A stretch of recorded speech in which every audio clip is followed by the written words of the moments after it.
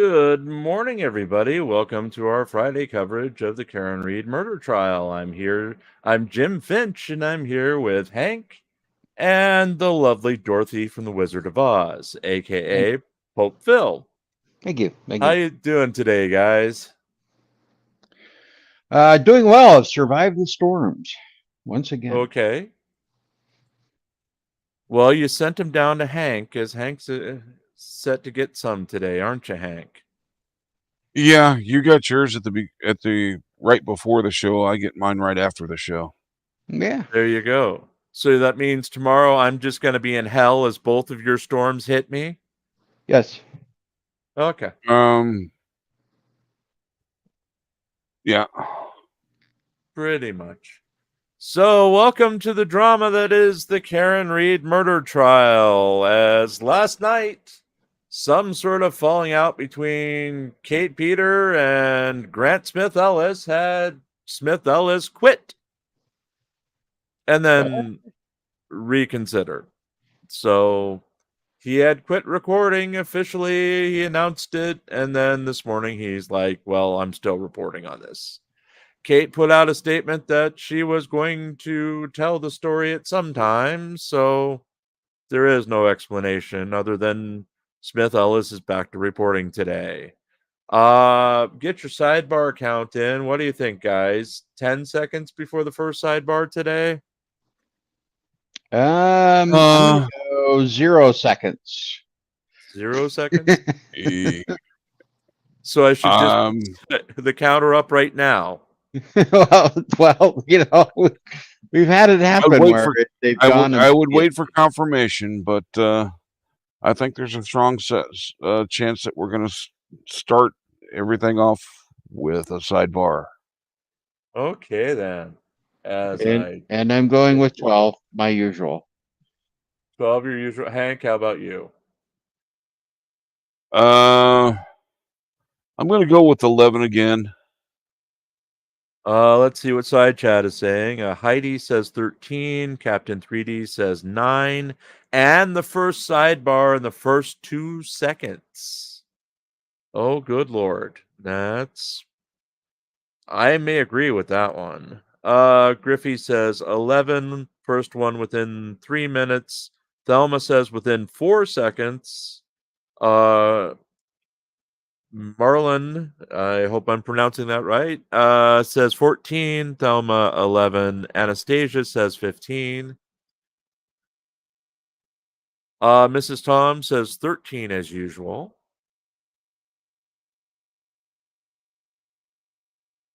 So, Phil, what do they get if they win the sidebar contest? A chance to be in our Sisters of the Traveling Pants calendar. Is that a fully nude calendar, or do they get to wear a bathing suit? Dealer's choice. Dealer's choice.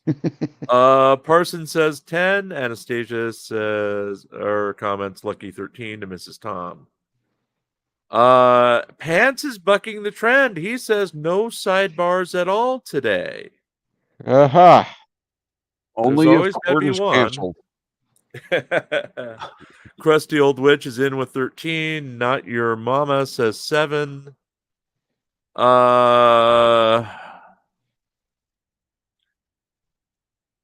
Marilyn says same as Marilyn. Sorry about that, Marilyn. I'll get it down eventually. Court would have just started, so we'll give them a couple minutes to get in today. Anything else going on today between you guys? By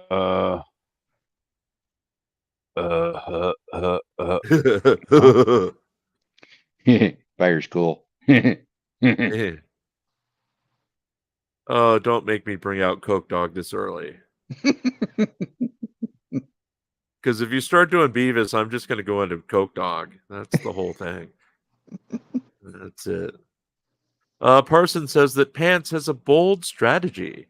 And if you notice, we have observed that Pants is addicted to fabric softener. I don't know if he's drinking it or what, but they're going through tons and tons of fabric softener these days. Is it an order by the Fellowship of the Sisterhood of the Traveling Pants?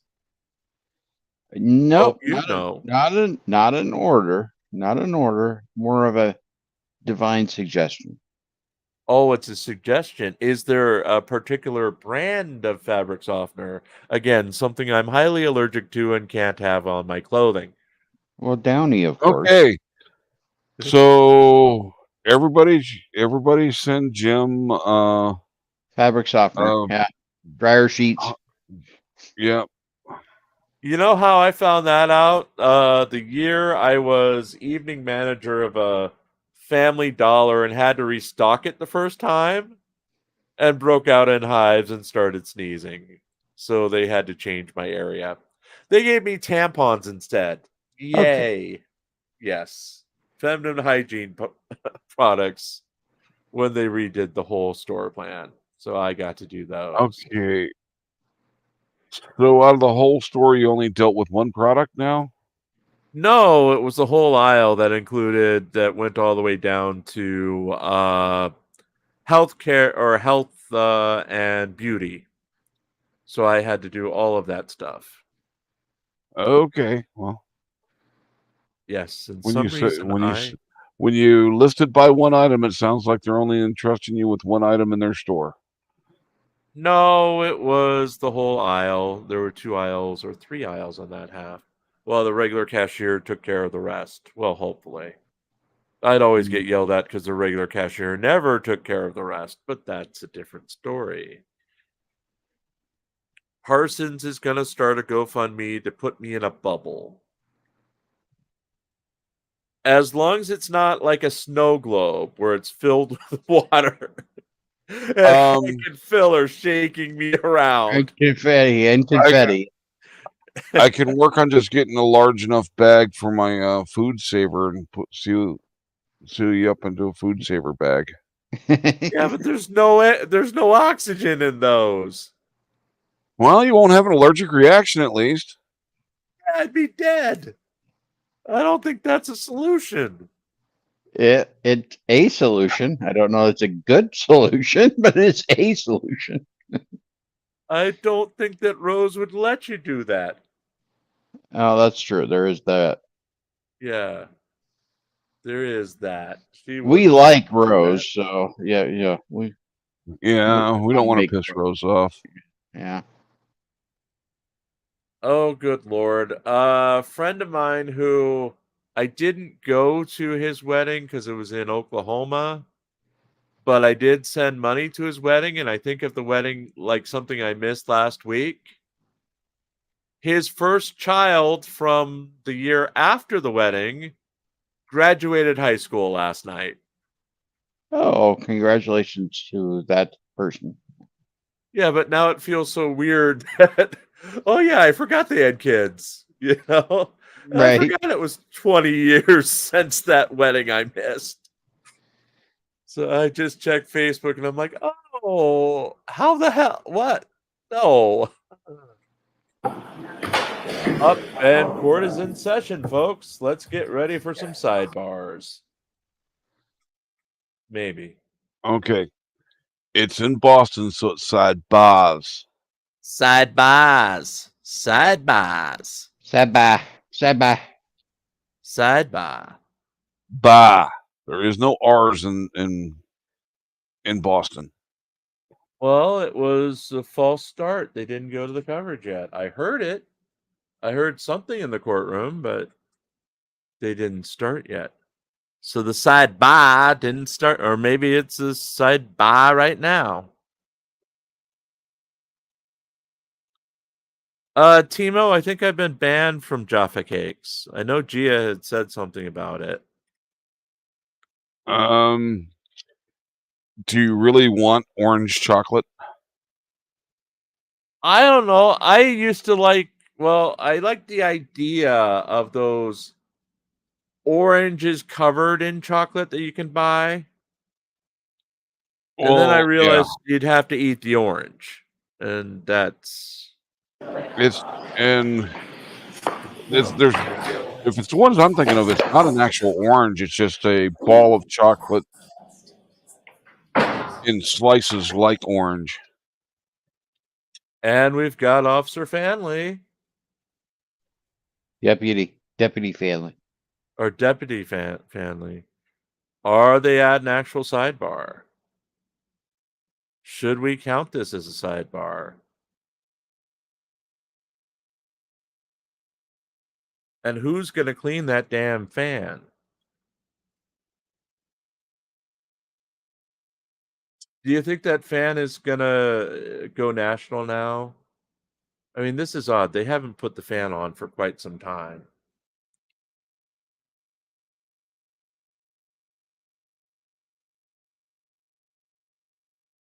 And we'll have coverage starting whenever they actually start talking.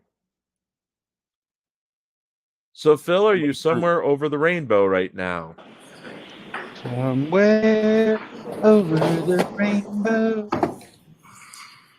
If somebody threw Turtle Boy into that, would that be the shit hitting the fan? Oh, it's thick. And they just cut out again. So something's happening in the court. We keep hearing the damn thing. Good morning to all of our viewers over on X, over on Facebook. If you're out there, give us a shout out. And of course, all of our fun folks over on YouTube. Now they're shaking the camera. What the hell? What's this? Shake, rattle, and roll. Shake, rattle, and roll. Or is it a milkshake shake? Does Officer Fanley bring the convicts to the yard? Uh-huh. Good morning, Gothic Sparrow.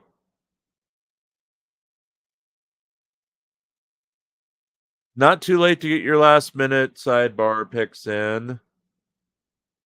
So far, Pants is the strangest selection with 0 for the day.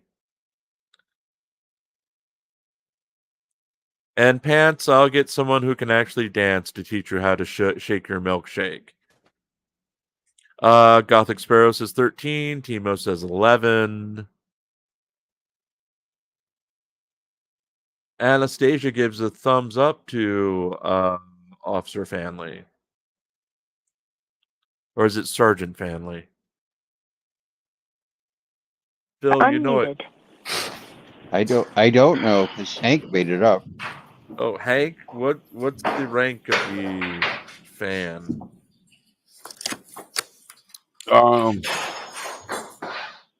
He's working hard on his promotion. Okay.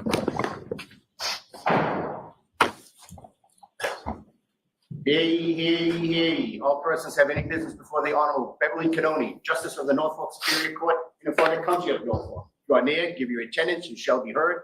God save the Commonwealth of Massachusetts. This court is now open. You may be seated. And a different bailiff today. Yeah.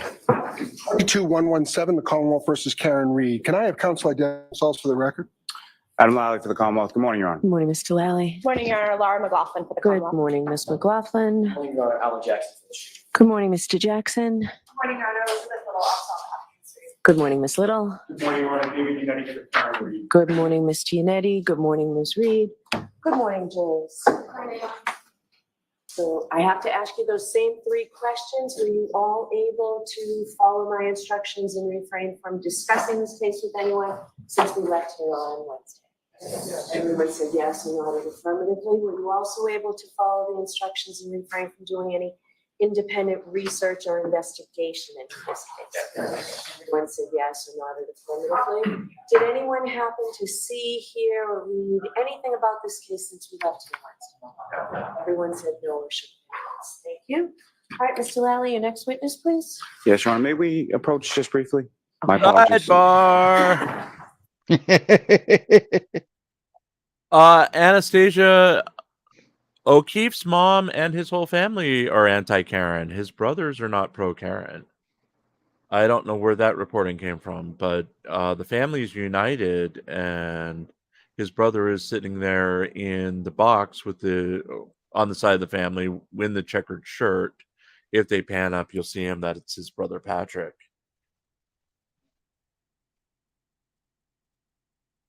And she's in a fancy outfit today, isn't she, Phil? Yes, What she's very fancy. what do you give her outfit out of 10? Solid 5. Solid 5. Uh, How about you, Hank? I just see she's wearing a black top of some sort. Can't tell shit about it. Okay. That's about what I have, though she's got purple there, I see. Purple Yeah. paisley. A little bit of paisley there.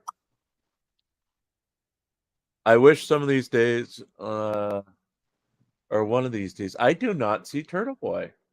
Maybe he's in the back. Or maybe he's on the extreme side under the logo. No, that's a woman, I think. Well, that could be him then. No, that's a woman. Unless he's standing on the side. Let's see if I turn off the logo. He Nope, no Turtle might have Boy. forgotten his step. He might have forgotten a step stool, and we just can't see him above the bar, above the rail. Or alternatively, it might be a witness that's on the list that he can't be in the courtroom for. Well, that's not as fun. That's not as fun. I know. Well, yesterday it was, or the day before yesterday, it was hilarious because he was literally standing up and everyone was taller than he was. Mm-hmm. And this is our first sidebar of the day, so Pants was already wrong. Good morning, Serial. What's Please, Mr. your... Lally. Yes, sir, I'm calling Mr. Brian Higgins. Yep, Brian Higgins. That's why he's not here.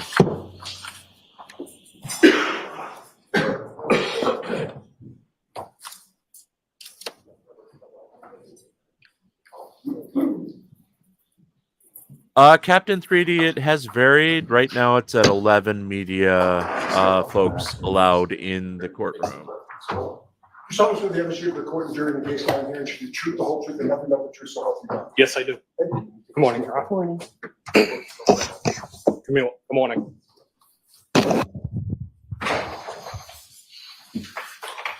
Okay. This should be an interesting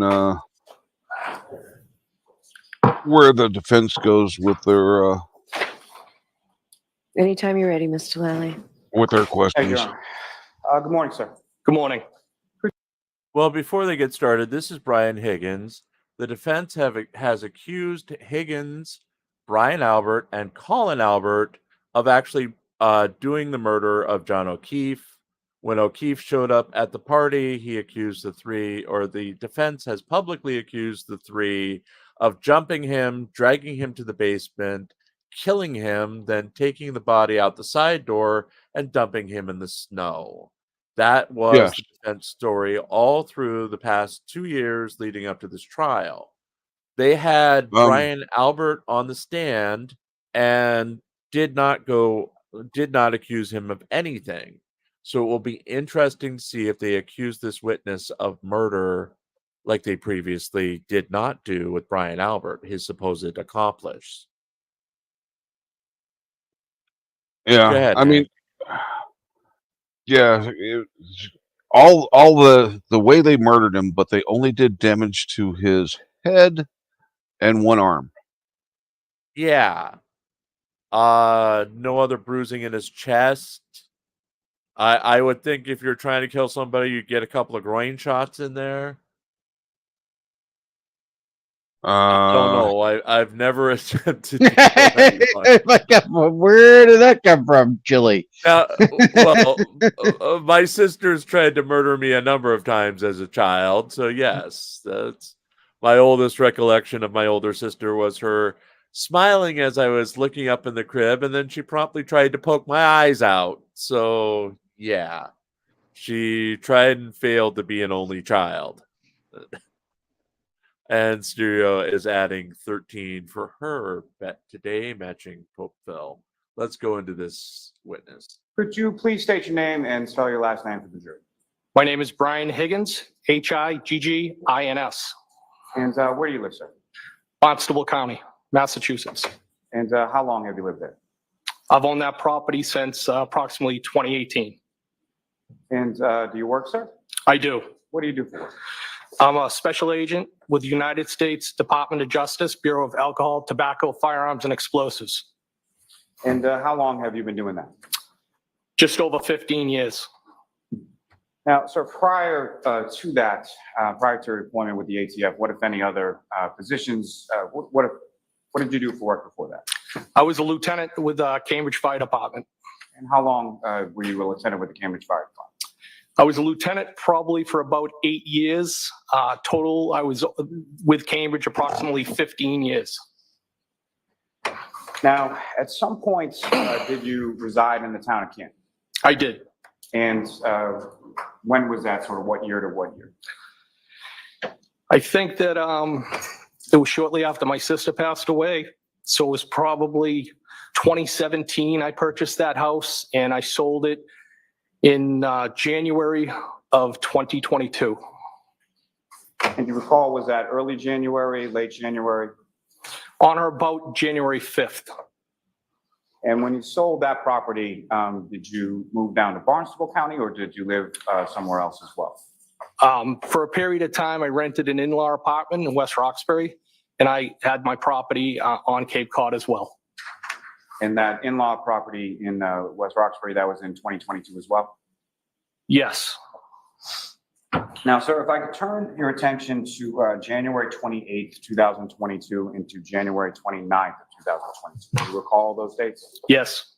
Do you recall what days of the week those were? I believe the 28th was Friday and the 29th was Saturday. If I could take you back just to at least a day or so before that. Specifically the 28th. On the 28th, where were you on that date initially? New York City. And why were you in New York City, sir? I was in New York City for the funeral services of Officer Mora and Rivera, who killed in the line of duty.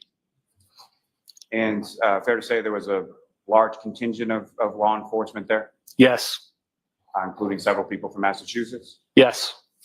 And when did you go down to New York City? I believe it was the 27th of February. Might have been Thursday. So was there a wake and a funeral? There was a wake and the funeral.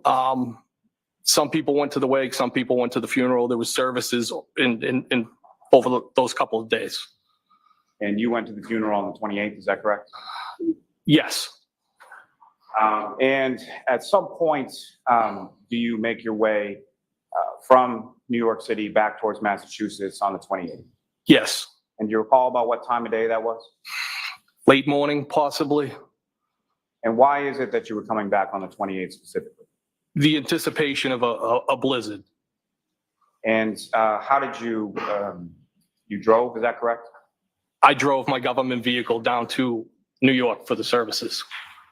And what kind of government vehicle was it that you drove down and back? That was a Dodge Ram pickup.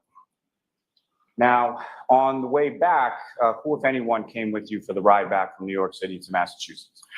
Brian Elbert, Kevin Elbert, and Eddie Hernandez. And who are they to you, and what, if any, relationship do they have to your work in law enforcement? Well, first and foremost, they're all friends. Kevin Elbert is a detective with the Canton Police Department. Brian Elbert was a sergeant detective with the Boston Police Department. Eddie Hernandez, also a detective with the Boston Police Department. And how long had you known each of these individuals? So out of the group, Eddie Hernandez would be the person that I knew the longest. I had worked with him back in the early 90s at the Mass General. Then it would probably be Brian Elbert. I may have had some contact with him when I was on the Cambridge Fire Department, assigned to the Fire Investigation Unit. And then Kevin Albert would be probably the last in the three that I knew. Now, speaking to the Canton Police Department at that time, as far as your assignment went with work, where was it that you worked out of, or where was sort of your base of operations, so to say? Canton PD, I had an office there. And how was it that you came to have an office in Canton PD? That relationship was through Chief Berkowitz, born through a tragedy. When my sister passed away, we became friends, and he offered up the space because I had also moved there, so it was close. It was a jumping off point. And were you the only federal agent that had space within the Canton Police Department? I was the only one that had an office. I believe there was an HSI agent that might have had some access there to come in, hook up his computer and stuff. And there was also an MBTA police detective, transit police detective, who also had access there. But I was really the only one that maintained a desk, so to speak. And as far as your work or familiarity with work, as far as federal law enforcement officers, is that abnormal to have access to a local PD or have an office or a desk there? I'll allow it. No, it's not abnormal to have space within a department that you work closely with. Now, as far as the ride back is concerned, when you drive from New York City back to Massachusetts, about how long a drive was that? So typically it'd be I'd say like a 4-hour ride, depending on traffic. This was longer, and I would also factor in the fact that we stopped and ate on the way back.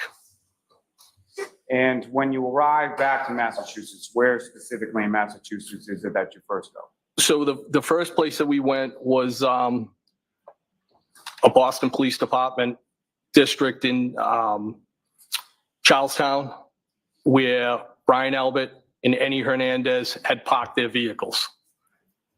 Now, as far as you know, had they driven down to New York City, or how would they come to be in New York City, if you know? I believe that Brian Albert, Eddie Hernandez, and Kevin Albert all flew down to New York. And they drove back with you because of the storm, is that fair to say? Yes. Now, after dropping them off there, where did you go from there? I went back to the Canton Police Department where I dropped off Kevin Albert, and then switched vehicles, got into my Jeep Wrangler, and I traveled up to the hillside in Canton.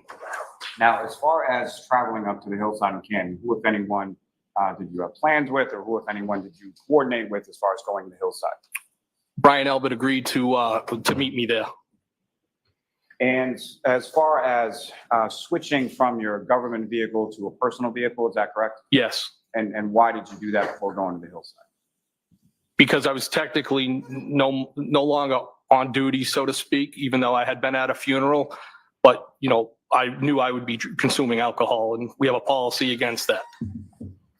Now, as far as vehicles related to you, whether they be personal or work and the Canton PD, how many vehicles did you have at that location? So I would have had my government truck that I parked there. I would have had a surveillance vehicle that I parked there. And at times, it would sometimes flip in and out between a pickup truck that I had and the Jeep itself. And the Jeep that you were driving that night, can you describe the Jeep, sort of what it looked like, what kind of Jeep it was? So it's a 2011 Jeep Wrangler, gray in color. And at the time that I was driving it on the 28th and the 29th the next day, it had a plow on it. And the plow that you had affixed to the Jeep Wrangler, is that, how big a plow are we talking about? If I was to guess, it was probably 6 feet 8 inches. I believe they make them in two formats, 6'8" and I think 7'2". But I believe I have the smaller blade on that Jeep.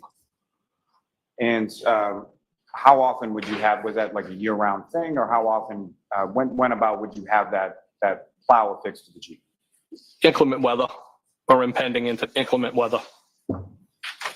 And is that something that you used as far as what if any use did you put the plow in front of the Jeep To help family and friends clear the property at the Cape. I had used it when I had the house in Canton.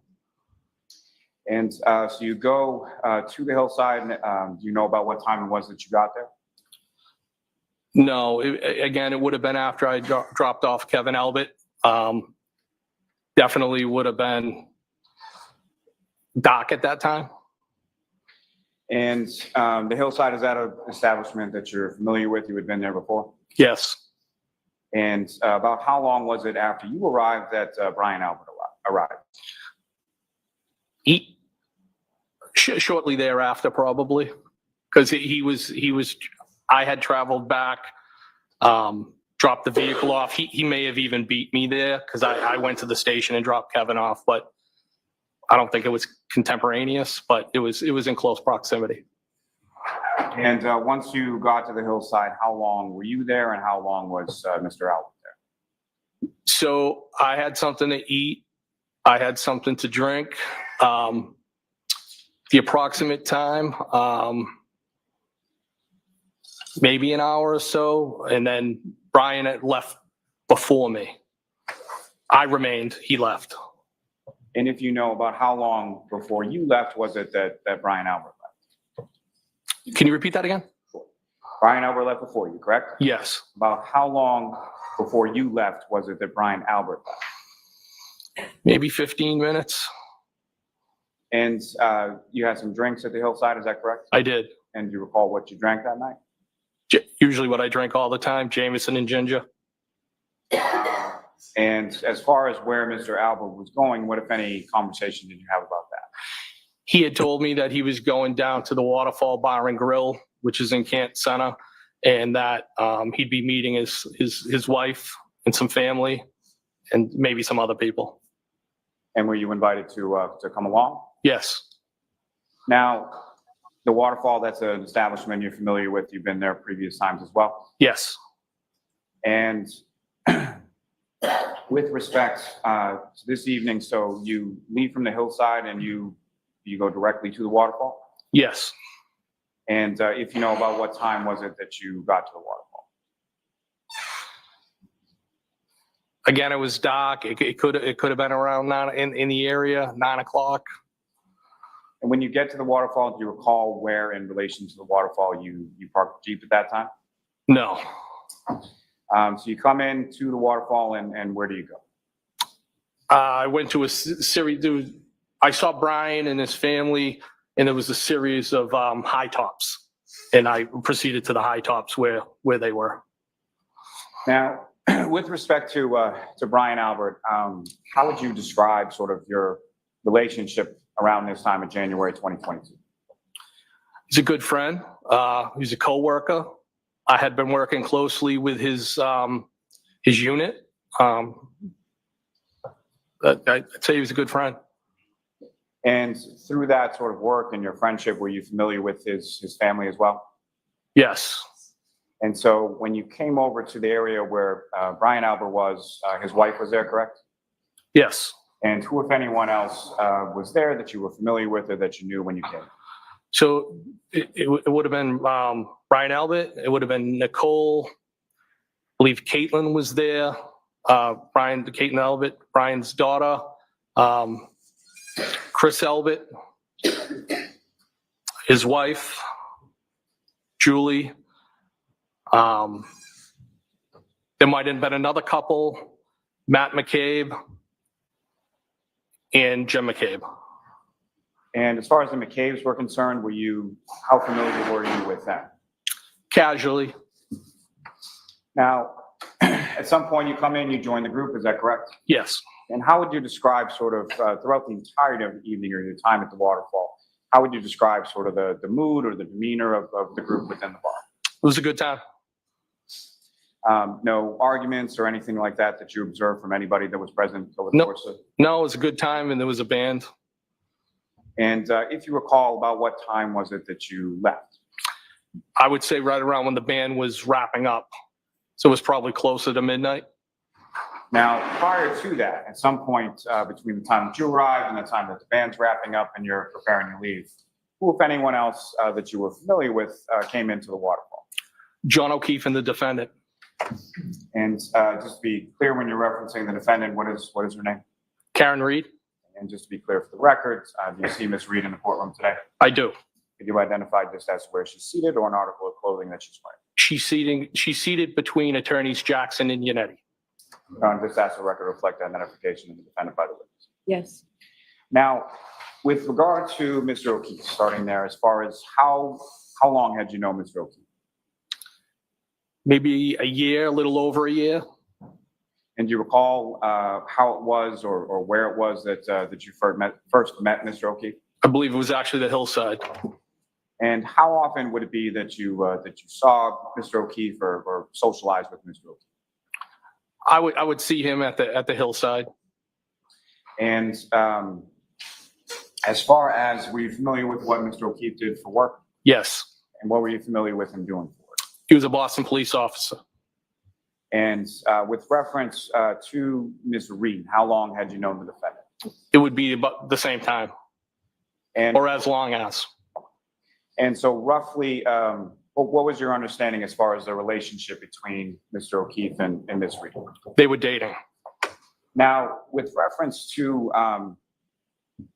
occasions, as far as would there be occasions typically where you would see Mr. O'Keefe without Ms. Reed, or you would see Ms. Reed without Mr. O'Keefe, or were they essentially together when you saw them? I would say more often than not, they'd be together.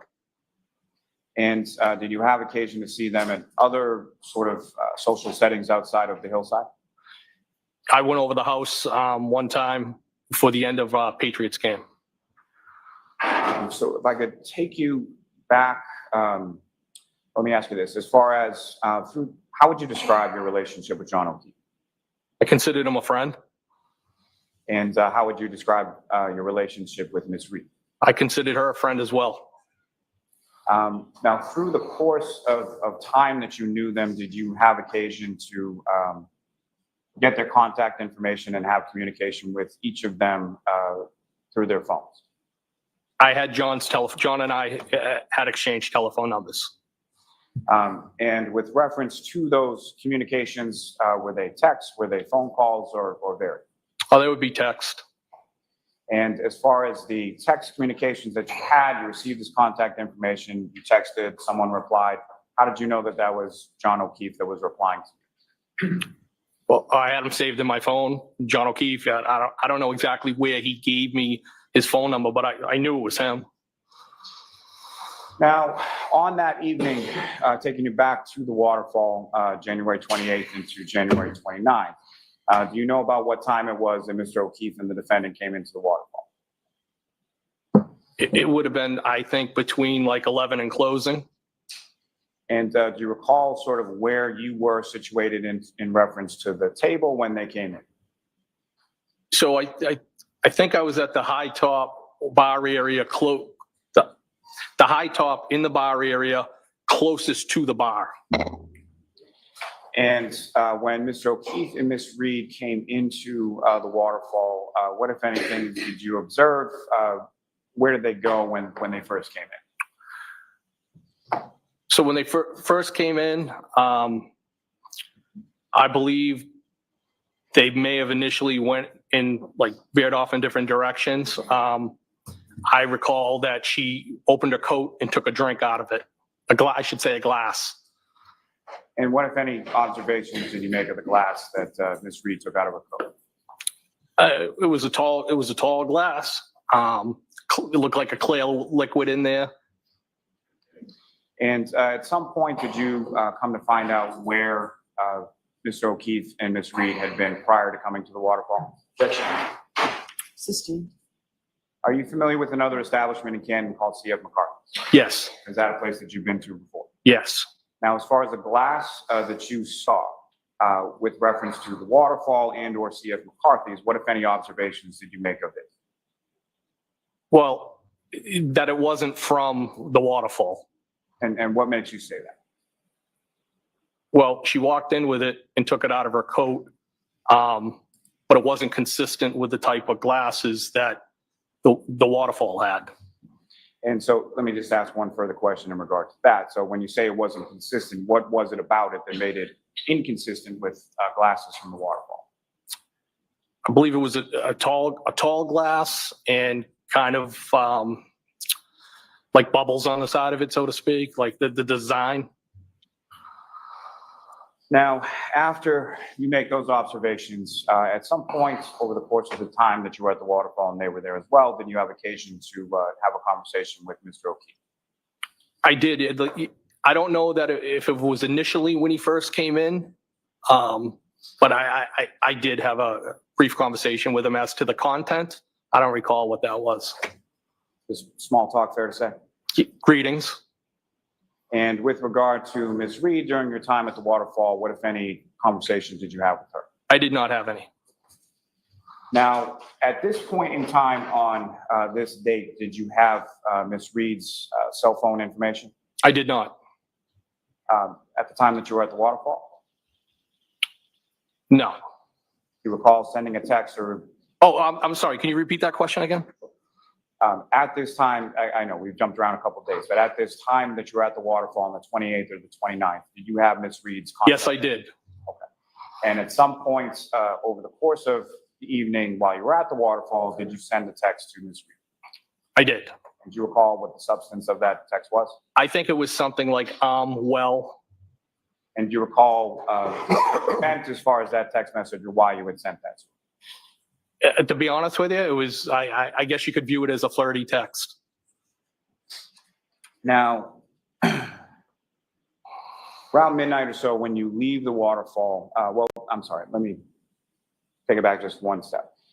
At some point over the course of the evening while you're at the waterfall, what, if any, discussion is there around the table as far as next steps or where to go from there? Well, there was talk at the table, I think initially about going back to Chris Albert's Pizza Shop to have some food and drink. And at some point that transitioned into going back to Brian Albert's house. No And, follow-up from flirty as far text. as the What was that, Hank? I said absolutely no follow-up on quote flirty text. I think there was only the one text. So Yes, but when he's characterized as a flirty text.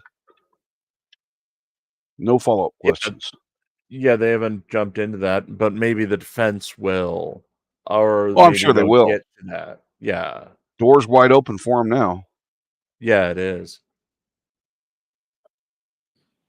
invitation to go back to Brian Albert's house, was that something that was extended to the entirety of the table? I took it as an open invitation to the people that were together at the table, yes. And Mr. Albert's house, is that somewhere that you had been to before? I had been there, the twins' graduation party, which was outside in the backyard.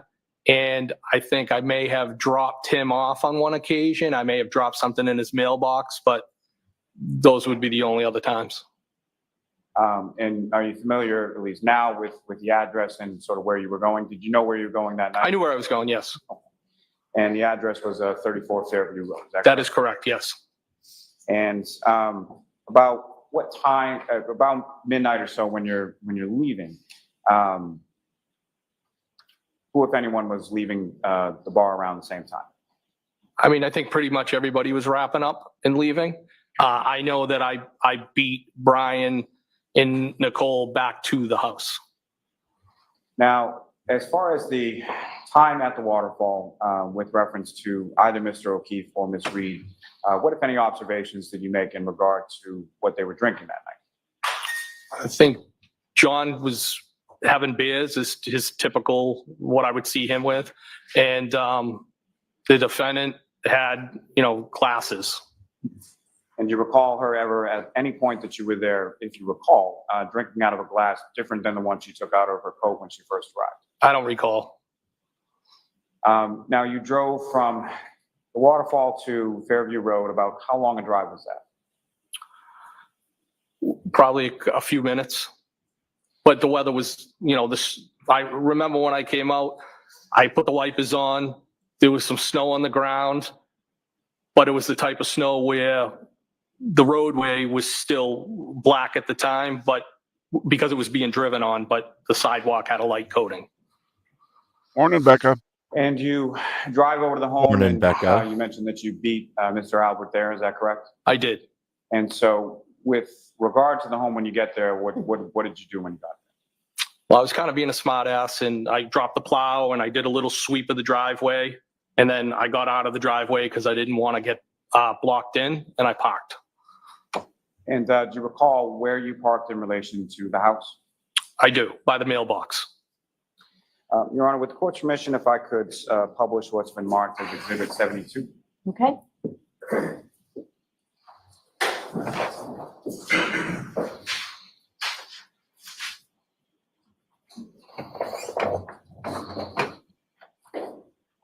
And Mr. Higgins, do you recognize what's printed up on the screen there? I do.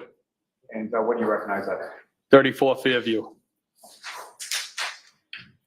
Sorry, may I approach on? Yes. Mr. Higgins, I'm going to give you a laser pointer and just press that button there. So, Mr. Higgins, with that laser pointer now in your hand, if you could direct the jury's attention to, if you see it in this photograph, where you parked your Jeep at. So the back end of the Jeep would have been right around the mailbox itself. And the edge of the driveway is right there. I wanted to make sure that I was not blocking the driveway or blocked in. And so the front of your vehicle would have been pointing in which direction? I believe that'd be going towards Chapman Street. And so which part of your vehicle was closest to the house? So the driver's side or the passenger side? So the passenger side would be closest to the house. So you're parked along the front of the house sort of with traffic, correct? Yes. Okay. Oh, and you can take that down. Thank you.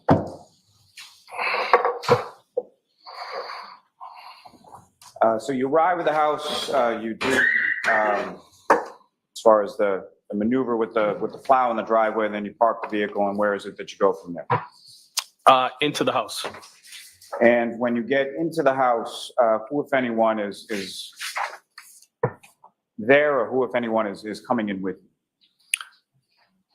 So I might have been there. Well, it was about the same time that Brian and Nicole showed up. I don't know if they entered before me or I entered after them. I entered the house. What I recollect is that Brian Albert Jr. is sitting kind of at the island or in the island area. And I believe he was flanked by at least one female, possibly two, one on each side. And either of those females, did you know them? Did you recognize them? Did you know who they were? I may have recognized one I've seen before, but I didn't know them. And just lastly, before we go back into the house, when you park, when you do the sort of plowing in the driveway and then parking, did you see Mr. Albert arrive at the house around that time? When I parked the Jeep? Yes. Well, yes, so I made the sweep, and as I could see the vehicle coming up, I made the sweep, got out of the way so he could park. So he had parked in the driveway around the time that you're parking on the street. Yes.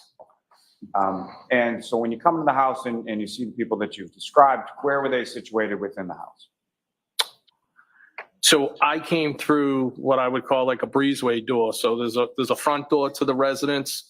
There's the garages, and in between there is a like a breezeway door. Hey, how's I it going? came in How you through doing, buddy? there, and it's Hey, kind of like Hez, you're in welcome. the kitchen. And I think there's like an island, so to speak. You may be able to sit at it, and Brian Albert Jr. was right there, and again flanked by one, if not two, females. Yes. Now, at some point after your arrival, who, if anyone else that you were familiar with, came by the house? I believe it was Jen and Matt McCabe. You know about how long it was after you arrived that they arrived? No, I don't know. I mean, I don't think it was much longer. People started, flowed in at that point. And beyond sort of the kitchen area that you were describing before, where else did you go within the house that night? At one point, briefly, Brian Albert showed me some photographs, family. I believe primarily it might have been of his son who had recently been in the Marine Corps. Gone into, I should say. And do you recall, or why was he showing you specifically like those photographs of his son in the Marine Corps? Because he's proud. Now, let me ask you this. As far as yourself and or Mr. Albert, what if any familiarity or what if any background do you or Mr. Albert have with regard to the military? Brian was in the Marine Corps, I was in the Army. Now, this period that you're talking about in the other room, about how long a period was that? It was brief. And beyond yourself and Mr. Albert, was there anyone else from the group that you described that was in the room at the same time as you and Mr. Albert? I don't think so. I think Nicole may have popped in for a second, but I'm not 100% positive on that. And as far as, do you know approximately what time you left the house on Fairview that evening? I'd guesstimate it was anywhere between 12:30 and 1 o'clock, but I'm not 100% positive. So relatively short period of time, is that correct? It was a short period of time. I knew kind of from the onset when I got in there, it probably wasn't going to be a long time because I'm not a beer drinker and that's what they had. So I was probably one of the first people to leave. Now, for that entirety of the time that you were there, did you go anywhere else within the home beyond what you described as far as the kitchen and the living room? No, Did you go upstairs at any time? no, Did you go downstairs in any sort of basement area at any time? no. Morning, Cripple Rick. And when you exited the home, do you recall which of the two doors that you described that you would have exited from? The same door I came in, the breezeway. Now, during the time that you were there, similar to what I asked about the waterfall, how would Morning, you Matt. describe sort of the mood or demeanor within the home? It was fine. I mean, everybody was happy. And at any point in time while you were at 34 Fairview, do you, any of the people that were in the house, do you recall seeing them go outside of the house and come back or anything like that? I can't say definitively I saw anybody come in or out of the house, but I think somebody might have been in the process of maybe being picked up. And not anybody that you were super familiar with, is that fair to say? I think it was one of the females. Now, with respect to the front of the house, at any point in time that you were inside of the house, was your attention drawn or did you look out the windows or the door or anything like that? No, And when you were in the kitchen area, do you recall sort of how you were positioned in relation to the windows facing the front of the house? so I would have had my back to that area, my back to the door that I came in. And specifically with reference to Mr. O'Keefe and Ms. Reed, at any point in time, did you see either of them inside the house or outside of the house or around the house or anywhere around 34 Fairview Road? Absolutely not, no. And at any point in time over the course of the evening, what, if any, communication or text or anything did you send to either of those two people while you were at the house on Fairview? While I was at the house, I think I shot a text just to John. Where are you? I think that's what it was. And if you recall, did you ever get a response to that text? No, there was no response. So after you left the waterfall, when you left the waterfall, was Mr. O'Keefe and Ms. Reed, the defendant, still there? I can't say 100% no. But after you left the waterfall, at any point in time, did you speak to, text with, or communicate in any way, shape, or form, or see in any way, shape, or form either Mr. O'Keefe or Ms. Reed? Well, again, the only person I shot the text to while I was at the house was John, but after I left the waterfall, I never saw John O'Keefe or the defendant again. Now, when you left from the residence, and again, you're not sure what time that was, Between 12:30 and 1 o'clock. and do you recall who amongst the group was still at the house at the time you left? I think I was probably the first person to leave. So all of the other people that you've described would have still been in the house when you exited from the house. Yes. Now, you indicated earlier that you're familiar with Mr. Albert and his family to some extent, correct? Yes. You've been to his house for a graduation party for his twins, correct? Yes. Through that, at any point in time prior to this date, did you become aware or familiar with Brian Albert's nephew, Colin Albert? I know the name, and I know that he is one of the sons of Chris Albert. Are you familiar with what he looks like? If he walked in here right now, I wouldn't know. You would not know? No. And beyond the people that you've described as far as seeing at 34 Fairview Road, fair to say you don't recall anybody being introduced or identified as Colin Albert? No. Now, you exit from the home through the breezeway door and go over to your vehicle, is that right? Yes. And from the time that you would enter the home to the time now that you're exiting from the home, what, if any, change did you note as far as the weather? Just that the weather was getting worse. The snow was picking up. And as far as the accumulation that you had described before, as far as you could still see the blacktop and all that when you left the waterfall, what was it like when you came out of the house? Again, I think that the streets that weren't being traveled, there was snow on them. There was coverage. And as far as the front lawn area of the house at 34 Fairview Road, what, if any, observations did you make of that? Can you rephrase that? Sure. As far as the snow was concerned, was the Yes. snow sticking to, or was it accumulating on the lawn as well? I believe so. I mean, when I walked from the breezeway to the Jeep, there was snow on the ground. Now, the front yard area of the house, is that something that you were looking at with any particularity or taking note of as you were walking your Jeep down the driveway? No, it was a long day. We had been on the road. I just was looking to get home. And so when you get to your Jeep, can you describe to the jury sort of how it was that you pulled away, or what, if anything, you recall about that process? So I got in the Jeep, started it up, may have looked at my phone, put it in drive and started to pull away. And then I'm like, put the plow up. So I reached, I moved a couple of feet. I heard it grinding on the ground, reached for the device called the fish stick, picked it up, lifted the plow, and then drove away. And the plow that you had affixed to the front of the Jeep, how is, I think you've talked a little bit about it, but how is that sort of controlled, and who controls that? So the operator controls it. The mechanism to control it, again, is called a fish stick. It's on a cord, and it plugs in under the dashboard. I reached down to find out, I don't know if it was on the floor or between the seats, but it's not like a joystick that's attached actually to the dashboard. So some sort of hydraulic system, is that correct? Yes, it's a hydraulic based. Now, in addition to moving it sort of up and down, is there any other way that you can manipulate the blade as far as that switch is concerned?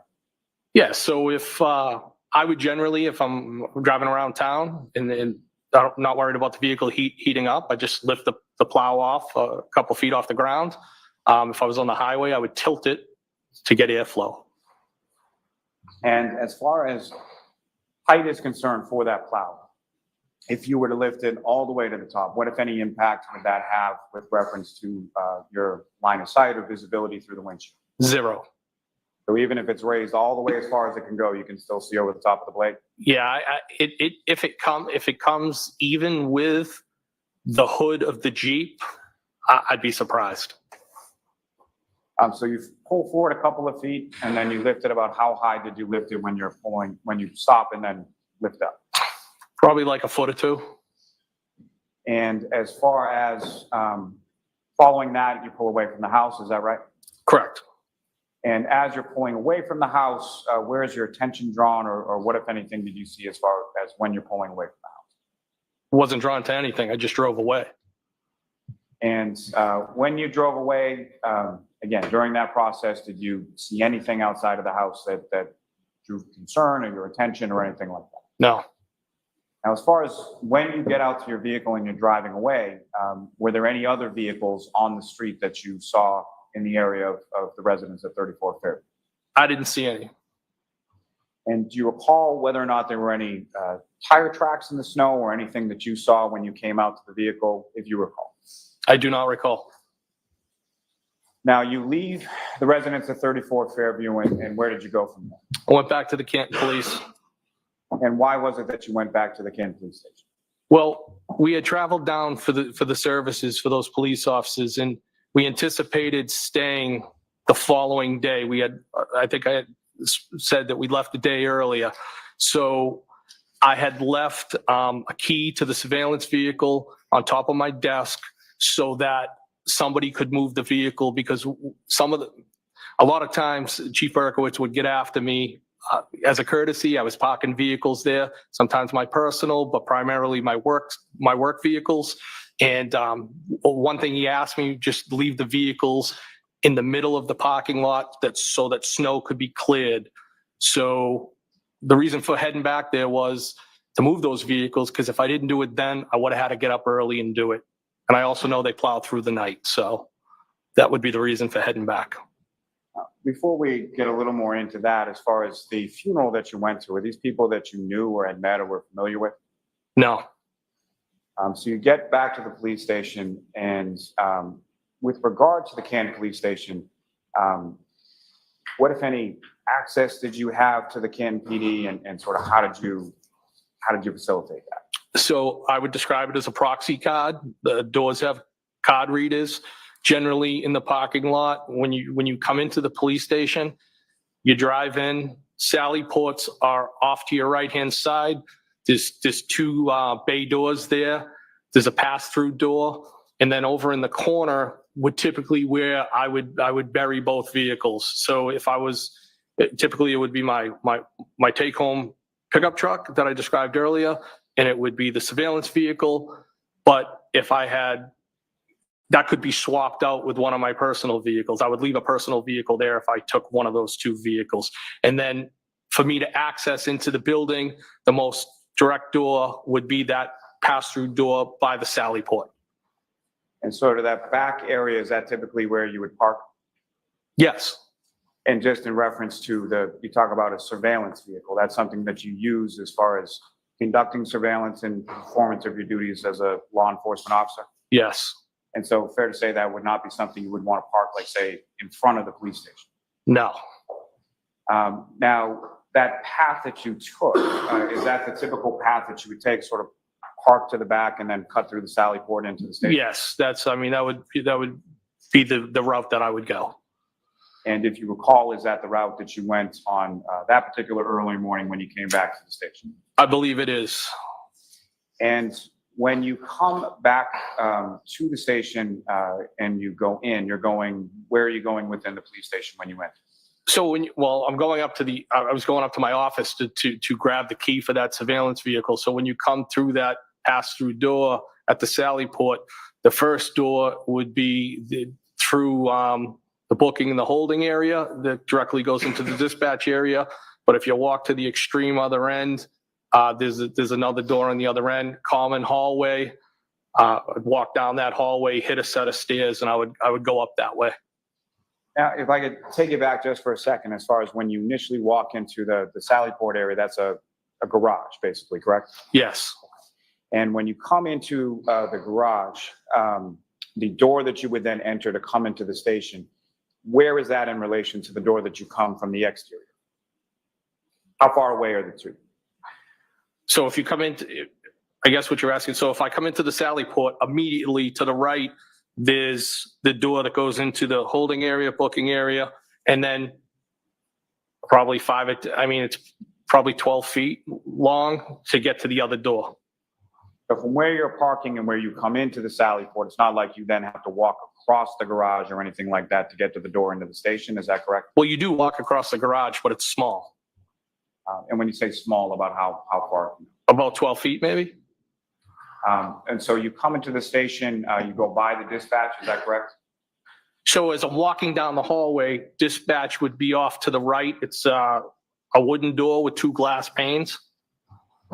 And as far as the Canton Police Station is concerned, are you familiar with, or were you aware at the time that there is sort of security and cameras and such around the station? Yes. You're aware that those cameras record, is that correct? Yes. And are you aware of any records that are generated as far as your key card access when you go through a certain door at a certain time?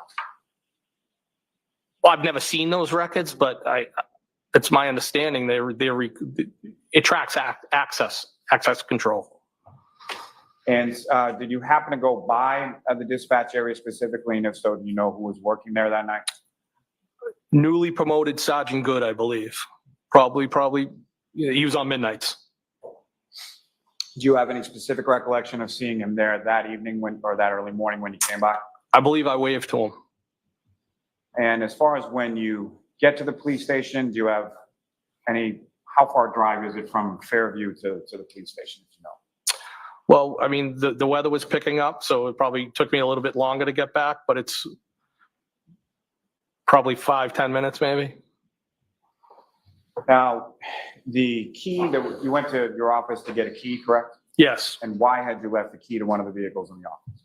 So as I stated earlier, I anticipated not even being back in Massachusetts, knew the storm was coming, didn't know how bad it was, but I left the key on the desk to facilitate somebody being able to move that. And so you go to your office, you get the key, and then where did you go from there? I go back downstairs and I move the vehicles to the center of the parking lot. And then at some point you leave, is that correct? Yes. Do you know about how long it was after you moved the vehicles around that you left Canton PD? Not long, but I'd be guessing if I gave you a time. And so where did you go from there? I went back to West Roxbury. And which vehicle that you described, which of those vehicles did you use to get from Canton PD to West Roxbury? The Jeep Cherokee, Jeep Wrangler, sorry. And if you know about what time was it that you got home to West Roxbury?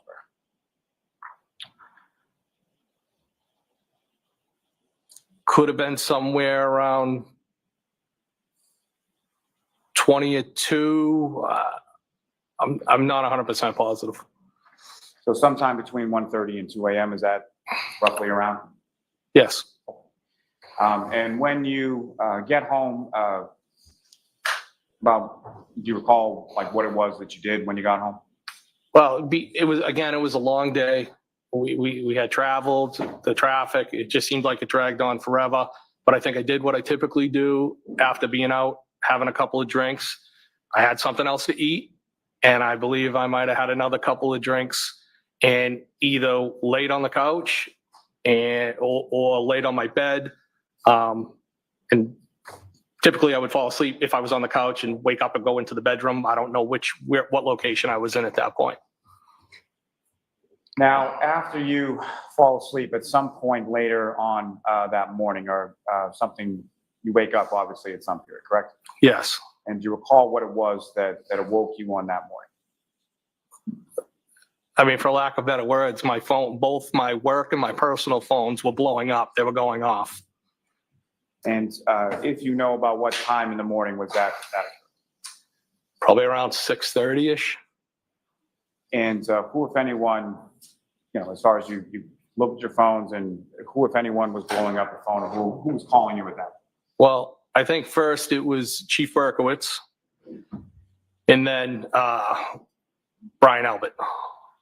And you mentioned first it was Chief Berkowitz. Did you answer the chief's call at that time? No. And was that abnormal for the chief to be calling you at that time of day? No, he's an early riser, and typically when he was working, again, we also had a friendship. He would call in the morning, kind of like checking in with each other. So I just kind of blew, like, why are you calling me this early? Kind of just blew it off. But then when I saw Brian Albert calling me, like, that kind of caused me some concern, because I'm like, why is he calling me? He was out with me all day yesterday. We both had the same long day, and I was concerned at that point.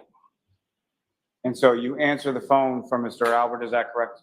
Yes. And what, if anything, did you learn from him, or what, if anything, did he tell you? I'm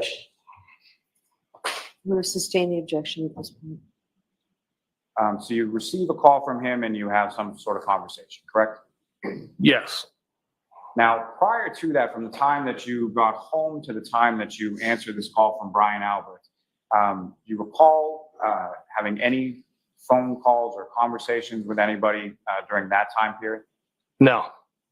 And specifically, did you talk to Brian Albert on the phone at any point between the time you left his home and the time that you woke up the next morning to his phone call? No, I did not.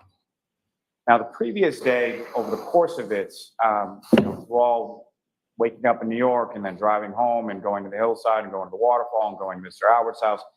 Had you and Mr. Albert communicated via cell phone, whether it be text or phone call at any point in time during the course of that day?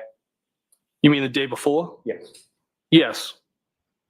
So he was fairly recent in your contacts, is that correct? Yes. And so as far as that phone call that you received from Mr. Albert, based on whatever information that you learned from that, what did you do then? I got dressed and went right over to the house at 34 Fairview. And when you left your house in West Roxbury and went back to 34 Fairview, what were you driving at that point? I was still in the Jeep Wrangler. And if you know about what time or so was it that you arrived back at 34 Fairview late that morning? Maybe a little after 7. And when you arrived there, what, if anything, did you see? I mean, I just went into the house. As far as outside of the house, when you arrived there, what, if anything, did you see outside the house? I don't recall. Maybe a police car. I don't remember. Now, with regard to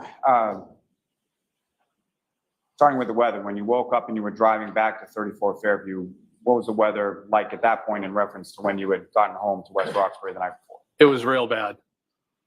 And as far as when you get to the house at 34 Fairview, sometime around 7 a.m. or so, where is it that you parked in relation to the home at that point?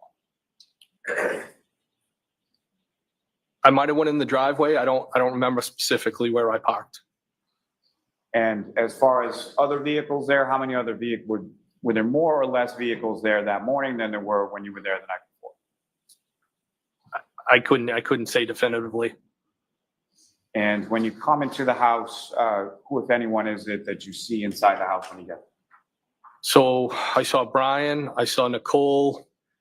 Brian Jr. may have popped in and out of the same kitchen area that I was in before. Jen and Matt McCabe. And then a short time later, Julie Albert showed up. And Julie Albert, when she showed up, what, if anything, did you observe her to have with her when she showed up? Like box of donuts or muffins or something like that. And as far as the house when you come in, sort of the evening before, but how would you describe sort of the mood and demeanor of the people in the house when you arrived there later on that morning, sometime around 7 or so?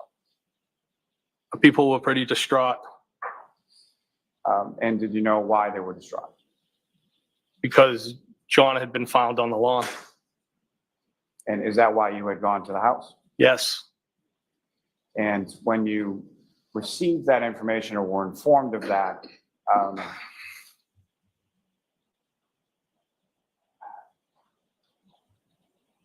how did you receive that information, or what, if any, impact did that have on you?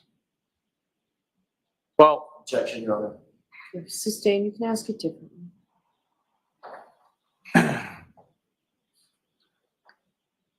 When did you first learn of Mr. O'Keefe being found on the lawn at 34 Fairview? during the phone call at about 6:30-ish when Brian Albert, when I spoke with him. And what was your reaction when you received that information? It didn't make sense to me. I couldn't do the math in my head because I know John O'Keefe and the defendant never showed up. It didn't make sense. And so from this time that you're in the house, do you recall any sort of conversation about within the group as far as what was going on? Objection. Do you recall that there was a conversation?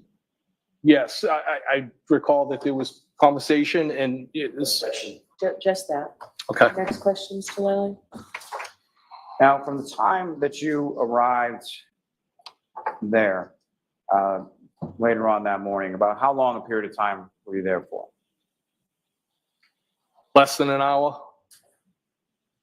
And from there, where did you go from there? I don't know if I went back to the police station or I went to West Roxbury. Might have been the police station. And if you went to the police station, why would you have gone to the police station at that point? Because I was still trying to put things together in my head. I was upset. Those would be the reasons. Do you recall whether or not, bless you, do you recall whether or not you were at the police station that day? Yes, I'll allow it. yes, I'm pretty sure I was there. And do you know about how long you were there or about what time it was that you were there? No, I couldn't say specifically. And after you left the police station that day, where did you go from there? At some point, I probably went back to West Roxbury. I don't specifically remember. Now, again, from when you went, maybe a fairly simple question, but as far as you drove the Jeep Wrangler from West Roxbury back to Fairview Road that morning, correct? Yes, And then you drove that Jeep Wrangler from Fairview Road to the Canton Police Station at some point during the day? I believe I was in that vehicle all day. Now, at some point, a few days following this, did you have occasion to meet with some troopers from the state police? I did. And do you recall who those troopers were? Trooper Proctor and Trooper Buchanan. And were you familiar with those troopers prior to that date that you met with them? So I was familiar with Trooper Buchanan. Evidently, I was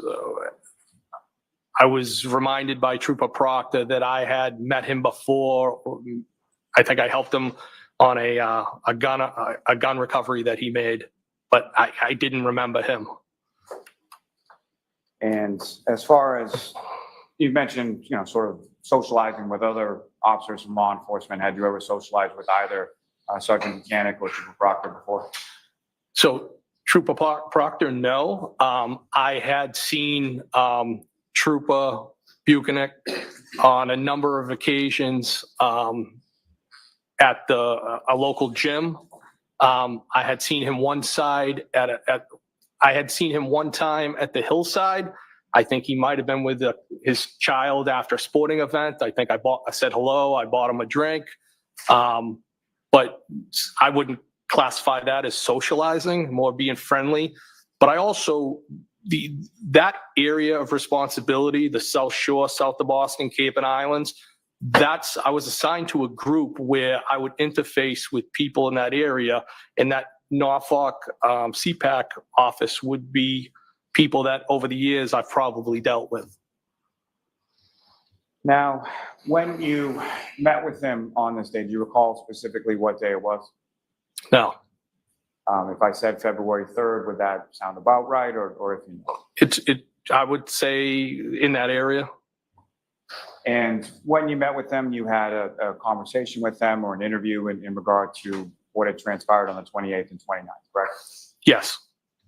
And following sort of the substance of that interview, what, if anything, did you provide the troopers with?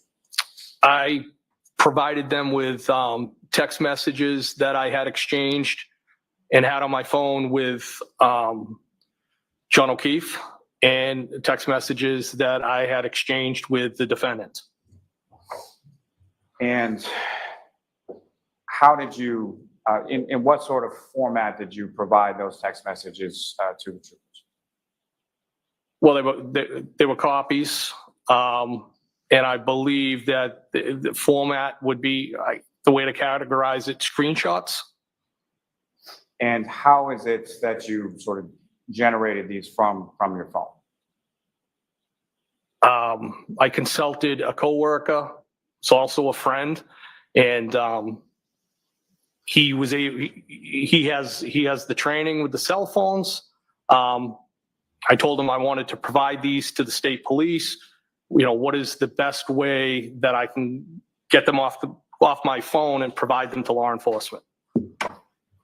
And why was it that you felt it was important, or why is it that you wanted to share those with the troopers? Well, I thought it was important because I've had communication with the both of them, and I wanted to be fully transparent. Now, with reference to either or both of those communications, with Mr. O'Keefe and Ms. Reed,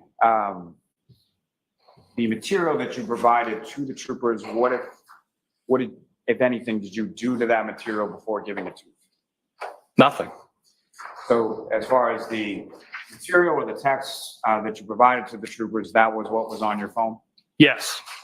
There was no deletions, no excising any material, nothing like that before you gave it to the troopers? No. Exactly what was on my phone, I provided to them. And specifically, as you were providing it to them or shortly thereafter, did you have a conversation with Sergeant Buchanan in reference to that very topic? If you recall. No, I don't recall. Do you recall him asking you anything about as far as if this was the entirety of what you had provided? Oh, so I think during the actual interview, he specifically asked me, are these, I would say in sum and substance, he said, you know, is this an accurate representation? Has anything been deleted? And I said, no.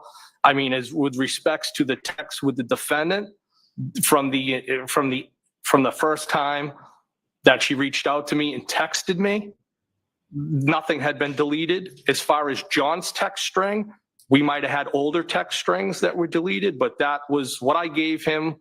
What I gave the troopers was exactly when I captured everything is exactly, it is what it is.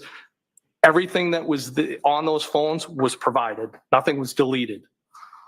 And as far as when you provided these text communications to the troopers, was that something that they had asked for, or was that something that you volunteered? I volunteered that to them. And upon them sort of receiving them from you, did they have further questions beyond what they had already asked you based on what you provided? I believe they got into other specific questions, specifically in relation to John O'Keefe and the defendant, as far as intimacy and things like that. There was more detailed questions that followed. Your Honor, may I approach the witness? Yes.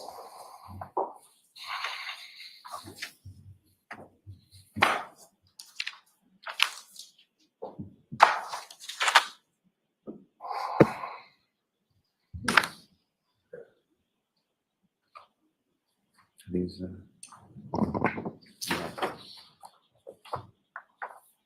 Thank you.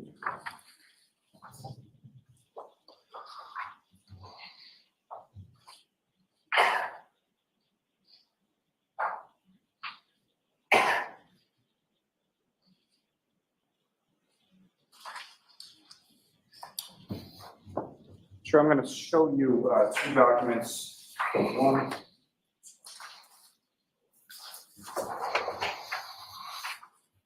One is 12 pages long, one is 56 pages long. If you can just look at those.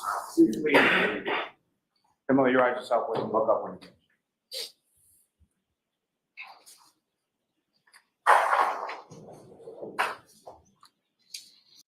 While we have a pause here, this witness is, again, he's been accused by the defense of murdering John O'Keefe along with Brian Albert and Colin Albert at the party that night at Brian Albert's house.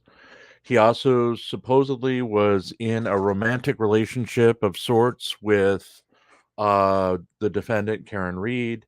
They had supposedly kissed at least once at John O'Keefe's house in the past. And so far, I couldn't find anything on Kate's headline that this guy had flipped or that the feds were coming in. But we will remain vigilant. If it happens, it happens. And you recognize what those are, sir? Dun, dun, dun. Do you recognize what those are, sir? Yes. And what do you recognize those? So those are the two documents that I provided to the troopers during the interview. And the shorter one, who, if any, one is those communications with? John O'Keefe, And the longer one, about 56 pages long or so, who, if any, one of those communications? the defendant. Can I approach them? Yes. Almost introduce in a minute. Okay. So we'll do them separately, please, so that the first 12-page one.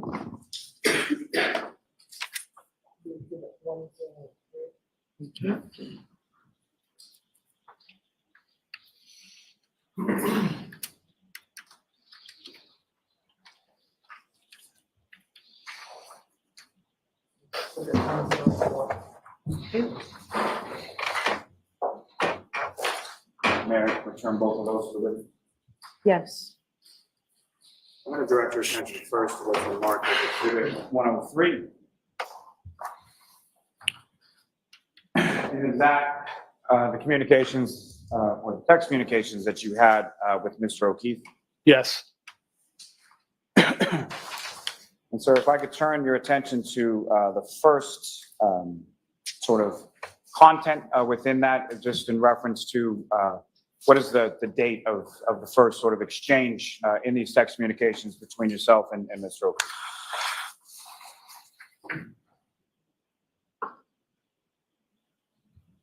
Wednesday, November 24th.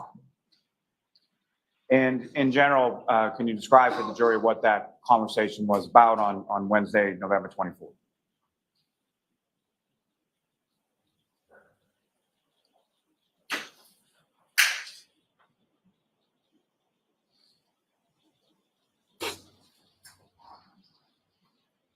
He basically, it's kind of hard to read, I apologize, but it looks like he's just reached out to me. He said, "What's up, Pell? Where are we going to hang local? We are going to hang local. Are you drinking?"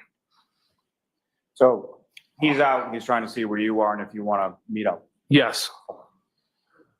Now, sir, if I could direct your attention to the last page within those documents you have before you. So with reference to, there's some conversation on the bottom of that last page from Sunday, January 16th. Is that correct? Yes. Now, you had mentioned that with respect to Mr. O'Keefe, you had been over his house on a prior occasion to watch the Patriots game, correct? Yes. And when was that in relation to this date that we've been talking about as far as the 28th and the 29th? How long before? So it was the 16th. So Might have been the 15th into the 16th, I believe.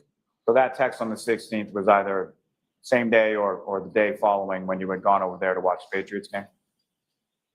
Well, with the text where I asked if I broke his nephew's toy video game would have been the next day. Now, in reference to Mr. O'Keefe, you described that he was a friend of yours. Is that correct? Yes. Now, where you used to live in Canton, where was that, or how close was that in relation to where Mr. O'Keefe lived on Meadows Ave? Not far at all. Several blocks. Now, prior to you going over there for the Patriots game, at some point, or had you been over to his home at any previous time? So I reached out. We had inclement weather. It might have been around the beginning of January, maybe 6th to 7th. And I shot him a text and said, "Do you want me to clear the driveway for you?" So using the same plow that you were talking about before, you had offered to clear out his driveway. Yes.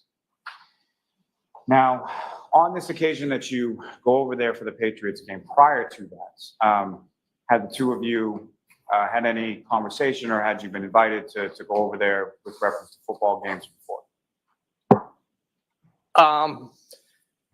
Yes, a number of times at the hillside, I was asked, hey, we're going to watch the last half at the house. You want to come by? Things like that. Yes. And had you ever taken Mr. O'Keefe up on any of those prior invitations to come by the house and watch? No. And so on this particular game, do you recall why it was that you took him up on it this time and went over? Well, I felt bad. I had never been over there. I've been asked repeatedly. I knew it was probably going to be the last game for the season. And I had also independently got a text of an invite from John himself, and then also from the defendant independently. Now, in reference to you thinking it was going to be the last game of the season, do you recall, was it a regular season game, playoff game? Who were they playing? Do you recall any of that? I think it might have been the Bills. I don't know if it was the playoffs or it was just another game to me, but I knew it was probably going to be the last game. And so if you recall that evening, about what time was it that you stopped by Mr. O'Keefe's house? Oh, it was like just before the game ended, not long after. So pretty far into the second half of the game by the time you arrived. Oh, yeah. And in addition to Mr. O'Keefe, who, if anyone else, was at the house when you left? I believe Chris Curran and his wife might have been there at one point. I think maybe the wife left, but he stayed. I believe maybe Mr. Curran, never met him before. I think they introduced him as Mr. Curran's brother. And then John's nephew. And I don't know if his niece was there. She might have been in the other room. And the defendant, Ms. Reed, was she there as well? Yes. And as far as the Currans are concerned, are those people you're familiar with, and how do you know them? Again, the hillside. I met them there, and I believe through John O'Keefe. How well did you know them at that point? Not very well. Now, you mentioned that John's nephew was there. Had you ever met him before? No. And what, if any, interaction did you have with his nephew while We were playing video games together. And so the text, if I could direct your attention back to the text communications before you with Mr. O'Keefe on that last page. Specifically, there's text that exchanged between the two of you on Sunday, January 16th, correct? I see the text. That's about 9:30 in the morning, is that correct?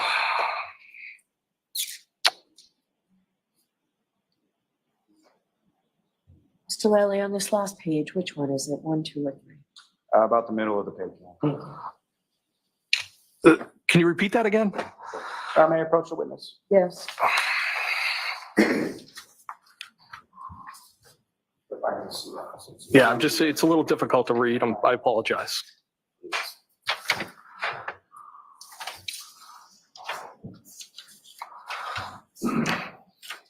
So I would direct your attention to right about there where it says Sunday, January 16th. You see that, sir? Yes. And that indicates about 9:33 in the morning. Yes, I see it. And if you could read from that text exchange, and if you know, if you can indicate sort of who's talking or who's saying it. It says TF, hurting like this in 10 years. Haha. I'm not sure. I'm not sure who's saying that. Not sure who's hurting and who's saying haha. Well, I know I was definitely hurting that morning. But I'm not sure who was saying that. And what, if any, other communication is there later on in the same chain? All right, I see John. Was it necessary to introduce Hennessy XO? Was I really playing video games? That would have been me. And then it says, I blame Karen. Yup. And then I said, please tell me I didn't break your nephew's video game. If I did, I'll replace it. Did I throw a controller or some shit? And then it says, I don't think so. WTF, I'm hurting. How can you guys not be still in bed? Is that the end of that? And then The conversation? it appears to be, yeah. Yes. Then the next conversation begins on what's indicated as Saturday, 12:20 a.m. Is that correct? Yes. And is it your recollection that that was January 29th? Yes. And is that the message that you sent to Mr. O'Keefe while you were in the residence at 34 Fairview Road? Yes. I said, are you coming here with followed by 3 question marks? And again, Mr. O'Keefe, based on your recollection and based on the records you have before, you never responded to that text. Is that correct? That's correct. And you never saw him after that, correct? Never again, no. I approach just to retrieve, Your Honor. Yes.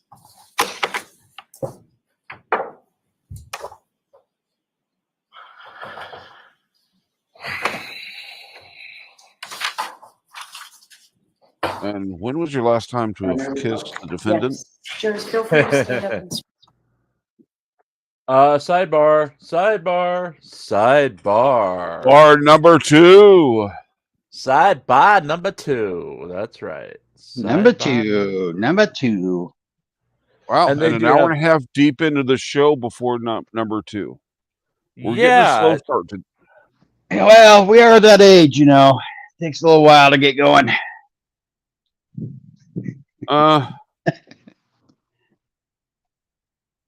Couple cups of coffee gets things moving. Folks, the morning break is coming up. I did find a brand new song to us from 15th Bend, and it goes 5 minutes. So we're going to play that one when the morning break happens, and then we'll catch up a little. I think we're a couple minutes behind, actually, on this coverage. And that'll give everyone a chance to get up, move around, and use the bathroom if you need to. Get things moving. Yep. Get things moving.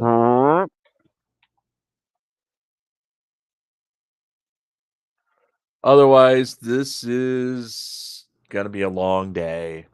They are supposedly in session on Monday for Memorial Day, so we'll be back here with coverage. I thought they were. I thought they were on Monday. Yeah, it's strange that I courts just find that weird, really weird. Yeah, the other courts are not in session on Monday, so I don't know. There'll be an announcement at the end. So they are off Wednesday, Thursday, and Friday of next week. So you only have us Monday and Tuesday of next week, starting both days at 8:55 a.m. So please feel free to stop by, and of course, like, share, and subscribe. Tell your friends about us.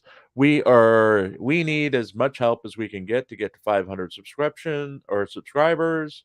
We're about 195 away now that Hez has joined us. So please, if you know somebody who likes this content, please share it. Like, share, and subscribe. Like, share, and subscribe. And Jeremiah Payne just posted a video. And aren't we coming up on an important anniversary? What's our important anniversary? Not ours. On Ooh. Memorial Day, isn't there a parade? Oh yeah, it's the 2-year anniversary of the boob heard around the world incident. Yes, Boobgate. Yep. Boobgate, when Boob smack. Jose de Castro says that Kate was throwing her boob into his arm after he stopped short every time. Yes. Boobgate. When thankfully that can't reoccur this year because, of course, he's in jail. Oh, wouldn't that be great if there was a reenactment? Maybe on the 5-year anniversary, they can plan a reenactment. If he's out of jail by then, that's it.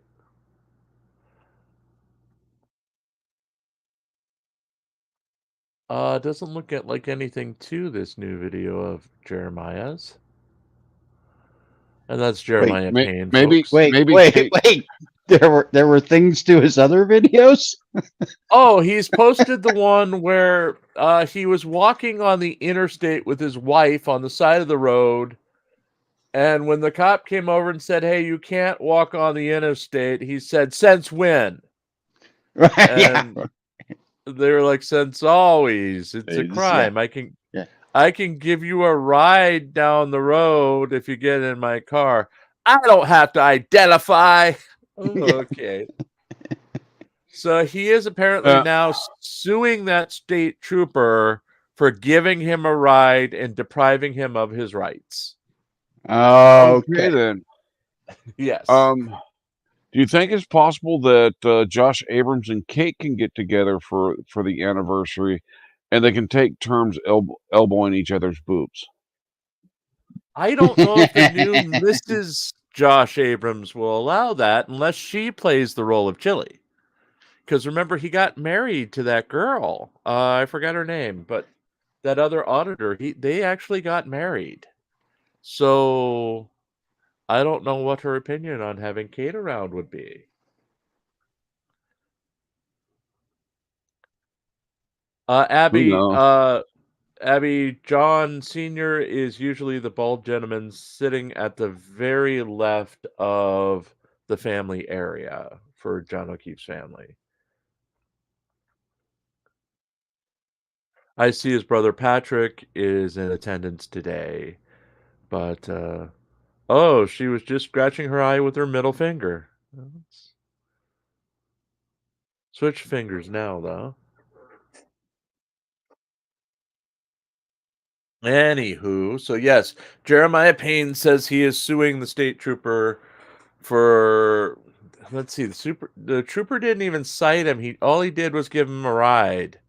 So they're going out. He claims it's going to be a new lawsuit. And we have an Alrighty then. update. We have an update on Jason Dollahide. Ooh. Recently, he was ordered to show cause as to why a bunch of the defendants in his $250 million lawsuit should not be dismissed from the case. And as of yesterday, his attorney filed a new filing, said, yeah, go ahead and dismiss those guys from the case. Huh. So there is no objection to literally half the defendants being dismissed from the case, as Dollahide simply named everyone who was at the scene. And I believe it's been 2 years now since this was filed, never said what all these people did. And Now, did is we ever this- get confirmation on the length of time he's going to serve for his guilty verdicts? No updates, no confirmation, and for records, they want you to go in person to Oklahoma to get the records. They will not give them out online.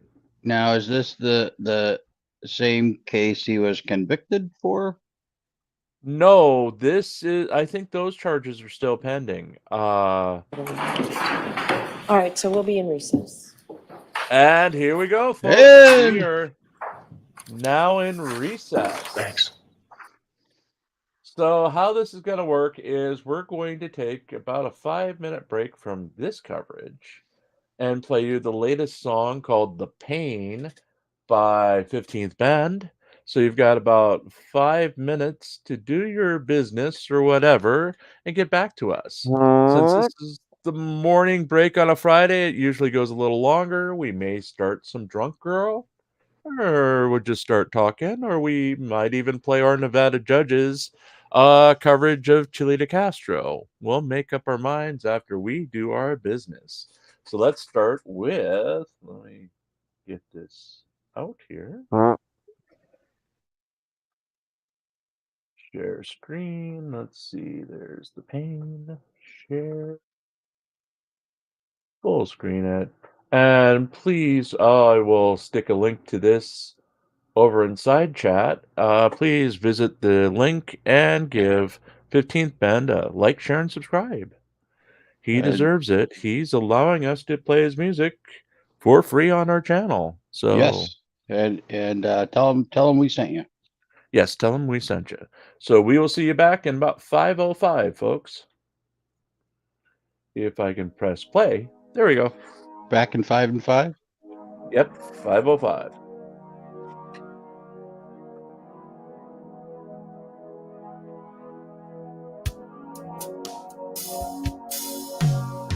They say it's better to have a broken heart, better than having no heart at all. Sometimes I wonder if what they say is true, 'cause with this heart all I feel is blue. I spent my life in pain, lost in memory. The thoughts of what if never seem to see. If you cry, I hope it's not with despair, but tears of joy because you can.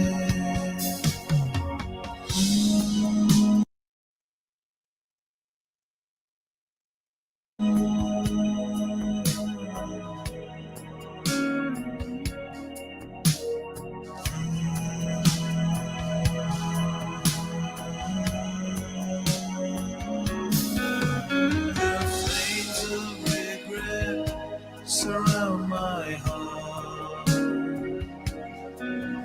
The path I chose pulled us apart. Did the distance make the heart grow any fonder? Or can you bear my thought no longer? I spent my life in pain, lost in memory.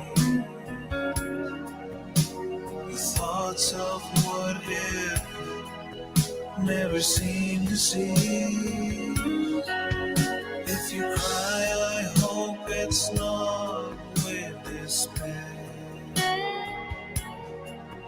but tears of joy, or because you can.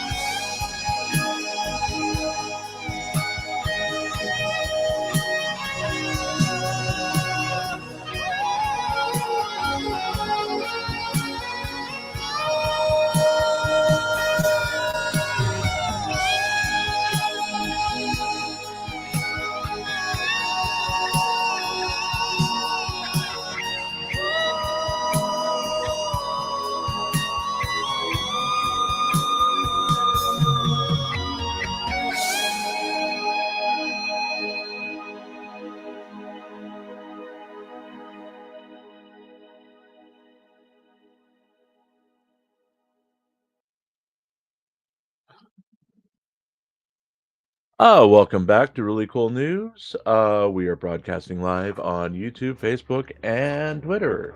If you're out there on Twitter or Facebook, please say hi. We know our YouTube fans are right here as I'm watching the sidebar. Good morning to everybody. Just a reminder that tonight at 6 p.m. Eastern, I'll be reading the news. It's 2 days worth of news as my computer was down yesterday. And also tonight, I believe it had no links yet, but Pope Phil and I may be on Mark the Sarcastic Lawyer's channel tonight for his Friday night show with Shuggy. I Law think student. that's yes, the Sarcastic Law Student. His channel. I will put up links in our Discord as soon as we get a time for that. It'll be a crazier show than what you may normally get over on this channel, but it's going to be a lot of fun. And I Oh, believe that starts at 8 tonight. 8 Eastern. As I was 8:30, but Oh, maybe 8. 8:30. I don't know. So 8:30 Eastern, 7:30 where it counts, 6:30 Mountain, and 5:30 Pacific time. We are at a break in the trial, the Karen Reed trial right now. I'll be with you all day, at least till 4 o'clock today, as I see a spinning fan. And that means that we are still at break. It's Friday, and they usually do an extended break. So if you want to order your lunch, you still have some time. Timo says, remember WD-40 if chair squeaks. Well, what if my voice squeaks? I don't think I can get a WD-40 for my voice. Yes. Spray it just directly into your mouth, just right down the gullet. No, we do not recommend that at this channel, especially if we want to get monetized anytime soon. Do not listen to Pope Bill. Okay, yes, don't do that, and don't inject bleach to, clean Or your the blood Tide or anything Pods like or that. whatever, yes. Yeah, or Tide Yes. Pods, or any of that silliness. Yes. Do not do that stuff. Now, if we're on Mark's channel tonight, we might tell you otherwise. Yes, And we might also tell you things that you should be looking up on your on Alexa. and on your internet. Yeah, Mm-hmm. things to definitely Google on your internet. And But we on shouldn't this mention show- the Pope, and we shouldn't mention Pope's lack of clothing on this channel, right? Oh shit! Uh, Did I just mention it? Oh, he's totally nude all the time. In my underwear, that I apparently have had on for several years. Oh, okay. In my recliner, in my underwear. And I thought you use AI to pretend to be in a suit when you have to do calls for work. Yes, I do. Okay. Just checking. Just checking. Again, they are in a break right now. We have no idea how long this is going to go.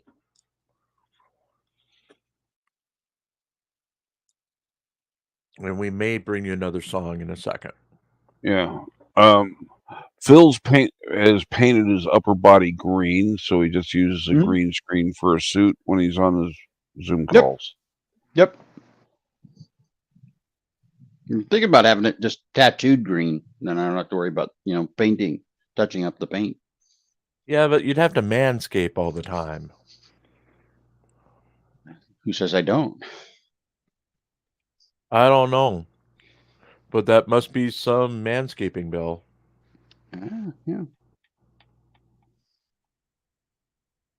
Unless you make the we have a church Mrs. fund for that. So that's what you're doing with the Vestal Virgins. Maybe. You're making them shave your body. That's a good No. source of... No. They use tweezers and pluck the hairs individually, so they don't grow back as quickly. Yes, in the church we call that self-flagellation. Yes. Ew. It is a way to do penance for the suffering. It could also be known as a ripper. I mean, self-flagellating. Yeah. While we're waiting, I think we're going to watch our Nevada judges' coverage of Chili DeCastro's wonderful what was it? Self-flagellation? Yeah, self-flagellation, yes. Self-flagellation yesterday. And perhaps this time Jim can hear it and not talk over it, so we can hear it. Maybe this time. I don't think so. We don't talk over things. You don't talk over anyone at all. Not at anybody at all. Sometimes you do, but I don't know. Not at all. And so let's go to their coverage, and I'll keep an eye on the court to see if they do come back.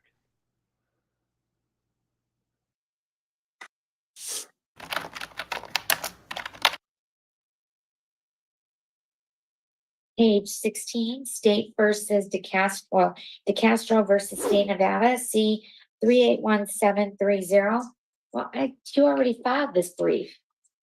Yes, all I was doing was motioning. When I do it in the Supreme Court and I go over the 30 pages, we have to file a contemporaneous request saying, could we have excess page number? So I did that. What if they say no? Did they strike the last 10 pages? I'm gonna grant it. But in Margaret Rudin, they actually said no, and I remember I had to cut back some, so yes, but that's the only time, and it was 120 pages. Just a little bit of. How many did they allow you in that case? I don't recall. Jeez, okay. I don't recall, but it. I'm assuming the state has no opposition. No, I have no objection. Okay, so it's granted, and the only thing that motion to admit, that stuff was all presented at the trial level, right? No, part of it was, and I don't think the state has an objection to that part. I was concerned because the Supreme Court on Appeal said we have to make sure that the higher court, their court receives everything that was utilized below. So there was a video, body cam video from the officer that the state admitted.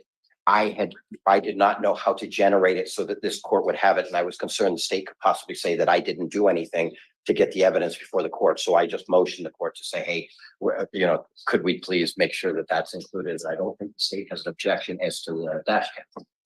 Anything he uses that was presented at trial, I have no objection to. Obviously, the other exhibits that he puts in, that was not anything that was presented at trial. We would have an objection to those exhibits. And there were some that I have just included. So when the court asked me that, yes, there are exhibits that were not included in trial. They're not mentioned in trial. And so I am saying, could the court consider that? And so I think maybe Oh, you weren't at the trial level. I was You not. weren't the attorney.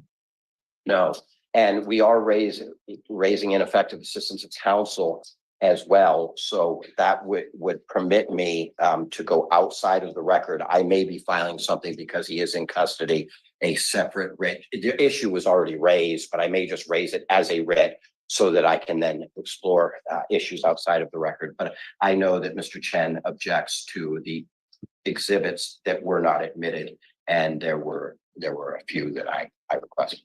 You're gonna ask the court to consider. Yes. So it's a direct appeal and I guess post-conviction? Yes. Mr. Chen? I don't know if procedurally it was absolutely correct, but at the end of They may be coming back on the Karen Reed trial. Let me double check that.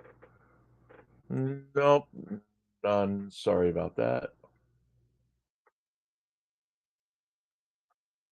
the day, I'm These are allowing this you. firm to file. I know, I heard the file noise. this appeal, so whether it's the direct appeal and treating it as a petition, if the court wants to construe it as a petition, that's totally fine with the state. We'll just respond to it on the merits.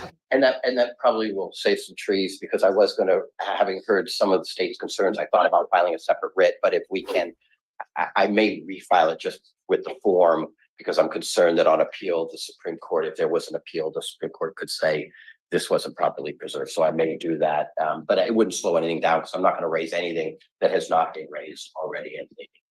Okay, so it's granted, you can prepare the order on these. And I think July 10th, right? Everyone's on track to meet that date. Yes, sure. Yeah. Okay, thank you very much. Yeah, thank you. Have a good day. And they got through it without a sidebar. Yeah, strangely. I do not think Chili was actually there, even though he said he would be. Just talking up to another chilly broken promise. Well, there would be no reason for him to be there. So, Well, he claimed he would be there in chains and shackles and his prison outfit, and he got our hopes up, damn it. Because doesn't everyone want to see Chili as a prisoner? yes. I just want to see him sobbing like a little bitch again. Yes. And he is supposed to, apparently. But we have, I believe it's 71 more days of Chili being in jail. That's right, it is 71 days until Chili is released on August 3rd, 2024. But what are we going to do until then? But Chili said he's going to get out on the 10th. Yeah, I don't see that happening. I don't see that happening at all. He also says you can petition the judge post conviction, and the judge can somehow magically make your conviction disappear. Yes, because Uh, they go off of public opinion on whether or not they hold their. Right. But whether the conviction should stand or not depends upon whether people are, public opinion.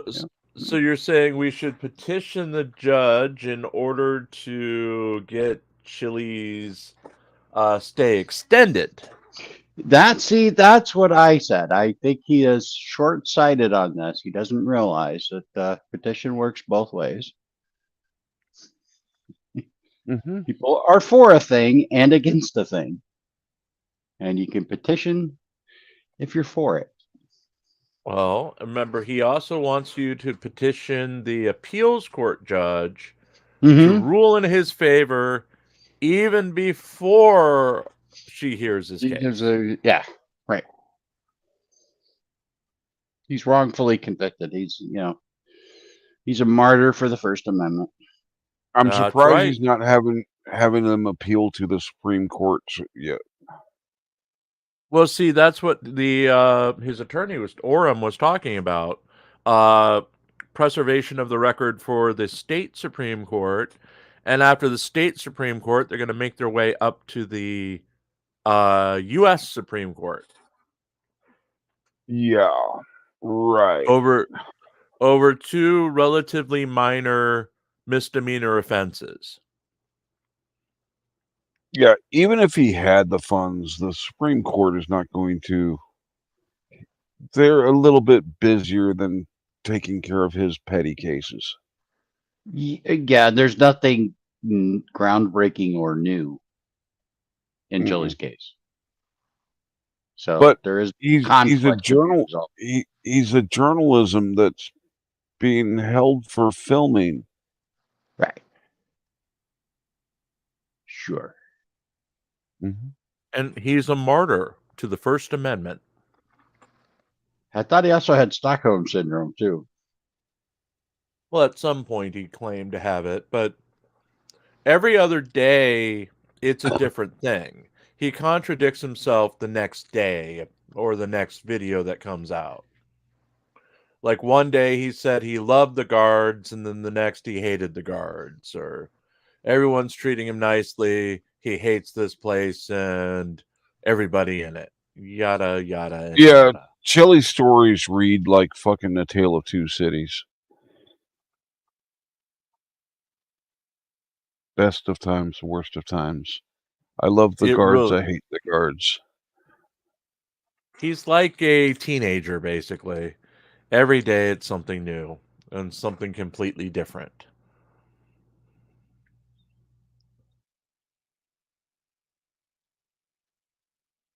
Let's check in here. Nope, Law and Crime is still on this extended break. You know what? We're going to do one more song so I can go get a soda. And I think we'll do another from 15th Bend. You've got another 4.5 minutes to be back with us, folks. This is 15th Bend Bensters.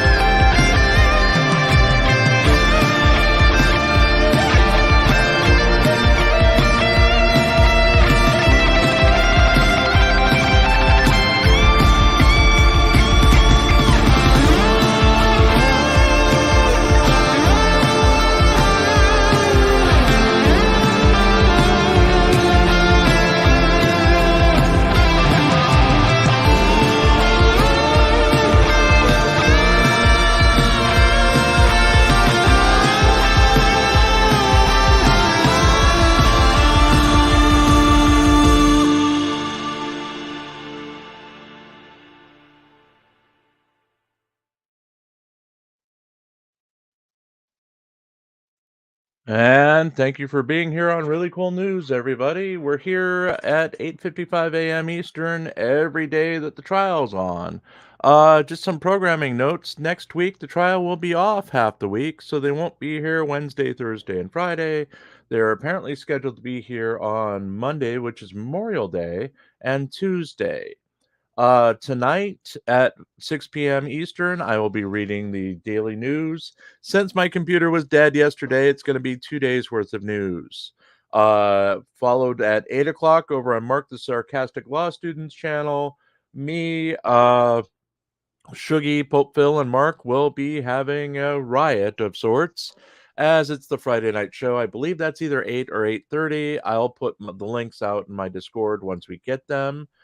Tomorrow night, we'll have a live, preliminary live scheduled after the news. The news again at 6 o'clock Eastern.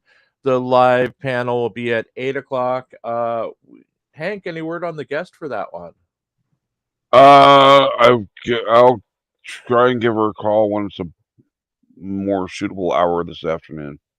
Okay, thank you. If not, we'll be doing general topics, sort of like last night, with a focus on Chili's idiotic stunts from this week.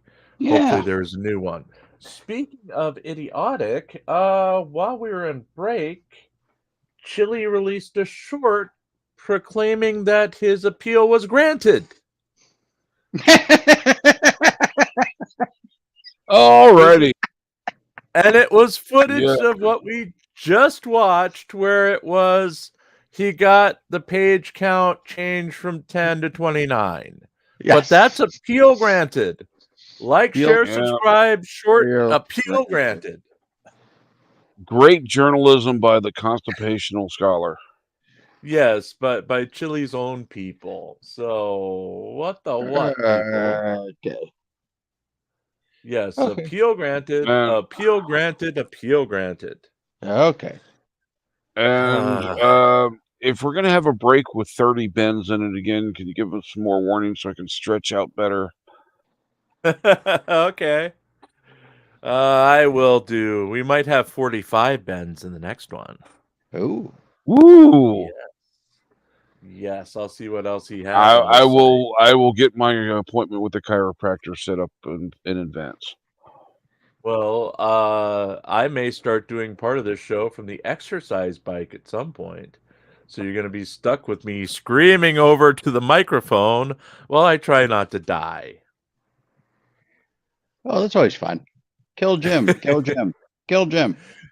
Kill Jim while probably during the lunch breaks. Yeah.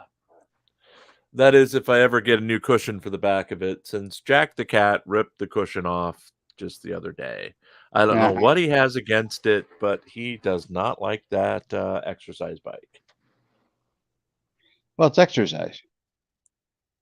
Gia, there's apparently court on Monday. They've said there'd be court on Monday, but we probably won't know until the end of the day today when the judge announces if there'll be court on Monday.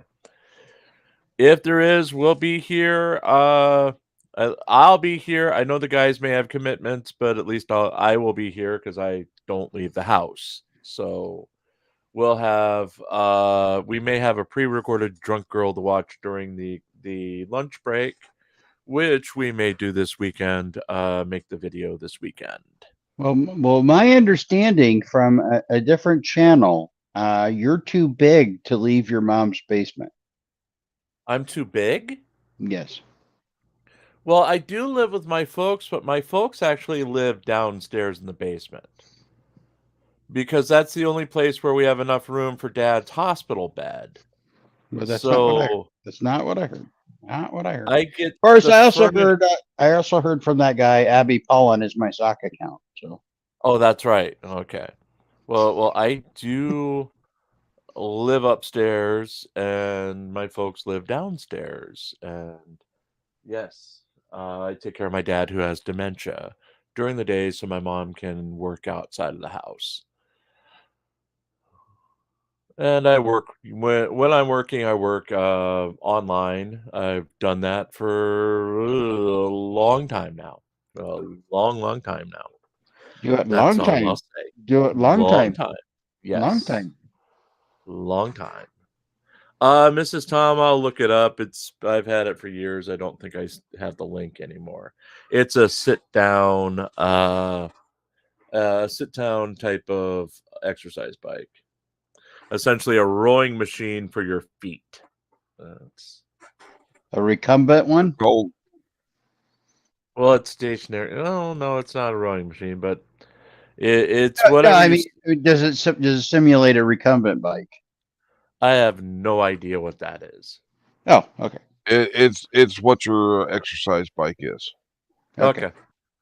Yes, my exercise bike, I sit on my ass instead of a bike seat. Yes. Okay. Yeah. Where does your bike seat go if not your ass? How are you sitting on a normal bike? Yeah. The Okay, bike Hank, seat. don't ask the questions old- you don't want the answer to. The old exercise. Is it like the South? Is it like the South Park bike where it's inserted? But Oh, and that's like that worst line in the Caddyshack 2 about, if I wanted to be a sports equipment, I'd be a woman's bicycle seat. Thankfully, I probably roboted during that. But yes, I've seen Caddyshack 2 about. crystal clear for that one. No, crystal clear. Yep. Thankfully, I've watched Caddyshack 2 more than I've watched Caddyshack 1. I'm glutton for punishment. Apparently. With Jackie Mason instead of Rodney Dangerfield. It was something. And Marsha Warfield from Night Court as his assistant. And of course, Randy Quaid. Randy Quaid as a psychotic lawyer. So sometimes on these channels, you'll see the psychotic lawyer screaming at people, and that's a clip from Caddyshack 2.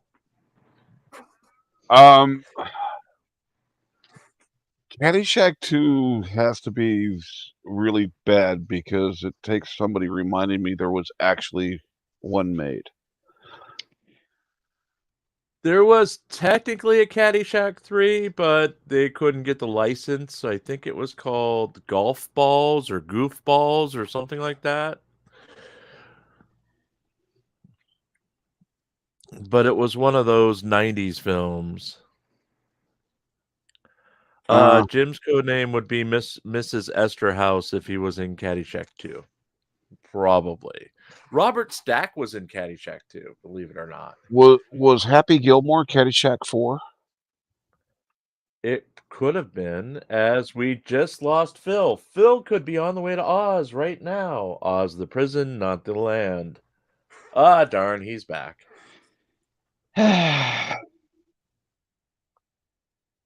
Oz has really gone to hell. It's just, The prison, right?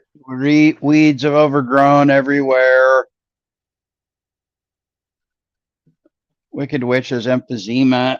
Flying monkeys are too fat to get off the ground. It was really disappointing. Well, if I remember Oz right, make sure you have a good supply of tits. We're off to see the wizard, the wonderful Wizard of Oz.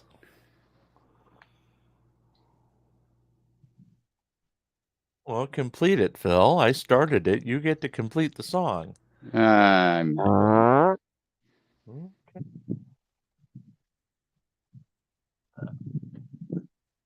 What is this video game that I am downloading? My nephew got to, or my grandnephew actually got to my Xbox last time it was here, and I just started downloading all the updates. And one of the games he put on the list was something called Turnip Boy Robs a Bank. Alrighty then. He's a 6-year-old who, number one, I was surprised he could read that well, but it's Turnip Boy Robs a Bank. Okay. So, he just goes off the pictures like you do. oh, yeah. And of course, I'm updating the Xbox because I can't. I think I tracked down the problems with what was going on yesterday. Unfortunately, my drive had died. One of my drives actually died because of it. It turns out that StreamYard does not like any of my external hard drives, which I have about 12 of them, that it tends to crash and kill hard drives when they're hooked up via USB. So far we have all the drives off and we haven't crashed yet. So we'll see what happens at the end of the show today when it tries to save the files. But this morning I was doing the pre-records for the nightly news tonight at 6 p.m. Eastern, 5 p.m. where it counts, 4 p.m. Mountain, and 3 p.m. Pacific. And yeah, it crashed. It was turning off the hard drives. So I think I figured out what was going on there. StreamYard does not like your hard drives. It's jealous. And it's expensive kind of jealous because I did have to replace a drive yesterday. Thank you to everyone who overkilled it when I asked for help. Yes. Those funds will be going to a lot of things. I still have to see if we are going to need a second drive, though, which will take the majority of those. And Jim, it's not the hard drives; it's the contents on the hard drive. Well, it was just drama movies for the media center that died this time. They were quite dramatic in the death. I thought we Quite talked about drama movies. I thought we. Okay, that's what you're I calling stag films now. Yeah, I thought we talked about No, this in the last confessional. You were going to cut down on the porn. the stag films are on a different drive. The drama I mean, was just drama. That 10 terabyte of dwarf porn is It's not all dwarf porn. Rose is gonna hit me with a frying pan anyway. It might be frying pan porn, but who knows? Ooh. Who knows? That's, We don't you kink know. shame. We frying do pans? disappoint, but we don't kink shame. Oh Lord, yes we are, Gia. But it's in a break. It's Friday, and it's been a hell of a week. So, as long as we can entertain you and not turn too many of you off, we've got about 59 people watching right now, including our Karen over on Facebook, who gave us. Hi, Karen. Hi, Karen. Hi, Karen. Hi, Karen. We've got about 11 people watching on. Oh, looks like we're coming back. coming back. So while the jurors are coming in, why don't I see counsel? Sidebar number 3. Yes. Sidebar. And they're keeping up with the pace of doing it immediately. Sidebar number 3, folks. Sidebar number 3. As we zoom in on accused killer, Karen Reed. Karen Reed's wearing a fancy outfit today, yet still had to crowdsource apparently for her lunch. So you explain that, how she's using or wearing thousands of dollars in clothing when she still somehow has to crowdsource just to take her folks to lunch every day. Also, please note that her attorneys have their own crowdsourcing for their fees in this case. So you too, if you know the link, can send a few dollars into Karen Reed's defense, if that's what you want. Last time I checked, it was over $100,000 raised just for these attorneys. What do you think, guys?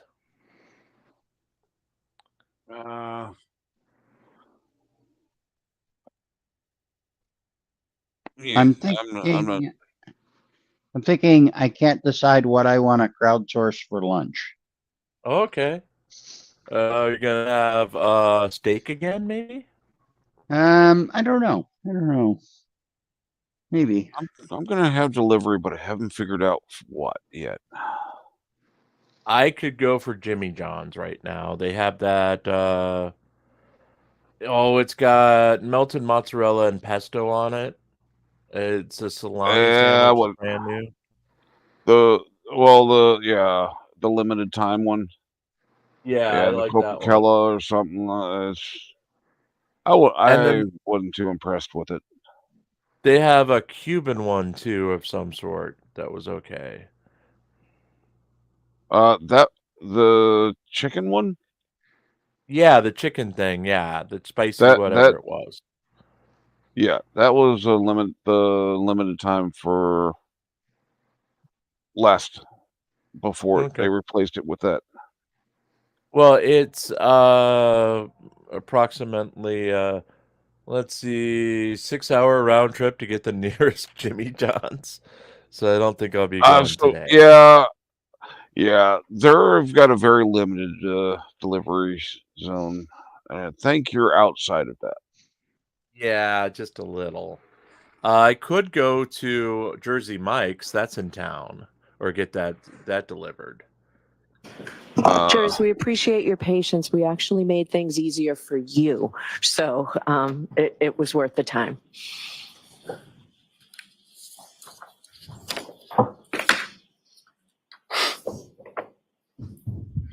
Just be mindful to step up.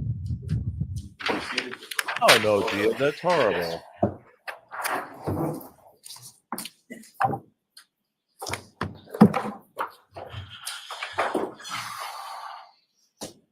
You can order Mr. yourself a Lally, big are you kahuna. going to start right with messages? Yeah, sure. All right, folks, be mindful of the instruction I've given you on digital evidence on what you have to find before you consider them. Also, I want to tell you that what you're going to hear or see is testimony about certain statements allegedly made by the defendant. You're to view those statements solely for the limited purpose of the defendant's state of mind, as it might go to the nature of the relationship with John O'Keefe and potential motive. Okay. All right, Mr. Lally, go right ahead. Thank you. May I approach the witness? Yes. Presenting for you now a separate series of documents of 118 pages in length. Page number just for your references on the side there. In general, do you recognize what those are? Yes. What do you recognize those to be? Text messages between the defendant and I. Your Honor, the call to move to introduce and admit as the next exhibit. No, not as the next exhibit. We are going to mark that 104A. Thank you, Your Honor. Yes. 103A. 103A. That's my understanding. I think the others were marked 103. So it should be John O'Keefe's texts were 103. So it's 104A. And jurors, you'll have both exhibit 104 with you that was a little bit difficult to read. What we've taken all this time for as counsel was great to work out a form that is much clearer for you to be able to read, and that will be attached or right with exhibit 104. Okay. So much, Your Honor. Thank you.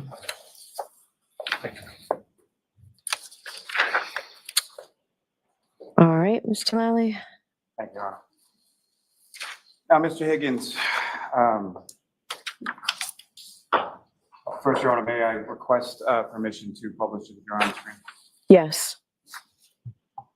Starting with page number 1, Ms. Gilman.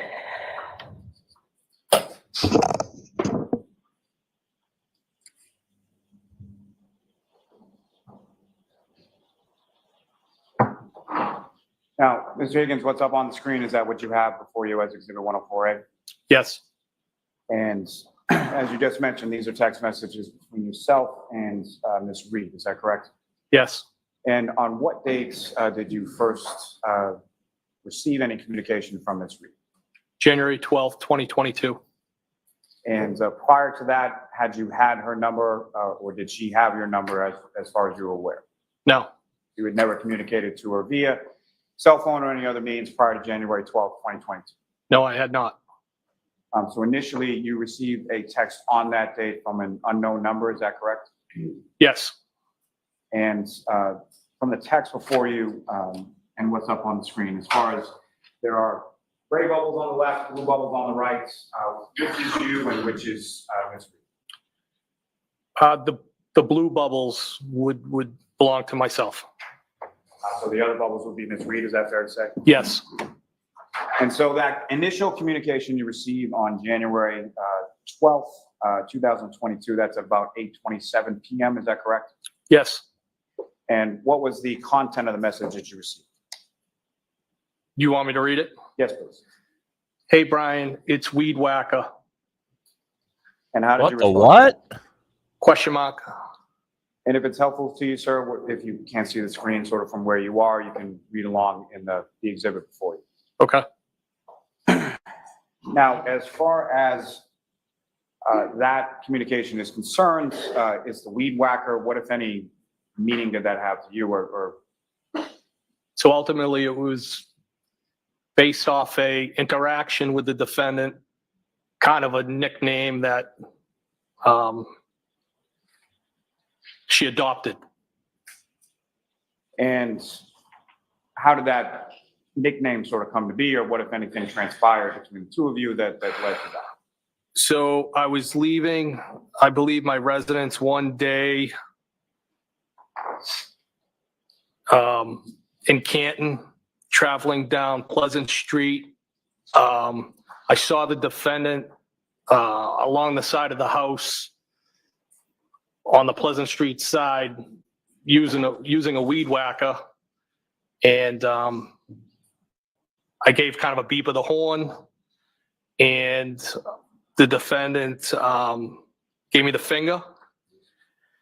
So I realized that she clearly must not have recognized me possibly because of what I was driving. I was in my work vehicle. So I spun the vehicle around, and as I pulled up to roll down the window, she said something to the effect, "Get the fuck away from me. My husband's a Boston cop." And then I rolled down the window more, and she clearly recognized me, who I was in that vehicle. And did that become sort of a recurring theme in subsequent conversations that you had with Ms. Reed? Yes.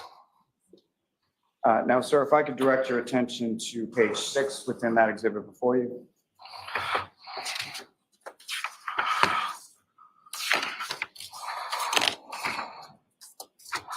They're not numbered, right, Mr. Lally?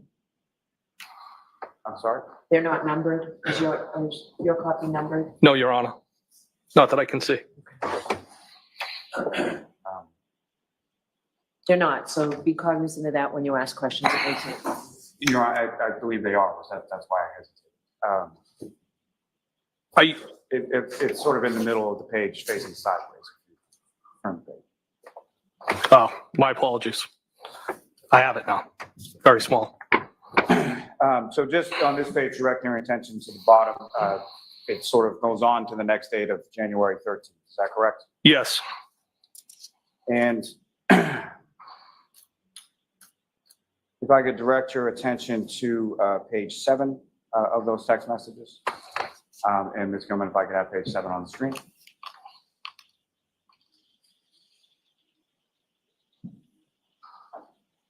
And sir, if you could read from page 7, and if you could just indicate who's speaking and what is being said in this communication. So again, I'm in the blue bubbles. Did you try those Smirnoff screwdrivers? I stopped at the Hilly for one last night. I said, haha, how did you get my digits? Defendant responded, the Melissa and Lido show. I said, haha, I thought you creeped John's phone. I said, haha, again. Defendant responded, no way. I was the last person in Greater Canton who didn't have your number. I think even Kerry has it. I responded, what, with a bunch of question marks? I said, I just don't give my personal number out to anyone. How would Kerry have my number with a bunch of question mark? And the defendant responded, Melissa had it. As far as in those communications, the reference the defendant makes to the Melissa and Lido show, do you know what that means? The two individuals that I also know from the hillside. And the Kerry person that she refers to, do you know who that is? I believe that's Kerry Curran, Chris Curran's wife.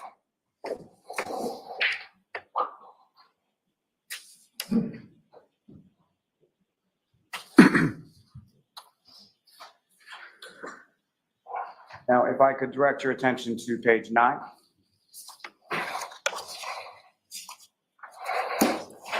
And Ms. Gilman, if I could have page 9.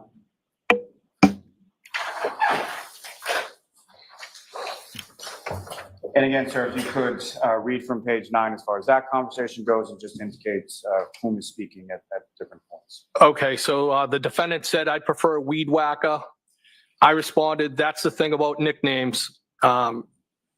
Defendant said, "We were tossing around the idea of a short vacay with the current show, wanted to see if you were game." I responded, "You don't have a say."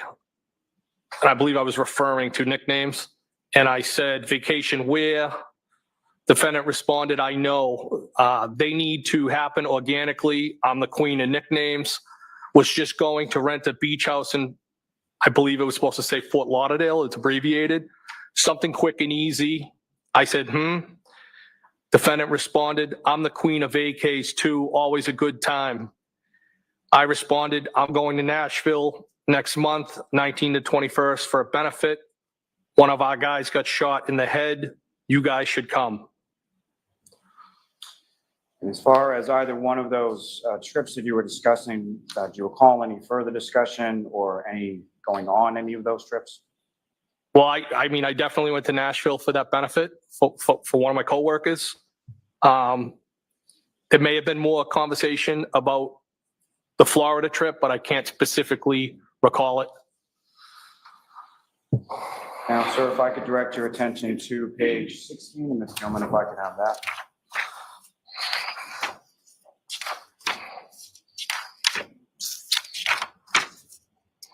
And this is on that same date of January 13th, is that correct? I believe so. The date's not at the top here, but I believe it is. And again, sir, if you could read from that page of communication as far as who was speaking and what was said. So there's a photograph of somebody with a weed whacker. The defendant said, "No, you're not a creep." I said, "Nope." She said, "You're kind of a loner," which I used to be. I responded, "No, not really. I have a ton of buddies, but I only let a handful of friends in that I'm tight with. So you think you got me figured out?" And then I typed "circle of trust" in quotes. And sir, if I could direct your attention to the next page, number 17. And Ms. Gilman, if I could have that.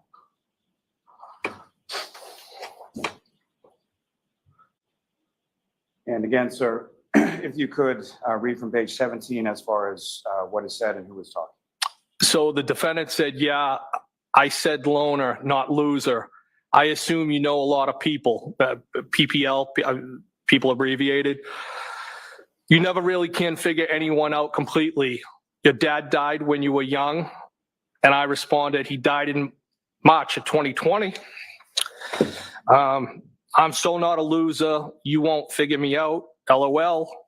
Defendant responded, no one is a loser. I just didn't mean loner to imply friendless. I'm sorry that's recent. It wasn't COVID, was it?" I responded, "Cancer."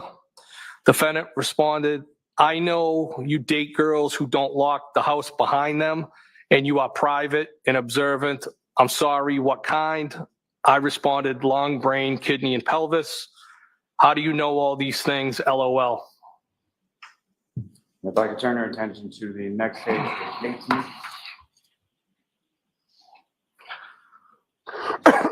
And again, sir, if you could read from that. In the blue bubbles is me. I said, "You're funny." Defendant responded, "Yikes. Wow, that's rough. Jesus, I'm sorry. We chat a lot at the hillside." I responded, "Don't be sorry. Life is hard sometimes. I always figure it out." Then I said, "Who chats?" ? Defendant responded, "Life is hard, but losing people is the hardest. So I'm sorry. We chat." I responded, "That's all you got? We chat? Sure, you're from Brockton. Spit it out." Defendant responded, "You and I chatted about the girl who kept forgetting to lock the door." I said, "Oh." She has been out of play like for 3 months now. And then I believe it starts to say out of rotation, question mark. And then, sir, if I could direct your attention to page 20.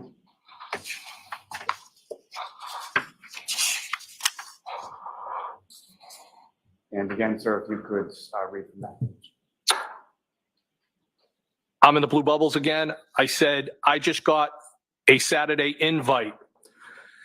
The defendant said, did you say yes, question mark? I said, not yet, with a bunch of periods, but did respond. Defendant said, what did you say, Mr. Elusive? I don't know, I just don't want to intrude on your couple's night. Haha, I'm shy. The defendant responded, we prefer to hang out with non-couples. Bob Gallery is probably coming too, solo. We'll probably do cards or something at some point. I'm inviting you. And I said, haha. Now, sir, is that the Saturday night that's being referenced there? Is that the same night that you had gone over to the home at some point for the Patriots game? Yes. And if I could direct your attention to the next page, page 21. Yes. And again, if you could read from that page. The defendant said, John said Brian's being wishy-washy now, in quotes. I responded, haha, did you tell him you texted me? The defendant responded, no. And then I gave a thumbs up. Then I said, you cranky now, question mark. Defendant said, haha, no, just stop being so anti-couples. Most couples don't even like each other. I said, name a few. Defendant said, name a few? I don't know. All of them, question mark. They all want to hang out with single people. And then I said,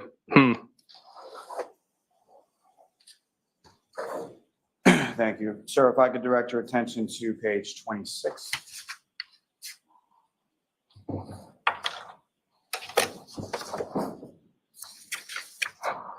And sir, if I could ask you to read from that page.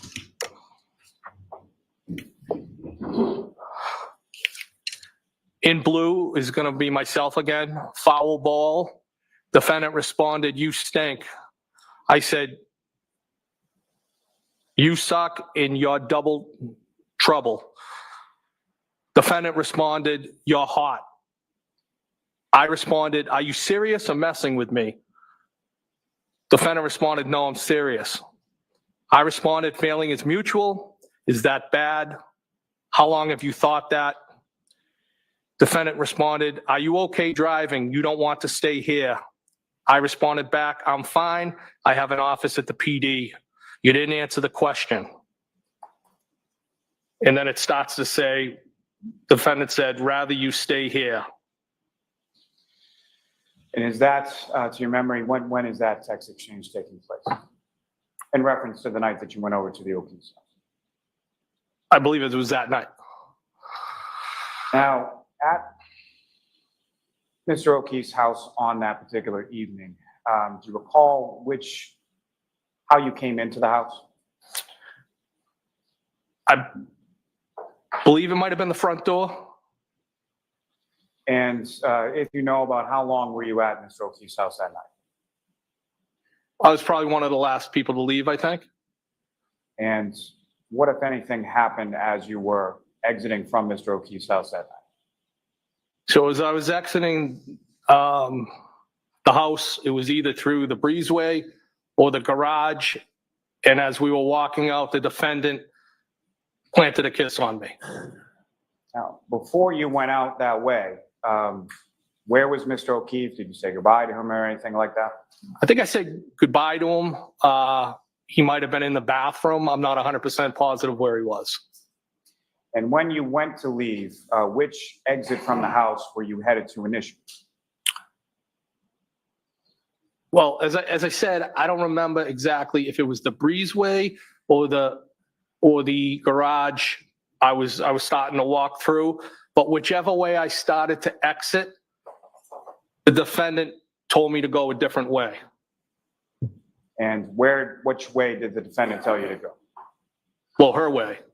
I honestly can't tell you which door that was. If it was either the breezeway or the garage. And as you were going out, again, I'm sorry, what happened? The defendant kissed me, And how did she kiss not like a friend. you? Lip to lip, is that fair to say? Yes, Like a romantic kiss? that's the way I interpreted it. Dun And dun were you dun. still inside the house at the time that this occurred, or were you outside the house if you know? Not sure if we had just got to the outside or not. It might have, I'm not sure if it was close proximity to leaving. And what was your reaction to that? I was taken back. Was that something that you were expecting? No, And about how long was it between when the defendant kissed you and when you left? almost immediately. Now, sir, if I could turn your attention back to the exhibit before you on page number 27. Yes. Again, sir, if you could read from that page and who's speaking. So I'm in the blue bubbles and I said, I think you're messing with me. The defendant said, why do you think that? I responded, because this is so out of left field. Where did these feelings come from? Defendant responded, I just think you're like me. I said, meaning, question mark. Defendant said, do you have your own kids? I said, I have no kids. How am I like you? Question mark. Hello. And defendant responded, aren't we alike? I responded, I think so. So why did you get my number and reach out to me? And I think the defendant put a question mark on that bubble, I believe.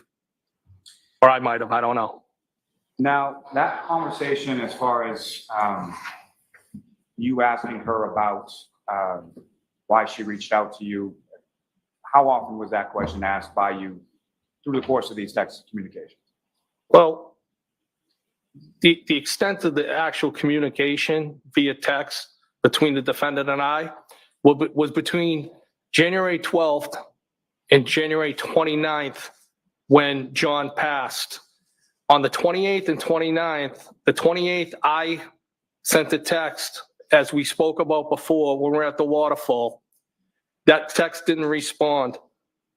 There was a text sent by the defendant to me the next day.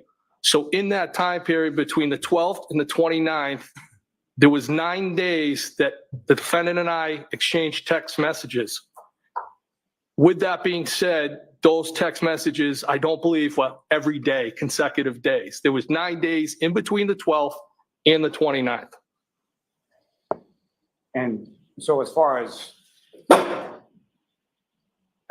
that questioning, as far as posing to her, why did she reach out to you? Was that something that you asked once or more than once?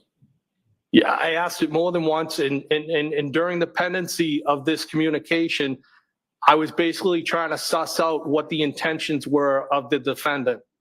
Was the defendant interested in me? Was she at the end of her relationship with John? Was she trying to weaponize me against John and put me in the middle? There was numerous things that were going on. And that's what I was trying to vet out or suss out, or whatever you want to call it. But I was having a hard time accepting what was happening. And sir, if I could direct you to the next page, page 28.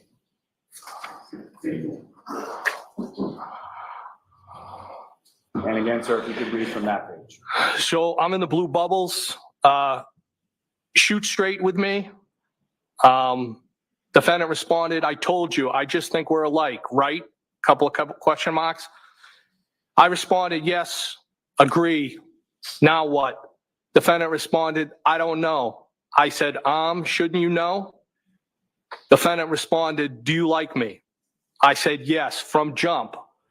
Defendant said, when was jump? I said, first time I saw you.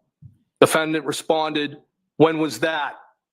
I said, Hillside for your shore. If I could direct your attention to the next page, 29. If I could ask you to read from that, sir. So again, I'm in the blue bubbles. Hillside for sure. When were you interested? Defendant responded, I don't know, you're just my type. I responded, you think you can handle me? I thought you were happy, question mark. Defendant responded, how do you know if I'm happy? I said, I just assumed. Defendant responded, are you hard to handle? I may have put a question mark. Then I said, what do you like about me? Defendant responded, I just feel like you're from my neighborhood. I said, yes, yeah, ditto. Defendant responded, and I think you're hot. And if I could direct your attention to the next page, page 30. If I could ask you to read from that, sir. I'm in the blue bubbles again. You really think that? I have always thought that about you. Defendant responded, what? I responded that you're hot, smart, witty, but I didn't think you were interested. Defendant responded, witty? I responded, yeah, meaning quick with a response. Tell me why you got my number and reached out to me. Defendant responded, just thought we were the same / from the same neighborhood. I responded, are you afraid to say what's on your mind? What's in your mind? And then I said, on. Defendant responded, no, didn't I? No, didn't I? Question mark. And sir, if I could turn your attention, to the next page, 31, and ask you to read from that. I'm glad I'm in the blue bubble again. I'm glad I stopped by. I should have come earlier. Do you really live in Mansfield? Defendant responded, yeah, I was basically begging you. I responded, you don't have to beg me. I meant to say beg. Defendant responded, huh? I said, I will give you what you want. How are you texting right now? And I said, leaving me hanging. Defendant responded, no. I typed kids and then kinda. Defendant responded, how am I texting? And I began to say, is everyone asleep? As far as the communication from the defendant indicating, yeah, I was basically begging you, what did you take that to mean? That she wanted me to come over? And if I could turn your attention to the next page, 32. If I could ask you to read from that page as well. So it starts off with the defendant saying, I just wide awake on my phone. Yes, they are. I said, I should have stayed, LOL. So now what? Question mark. Defendant said, yes, you should have. I responded, that would have been distracting. So now what? So no, what? And then I said, now. Defendant said, now what? Question mark. I responded, balls in your court. Defendant said, what do you want? I responded, loaded question. What do you want? Question mark. Defendant responded, I asked you, exclamation point. I in turn said, nope, you initiated this. If I could turn your attention to the next page, 33. If I could ask you to read from that, sir. I said, spit it out. I'm in the blue bubbles. Defendant said, hey, we're single and we don't have kids. We can do whatever we want. I responded, don't you have a boyfriend? Question mark. Defendant responded, where are you? Question mark. I said, Canton. Defendant said, where? Question mark. I responded, my office is at the PD. Why? Are you going to Mansfield? Question mark. Defendant responded, where is that? I said, Canton PD. Defendant said, I have a house there from before I reconnected W. John. I responded, oh, I feel like you're not really saying what's on your mind. If I could turn your attention to the next page, 34, and ask you to read from that, sir. Defendant starts off and says, do you like me? Question mark. I responded, yes, clearly. Defendant said, come over my house. I responded, when? Question mark. Defendant said, when works for you? I said, whoever, and then whenever, when works for you? Question mark. The defendant said, I asked you first. I responded, I think you're messing with me. Defendant said, I'm glad you came over tonight, with some type of face. I responded, me too, balls in your court. What do you want, Karen? You looked great tonight. If I could direct your attention to the next page, 35, and the last, or second to last blue bubble down the bottom, starting with, are you glad? Do you see that?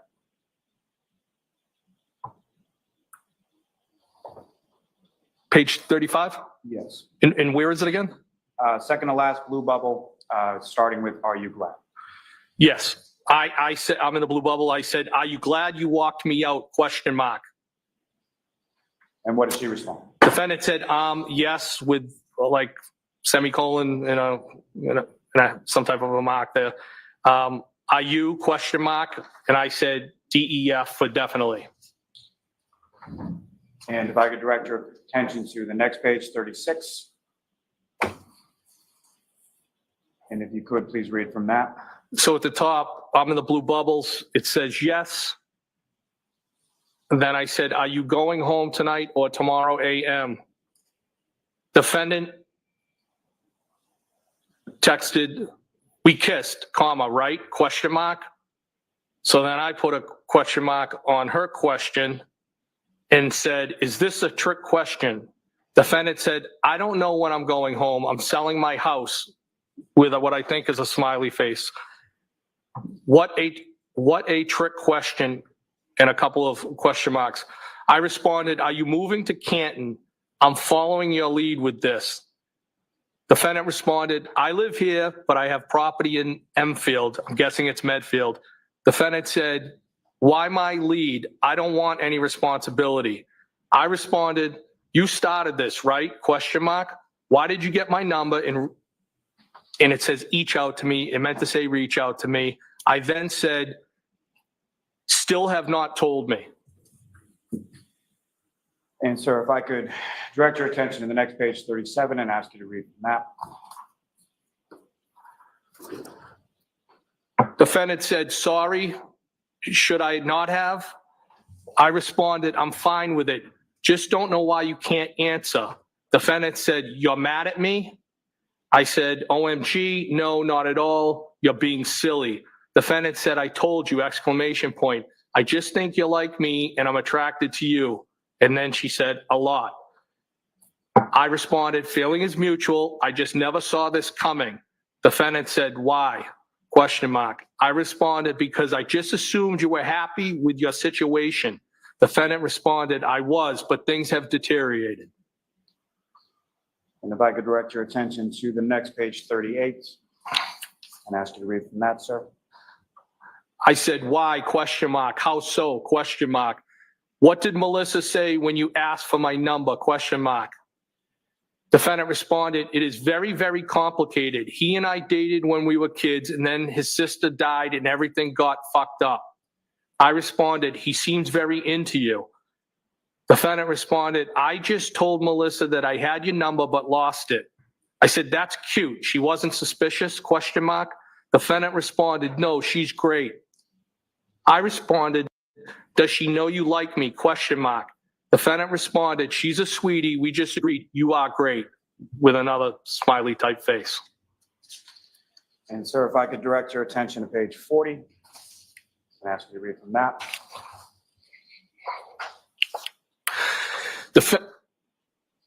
Defendant said, yeah, but where is that? I have had all my shit here for a couple of years and my house has been vacant, but I'd like to get closer to the water. I responded, are you breaking up or staying together? Defendant responded, I don't know. He hooked up with another girl on vacation. I'm very close to his niece. It is a very fucked up situation. I responded, when was that and how did you find out he hooked up? Question mark. I don't want to complicate your situation.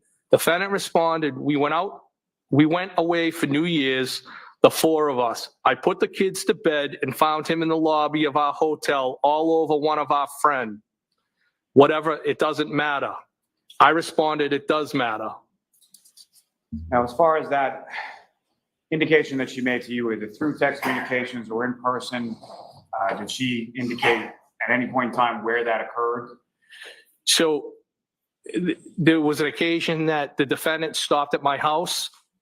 And again, the conversation that took place at my house was in relation to, again, sussing out and trying to figure out if this was what everything that I stated before, like, was this legitimate? Was she seriously interested in me? Was she at the end of her relationship with John? And during that, there was touch on that topic, and I became to realize, it was my understanding at that point that this incident took place in Aruba on New Year's Eve, based off the text messages and the conversation at my residence. This was something that she brought up, not only in the text communications with you, but in person in communication with you as well. Yes, I mean, outside of being over there for the game, there was only one time that the defendant and I ever interacted on a one-on-one basis. If I could direct your attention to the next page, 41, and ask you to read from that. So I'm in the blue bubbles and I said, did they bang? Question mark. The defendant responded, does that matter? Question mark. I said, sorry, I was just asking. I was just trying to figure shit out. Defendant responded, it doesn't really matter. I said, okay, I won't ask again. Defendant said, I don't care, with a smiley face. It doesn't matter. I said, I responded back, okay, hear you loud and clear, Karen. Defendant responded, okay. I responded, why are you getting your thing all twisted up over simple questions? Then I typed on. Defendant responded, I'm not. I am, question mark. I responded, you're kind of getting defensive. Defendant responded, not at all, with an exclamation point. Thank you, sir. If I could direct your attention to page 46. Ask you to read from that.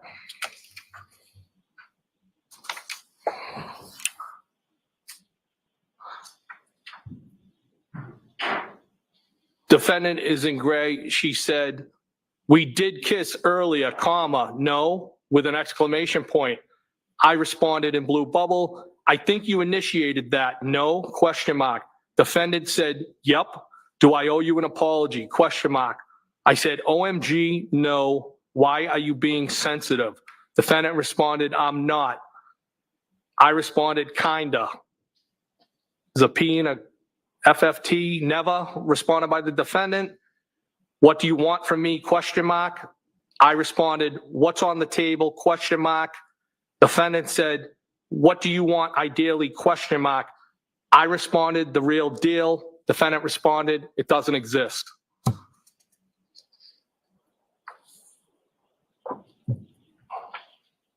Thank you, sir.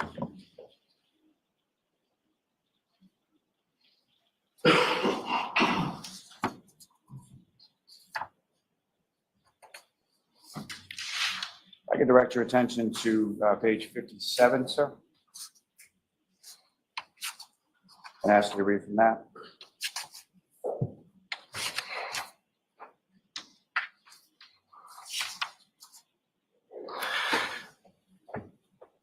It starts off in blue. I said, I can go to any base, but usually Hanscom and Bedford are down to the Cape. Defendant responded, which base down the Cape? Which branch? I said, Army's Army. Defendant said, I'm not abnormally sensitive. I responded, Joint Base Cape Cod. I won't be so hard on you. Defendant responded, OMG, you're not. You called me trouble. That makes me sound bad. I responded, I was just playing with you. Defendant responded, you weren't, but that's okay. I responded, stop being sensitive, please. Defendant responded, I'm not. Now, sir, in reference, in that page of text communications, you made reference to a base down the Cape, is that right? Yes. And where is that in relation to where you live in Barnstable County? So I can utilize one of the gates to get onto the base. I can get fuel, I can shop. I then can hit the Bourne Bridge, and I would use that as a cut through at the time when I was splitting my time between two different properties. Is there also like a duty-free shop there? There is, yes. And at some point throughout the course of the text communications, did you offer to pick something up for the defendant from that shop? I believe so. If I could direct your attention to page 60.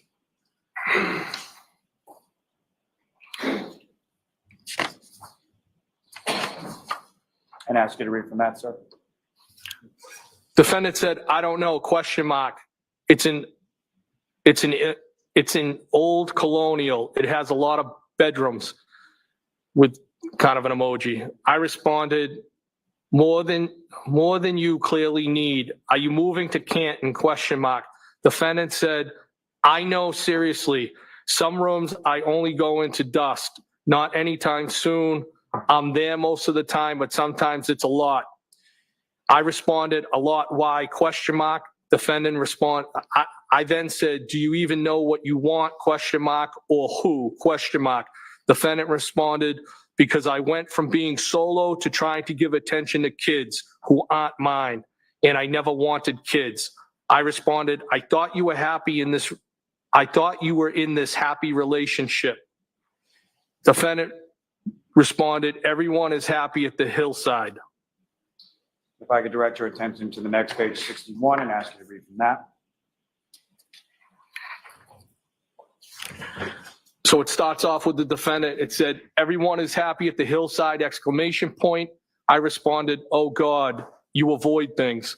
Defendant responded, it's just very, very complicated dynamic with the four of us. He isn't cut out for what he's doing, and the kids present constant issues. I responded, I think he believes he is doing the right thing. Defendant responded, well, of course he is, but his heart isn't in it. It's only because he was very, very close to his sister.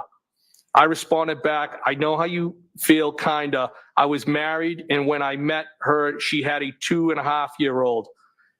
I went from being single to being a dad. It's hard. Then I said, I'm divorced since 2017 and have no kids. If I could ask you to turn to the next page 62 and ask you to read from that, sir. I said, I'm divorced since 2017 and I have no kids. Defendant responded, I try very hard, but they are very spoiled and they're not my family. My parents keep telling me I'd feel differently if they were mine or my own sisters. Then I told you he got drunk and sloppy on NYE while we were away, and that has really affected me. I responded, what did he exactly do, question mark. Defendant responded, I never got married, and now somehow I'm arguing someone about raising kids with an emoji. I responded, why don't you tell me, question mark. Defendant responded, he was a puddle all day and then disappeared. Then I found him all over our friend's sister in the lobby of our hotel, and she's gross, which I think may actually be worse, not sure. I responded, oh God, did they bang? And ask you to turn to the next page, sir, page 63, if you could read from that. I'm in the blue. I said, did they bang, question mark. Defendant said, so I was the kids celebrating New Year's, I think it's without him, which shouldn't be my role. No, I doubt it. He was a mess. I said, was it the first time with her, or do you think there were others? Defendant responded, I don't really think there were others. I'm with him all the time. He never seems to want to go anywhere, without me. But honestly, the issues with the kids bother me more than him actually cheating. They are constant, and it feels like a lose-lose. I responded, you clearly have a lot of feelings swirling inside you. Defendant responded, yeah, it's very complicated. Sorry for the rant. I responded, or began to respond, you can vent, babe. If I could turn your attention to the next page, 64, ask you to read from that, sir. Defendant said, basically, I just feel like I spread myself too thin and sometimes it's thankless. I responded, Defendant responded, you probably felt that way too. I responded, I did at times. It was one, not two, thankfully. Defendant responded, want to grab a drink, question mark. I responded, if you gave me some notice, I could have. Defendant responded, you in capital letters said you were adaptable. I responded, I am, but I have my work truck with me and not my personal. Do you get angry when you don't get your way? Defendant responded, that sounds like an excuse. I rarely get my way. Now, as far as her invitation, is that something that occurred on one time or more than one time? I believe it was more than one time. And at any point in time, other than the two you've already recounted, as far as going over to Mr. O'Keefe's house for the football game, or the defendant stopping by your apartment in West Roxbury, were there any other occasions you went out over the defendant's house or out with the defendant by yourself? No, never. And sir, if I could direct your attention to page 74. Ask you to read from that.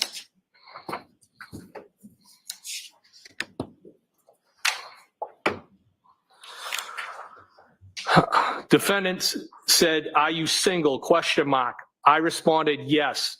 Defendant said, I don't think it's out of left field. Wasn't I already begging you to come over last Saturday? Question mark, question mark. I responded, you getting my number from Melissa and reaching out to me? Question mark. Defendant said, and on vacay and probably a few other occasions. I responded, you didn't, it should say you didn't really beg. Defendant said, I asked at least twice. How do people usually reach out to each other? Question mark, question mark. I responded, why would I have thought you had any interest in me? Question mark. Usually do it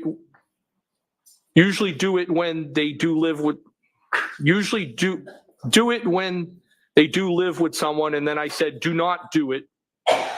Defendant responded, maybe, maybe not. Thank you, sir. If I could direct you to page 77.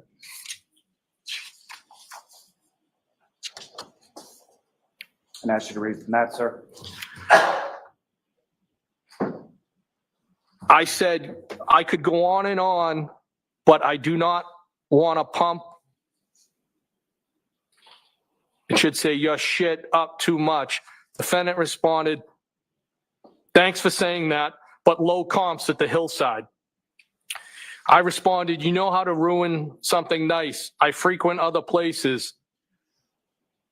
The defendant responded, John has showed me about 5 times the Ring video of me walking you out on Saturday, and my voice and my accent are killing me softly, with an emoji of somebody throwing up. I responded, what? Defendant responded, yeah, he has cameras everywhere, you cops, with another emoji. I responded, Jesus.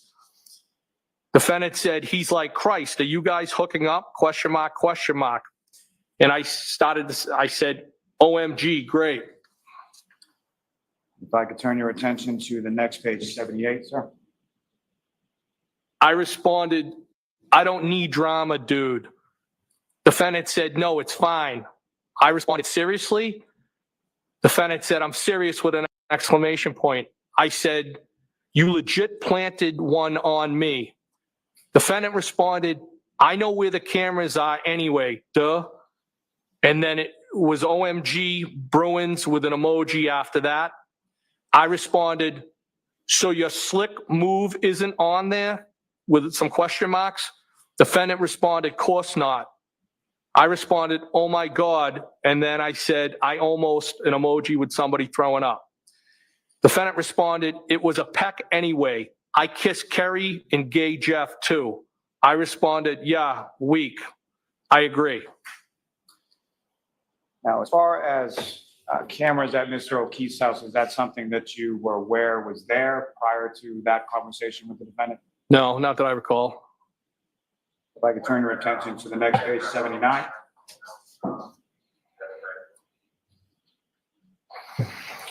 Ask you to read from that, sir. Defendant said, LOL, funny. I responded, so now he is jealous of me, question mark. Defendant said, no, with an exclamation. I told you, he likes you a lot. I said, which makes this worse, question mark. Defendant said, you said or did something at the bar last week, and he goes, I like Brian more and more. I responded, I think he's a good dude too. Defendant responded, yeah, he is. I responded, funny. What's your end game? What do you want from me? You will just confuse it should say the shit out of yourself because I'm a lot of fun. Now, sir, the he that you're referring to in those text communications, who was that, just for clarity? John O'Keefe. And if I could direct your attention to page 84. And ask you to read from that page, sir. That's his brother or John O'Keefe's brother, Patrick, right there in the plaid shirt. This has got to be devastating to him to find out this way about the affair or whatever was going on between the two. What do you think, guys? He's pretty red, and he's been fidgeting quite a bit. It's got to be tough testimony to hear. Yeah. Yeah, if his feelings were mixed about how he felt about Karen, not mixed anymore. Yeah. He looks like he could punch somebody. It's going to be a rough day for him. Yeah. But this guy is a real shitheel if John, Yeah. I mean, somebody he considers a friend, he hooks up with his. Yeah. Yeah. But it's not motivation for murder. Well, remember, the defense is the defense. If this guy was the one found in the snow, maybe. Right. No, what the defense is going to paint is that Karen was he was so enamored with Karen, he had to get John out of the way so he could hammer. Not what those texts sound like. Yeah. I just see where this is going. It's going to be a long And cross-examination, the judge was like, "You're going to be done with this witness on Friday, right? Right?" And yeah, probably not, because I don't see the prosecution finishing up before the 1 p.m. break. This is, and then the defense having just 2 hours. Yeah, I don't think so. I don't think so either. Yeah, it's gonna get ugly and ugly fast if the brother doesn't get up and punch him. So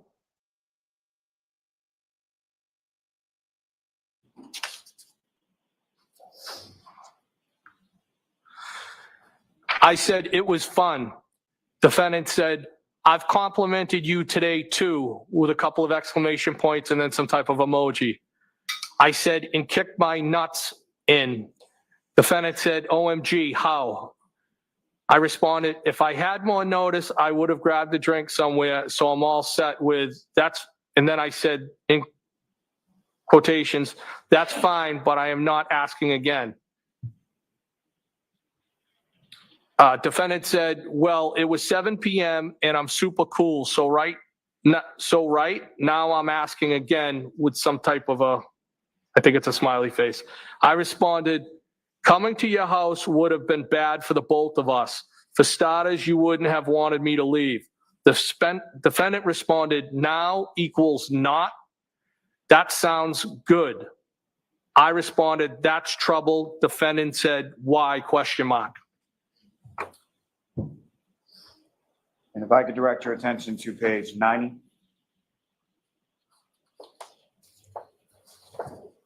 Ask you to read from that, sir. 9-0? 90, yes. The defendant said, no, I'm busting your chops. It's okay. I responded, no, you are sensitive. Nice try. You don't think if I came over for a drink, we would have gotten carried away. Defendant said, you in capital letters said you were adaptable and tons of fun. I took that as an invite for an invite. And I responded, oh, okay. Defendant responded, I'm 42. I know what happens when you invite someone over for a drink. I responded, you're the master of avoidance. so you think I would just give it, meant to say give it up. Defendant responded, I've been a lot in my life. I have a little bit of cop DM mindset, and then said, been through. And if I could direct you to the next page, 91, sir. Defendant said, what am I avoiding? Question mark. I'm not afraid to be direct. I responded, some of my questions. Defendant responded, okay, which? Ask again. I said, nope, tricks are for kids. Defendant responded, I'm pretty sure we would have hooked up. I responded, okay. Defendant said, I can't say that? Question mark. I said, of course you can. Defendant said, did I miss any other questions, sir? Question mark. Probably. Are you having a drink right now? Question mark. Defendant said, yeah, on my second. I said, show me what you got. And if I could direct your attention to page 99.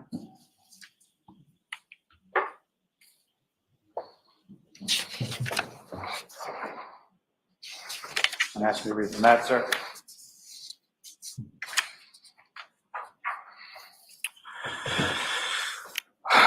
Defendant said, none of that is true, exclamation point. I'm not talking to other guys, and I have issues with John, and things are far from perfect. You just happen to know about him, BC, I guess, because we all hang out at the same bar. I'm sure you talk to other girls. That's what single people do. I'm not married, neither are you, neither is John. I responded, was that your attempt at a lecture or deductive reasoning? Question mark. What do you want from me? Question mark. Defendant said, that's just how I think / feel. You don't need to approve. I've already answered that last question a couple of times, I think. I responded, I'm not judging you, never have, never will. Defendant responded, you shouldn't. I don't know what your private life is about, nor is it my business. Thank you, sir. If I can now direct you to page 102. And ask you to read from that.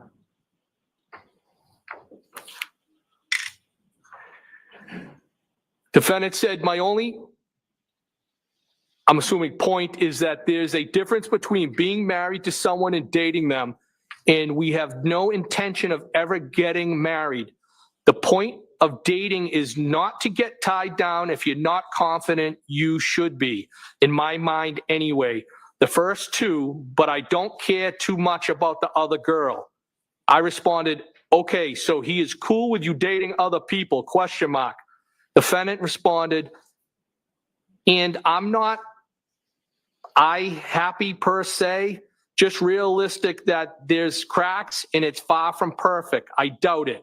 If he's seeing someone else, I wouldn't want to know either way. He probably feels the same way. And you probably feel that way about whoever you hook up with. I think that's normal. I responded, okay. Defendant said, you don't agree with me? Question mark, question mark. If I could direct your attention to page 107.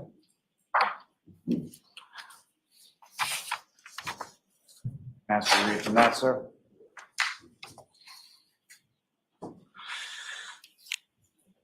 Defendant said, at a bar, question mark. I responded, I wasn't suggesting anytime soon. I know you're with your friend. I meant my house. Probably after 8. Defendant said, probably after 8. I responded, okay, if you don't wanna, that's fine, no pressure. Defendant responded, I will a drink. It looks like I tabbed the bubble with a question mark. I then said, what do you drink? Question mark. Are you out now? Question mark. Defendant responded, sorry, I'll drink whiskey if that's what you're having. I responded, haha, send me a pic of you two. Now, you had testified earlier about some occasion prior to the 28th when the defendant had come over your house in West Roxbury, correct? Yes. This page that you just read, as well as some of the successive pages after that, is that sort of arranging for that to occur after she goes out or leaves from a friend out in Boston? I believe she was out with a friend that night in Boston, a female friend, yes. And that evening when she came over your house, about how long was she there? Not long. And so what happened when she arrived, or what, if anything, did the two of you talk It was kind of more of this. It was a kind of wasn't an interrogation. It was a face-to-face version of trying to suss out and vet, like, what is this all about? Again, I mean, you know, I'm not proud of these text messages. It is what it is. I'll take responsibility for them. But, you know, John was a friend at the same time. And I certainly wasn't, if they were at the end of the relationship, they were at the end of their relationship.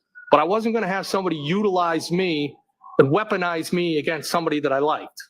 And it was just a weird experience. It was, I don't even think either one of us finished a drink. It was, like I said, it was this type of like, what is this all about? And then she left. I think I might have asked her to text me when she got in, so I knew she got home. Now, that evening or at any other point, in your friendship or your relationship, whatever, however you want to term it, was there any other sort of intimate contact beyond what you described occurring as she walked you out that night you were over at Mr. O'Keefe's house for the patrons? Are you asking if she ever kissed me again? I'm asking if there was any kissing, any sexual relationship, anything at all between yourself and the defendant. Absolutely not. In referring to at my residence when she stopped by, it was just, I was very uncomfortable, and it's just an uncomfortable situation. Just a weird vibe. That's the best I can describe it. And lastly, sir, lastly, as it applies to this, turning your attention to the last page, number 118. And there's a couple different dates from the middle to the bottom of the page. Is that correct? There is. If I could ask you to start reading from, excuse me, where it says Sunday, January 23rd, 9:40 p.m. Defendant, so Sunday, January 23rd at 9:40 p.m., defendant texted me, phone works, and then an emoji with arrows going like both ways. And I responded, thought you were all set, ? Defendant said, with talking, ? No. I said, are you sure? And she didn't respond, and I believe I said that was it for that the 23rd. I'm sorry. So then the next date that any text communication was sent between the two of you would have been Friday, 11:32 p.m. Is that correct? That's correct. That would have been when we were at the waterfall. And again, what does the text say there? Well. That's from you to her. Is that correct? Yes. And then the next text communication is the following day, or Saturday, the 29th at 11:54 a.m. Is that correct? Yes. And who is speaking in that communication, and what is said? That is the defendant, and the defendant said John died. And did you respond to that at all? No.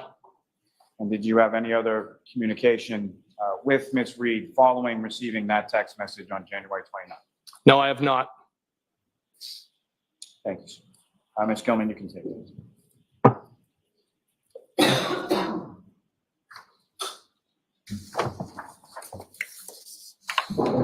Sir, if I could, a couple more questions for you, taking you back on the early morning of January 29th, when you had come from Waterfall to Fairview and then you were leaving from Fairview, if I could turn that sort of portion into your mind.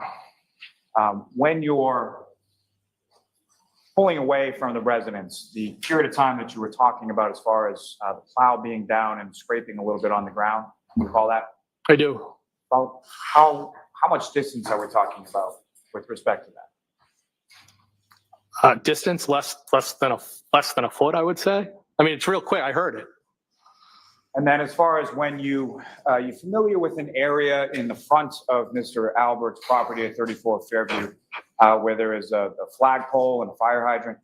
I do know where that is, yes. And as you drove by the house that evening, where were you in relation to that part of the yard? When I drove away? Yes. Well, I might have been I was in the street. I pulled away, so that area would be on my passenger side. And so more what I'm asking, sir, is as you pulled away, did you pull away alongside the curb? Did you pull to the middle of the street, or where did you direct the vehicle to go as you were pulling away? Like any other time, I pulled away from the curb, and that's kind of I mean, it's a one-lane street, so to speak, and nobody was coming towards me, so just pulled out into the middle, into the street, drove away. If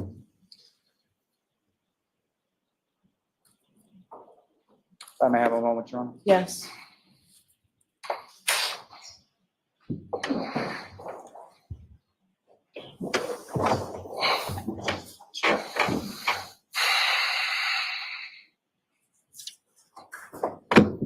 I have no further questions of this witness, Your Honor. I'll see you for 1 minute over here at sidebar before we begin. Judge, feel free to stand up and stretch. Sidebar. No more fucking questions? That was it. Yeah, Seriously? that was it. So they're gonna have a Wow. half an hour of screaming at him and then lunch.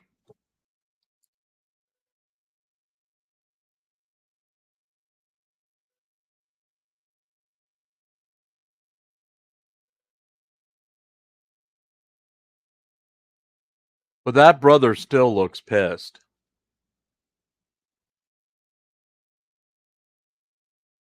And folks, you're with us on Really Cool News. We're on Twitter, Facebook, and YouTube today.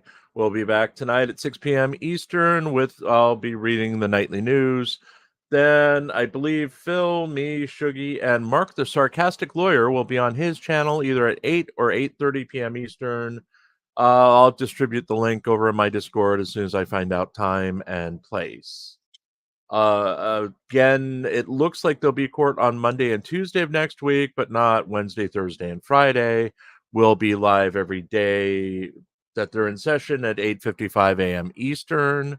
And tomorrow night, we are putting together one of our panels for 8 p.m. Eastern on Thursday night. We are still awaiting the topic. It may just be a roundtable discussion, probably of the week's events.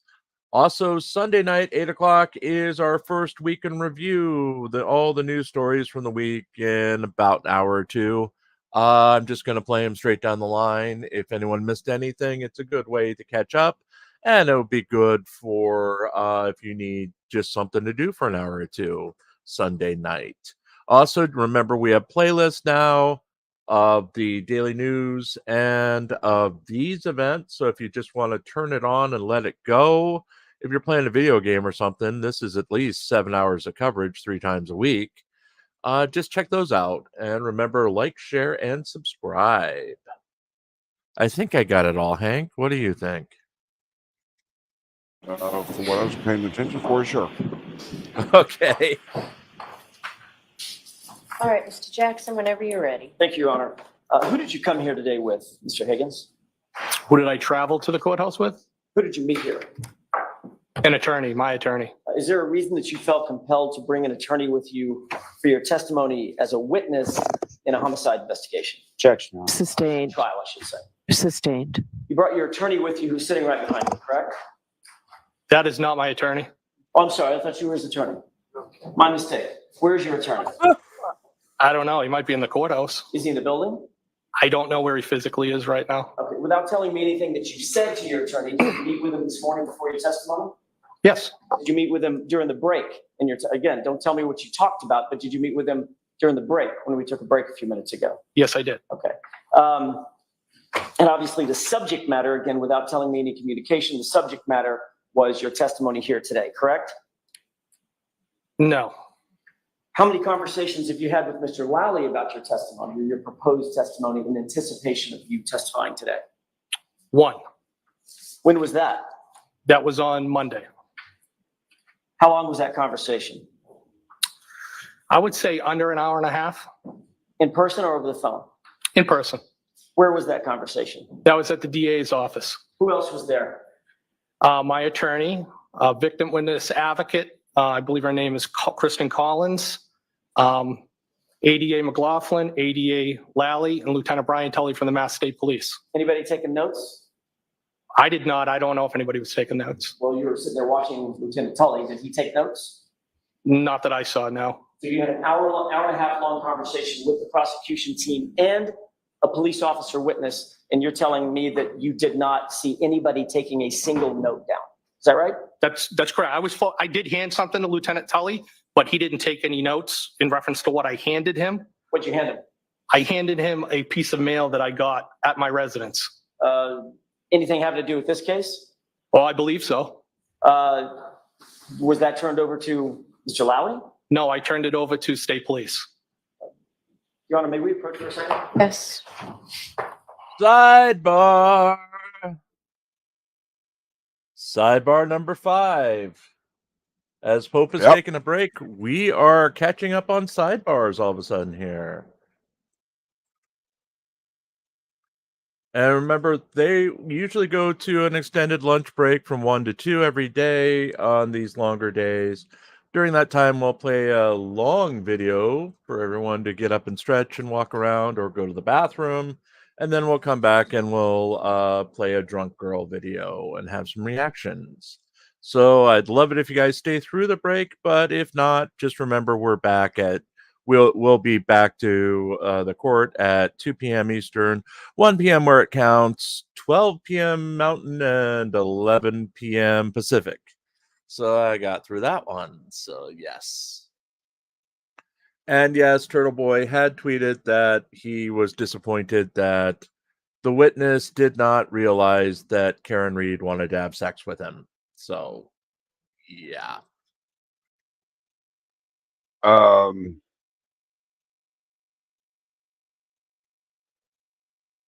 think the witness was fully aware of what Karen what she Reed wanted. Yeah. Mm-hmm. And was not taking her up on the offer. Which is a little, I mean, they had already kissed, so props to him for backing off.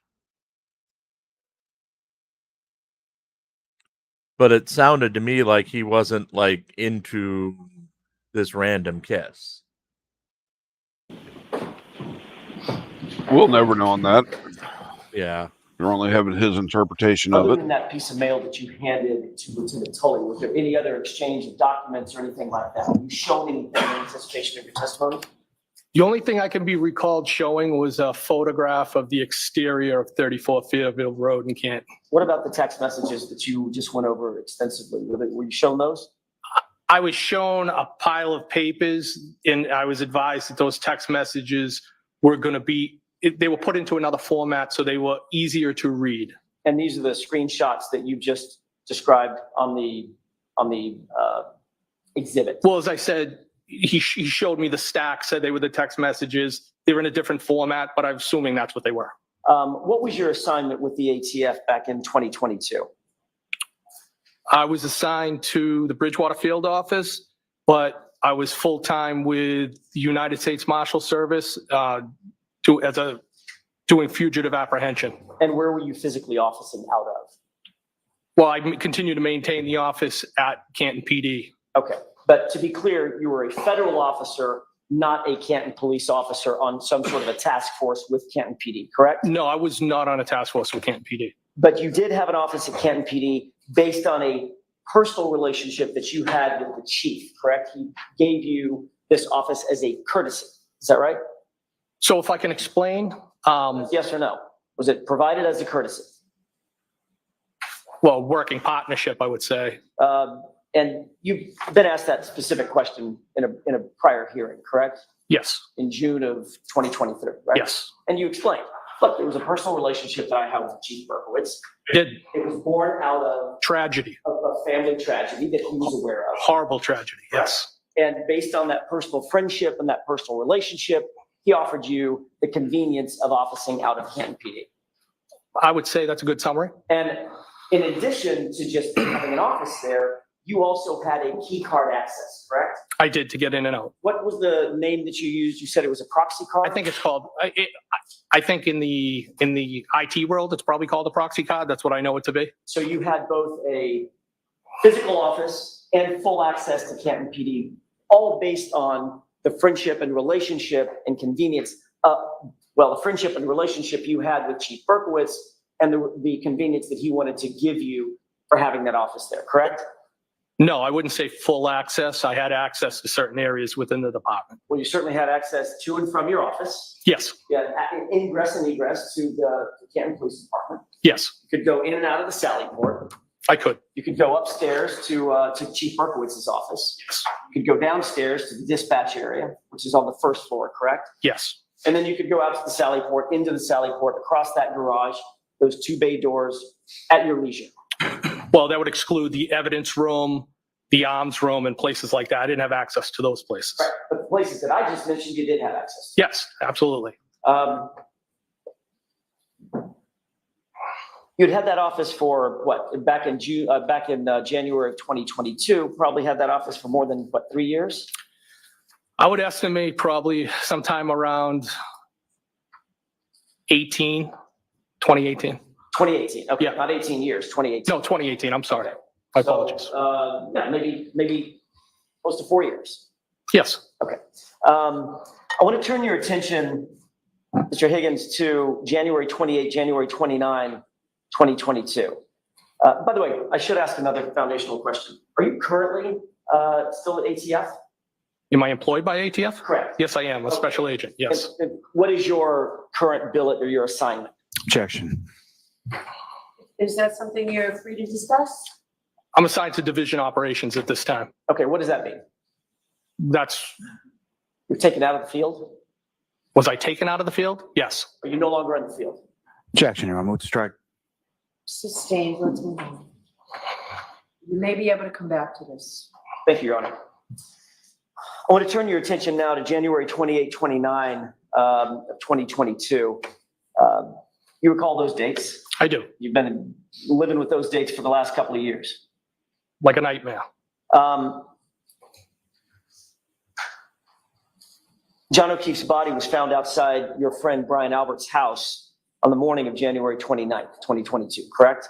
Yes, You've previously testified that on January 28th, you had gone to New York for this memorial service, correct? funeral service, yes.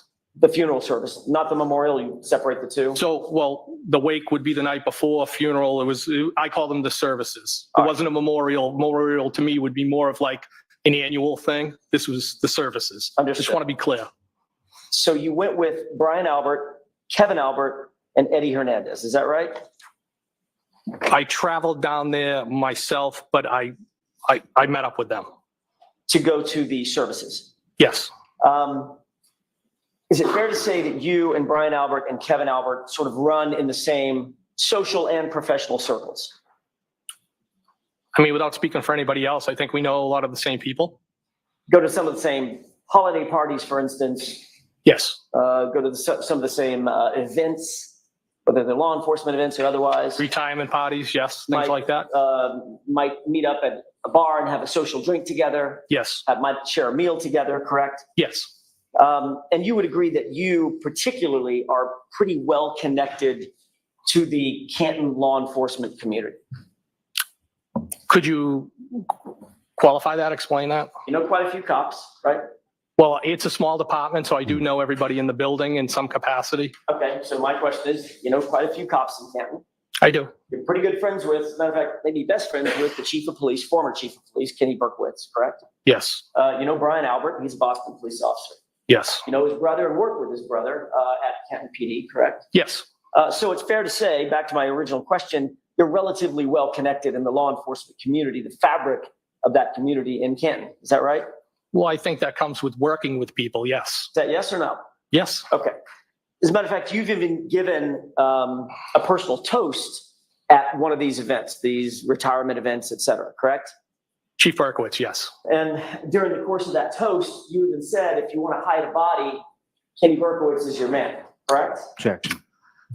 Did That you was a say joke. that? Did you say that? I don't recall that. You don't remember telling that joke in front of a room full of folks? I don't. If you want to hide a body, Kenny Berkowitz is your man? I don't.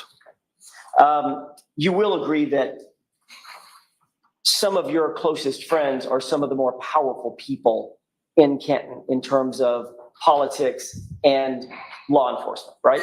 Objection. Ask it differently.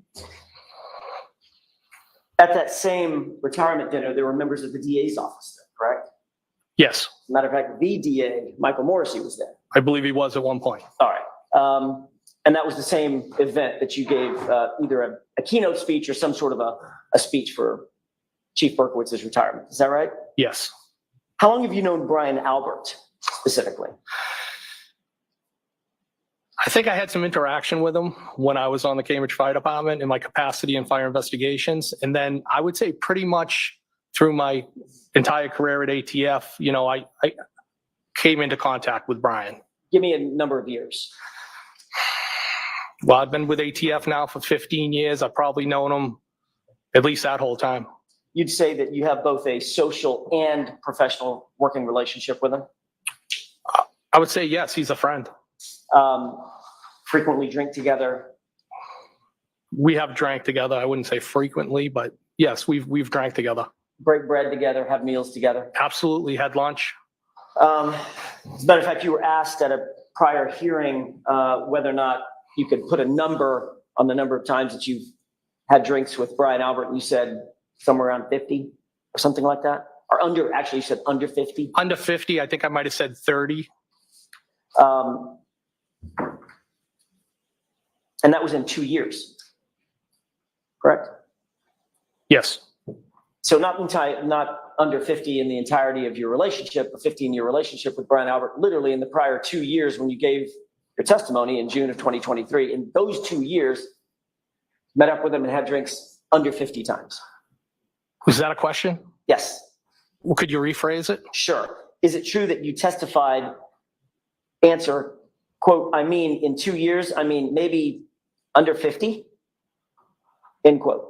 That was your testimony to how often you socialized with Brian Albert, correct? So we socialized more when I started working with his unit. Okay. So my question is, well, I don't know the exact number, but yes, we socialized. Absolutely. that's all I was getting at. Okay, that's fine. I mean, there's no secrets here, right? He's my friend. Mr. Higgins, let me ask the questions. I get it. That's fine. I get it. You also know Brian Albert well enough to know what his relationship with, for instance, the other guy that you traveled back from New York with, Eddie Hernandez. I do know Eddie Hernandez. I actually know Eddie the longest out of everybody. So you knew Eddie, or Officer Hernandez. Objection, Your Honor. Ask the question. You knew Officer Hernandez before you ever knew Brian Albert. Yes. You knew him before you even knew Kevin Albert. Yes. And you're aware that there was a physical altercation Objection, between Your Honor. Brian Albert and Eddie Hernandez that you're aware of, correct? The objection sustained. Are you aware that Brian Albert had gotten into a fist fight with Eddie Hernandez? Objection. Sustained. Were you at a Christmas party when that happened? Objection, Your Honor. Sustained is to that form. You can be specific. Have you ever been at an event with Brian Albert and Eddie Hernandez and seen them fight? Objection. Christmas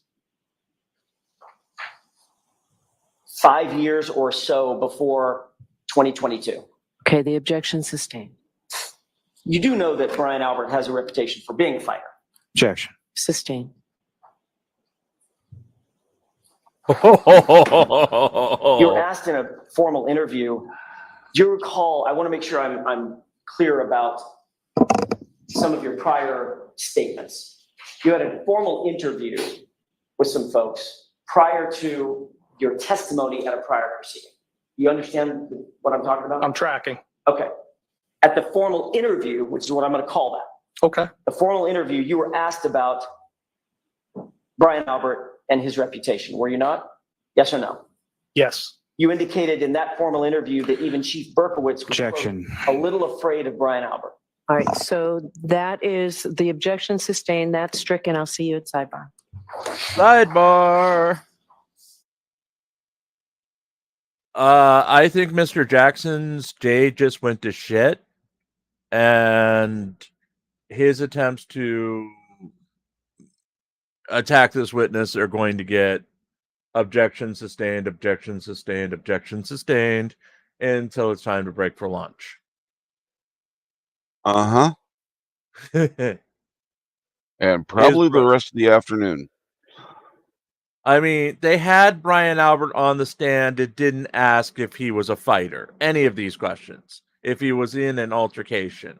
All of this stuff. No, they did ask Brian about being a fighter, and he denied it. Well, I guess it was the son. Was it the son or was it Colin Albert who used the punching bag? And they said that's evidence that you're a fighter. That was Colin. Okay. And allegedly, Turtle Boy found a video of Colin Albert in a fight, but I didn't see the follow up to it. He never authenticated it. So, because of course, Colin Albert said he's never been in a fight. A rather young individual not wanting to admit being in fights. That's so odd.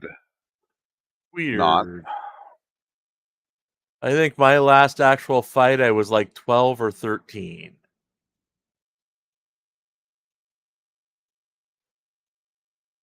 And it was over a definition. I forget the definition of the word, but my friend had just gotten into gifted and talented and was lording it over me. And I ended up punching him in the nose. And that was my last fight of record.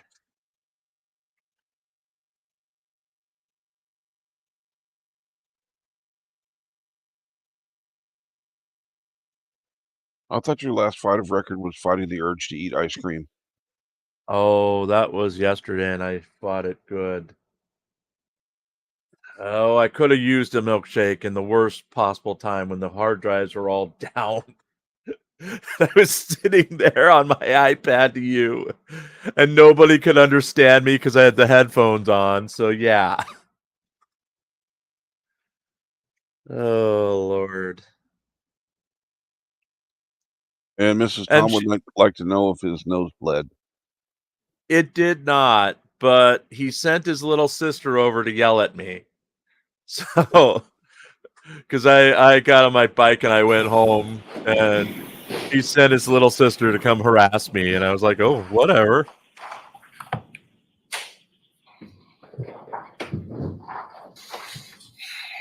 May I inquire? Yes. Thank you, Your Honor.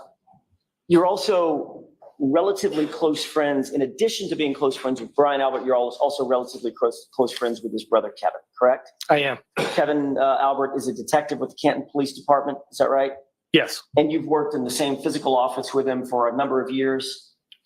Physical building. Physical building, that's a better way to put it. It's different. Is that right? Yes. And it's fair to say that you've consulted with Kevin Albert on certain of his cases professionally, is that right? I've assisted. And you've also socialized with him, shared drinks with him, Yes, gone out to bars with him, is that right? Yes, I have. It's fair to say that you know the Albert family relatively well. I would say that I know Brian and Kevin the best.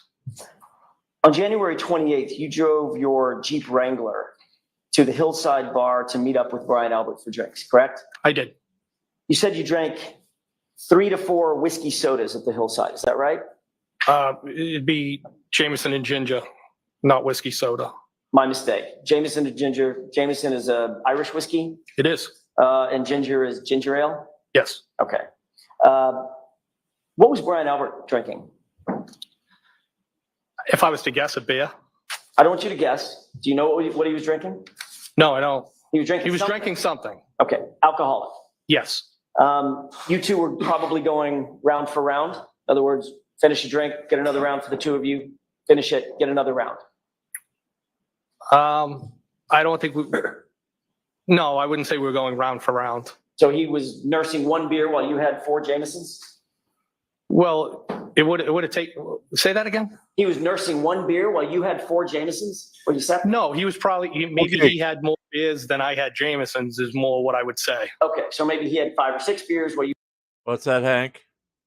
Yeah, and maybe he had less, but not just one. Jesus Christ. Yeah. This you guys asshole were- has to take everything to the extreme when you. Well, I'm Yeah, not sure pretty- what the distance was. Well, were you a foot away? From when you were looking out of the house? No. I'm hoping that well, not really hoping. I kind of hope for the defense's sake that they have something, because so much is piling up for the prosecution right now that there's got to be something other than Brian Albert, Colin Albert, and this guy Brian Higgins did it, because they haven't impeached them enough to say that they did it or provided a motive yet or anything.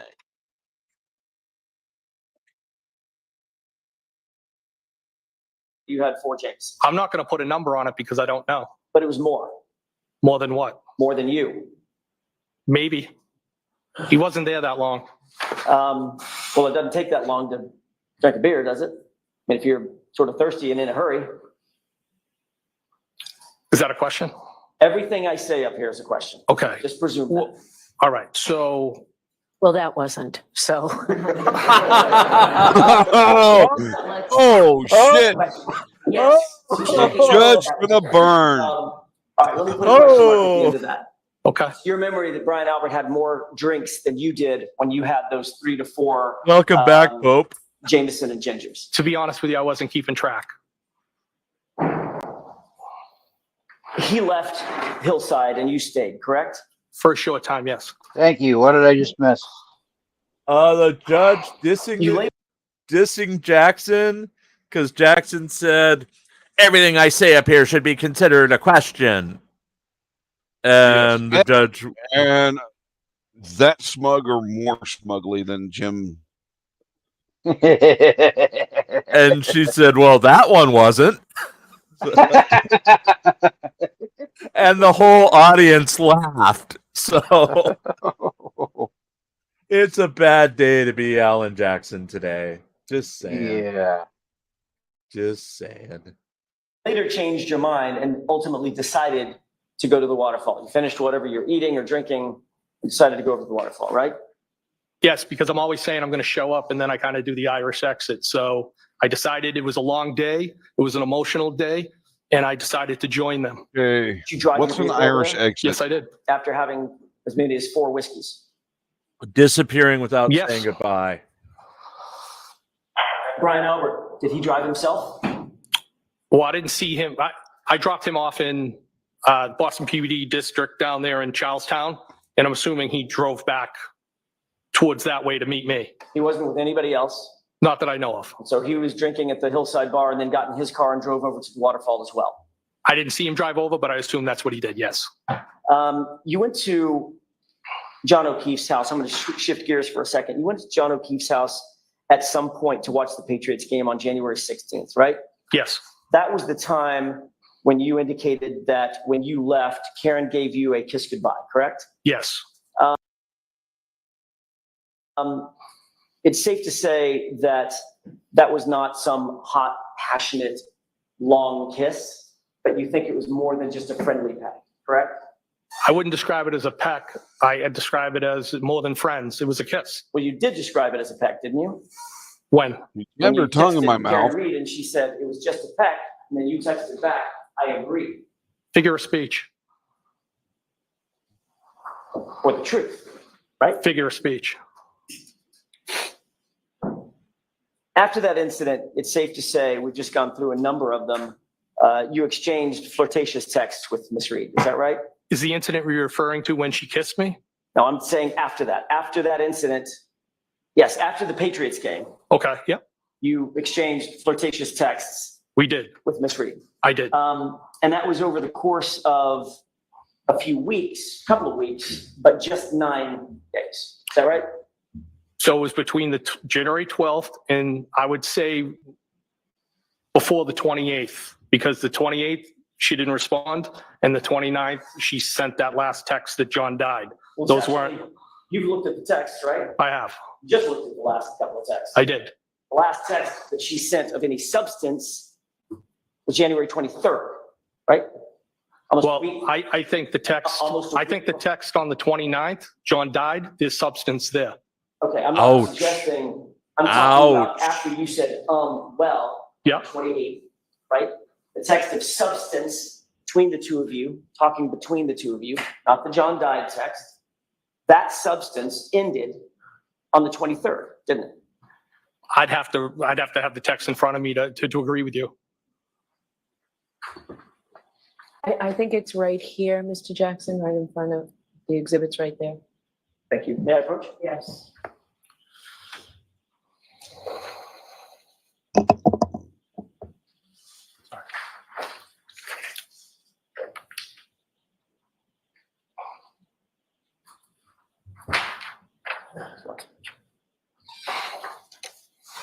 Thank you. I mean, he's got to get it to where they're admitting to something instead of just. Okay, are you directing me to the 23rd? I'm directing you to the last page. Just look at everything on it and tell me if that refreshes your recollection. This is the last. And you're right. He's not doing a very good job of that. He's just not.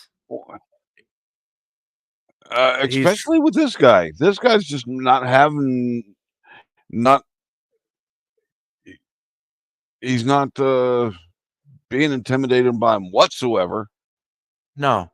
I mean, he's got no fucks to give about straightening him out. It's like the Jen McCabe all over again. McCabe was all over him and giving it back. I mean, he's not as strong as Jen McCabe was during those times, but literally, he's, like you said, he's got no fucks to give. And he's not going to get anything out of this guy. Especially when he's been accusing this guy for the past, 6 months in their latest theory of killing the victim. So yeah, which I'm betting that piece of mail that he handed over to the state trooper or whoever it was is something dealing with that. Was some sort of threat, probably harassment related, because they're all getting mails and all that stuff. Substantive texts about you and Karen before your well. Yes, it'd be the 23rd at 9:40. Okay.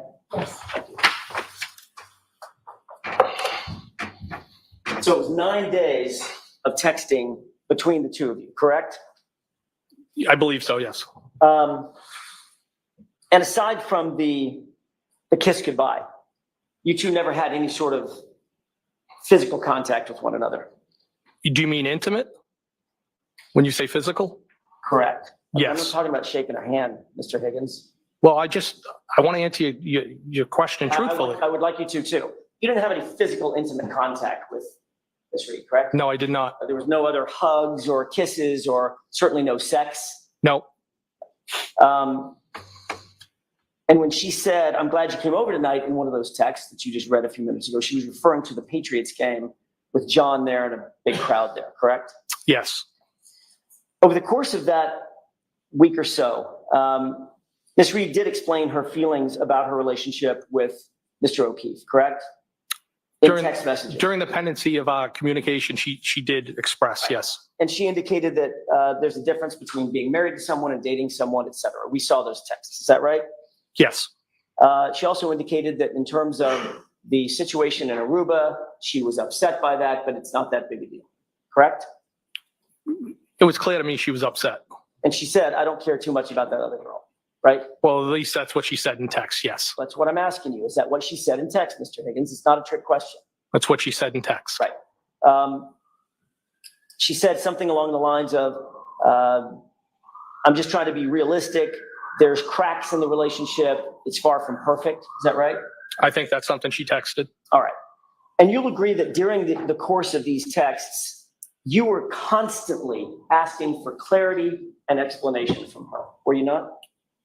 During our communication, I did ask for clarity. Many times. Yes. You saw it, correct? Yes. And she pretty much wouldn't answer you, correct? She was non-committal, I would say. Which is why you were saying in your texts, "Why won't you answer the question?" And she would parry and not answer that one either, correct? Well, I didn't want to be stuck in the middle of anything. That's not my question. I'm asking you whether or not she would answer your question about clarity specifically. She avoided questions about text. Right. And that was frustrating because you were very interested in her romantically at that point, correct? I was attracted to her. I don't know that I would say very interested in her. You texted things like, why did you get my You number? wanted a banger, right? That's a quote from the text we just read, Exactly. correct? I did ask that, yes. You said, now what? Is that right? Yes, You texted, so now what? Correct? yes, You texted, I would hang out, meaning with you, yes, correct? You were showing interest in her. yes. You were showing romantic interest in her.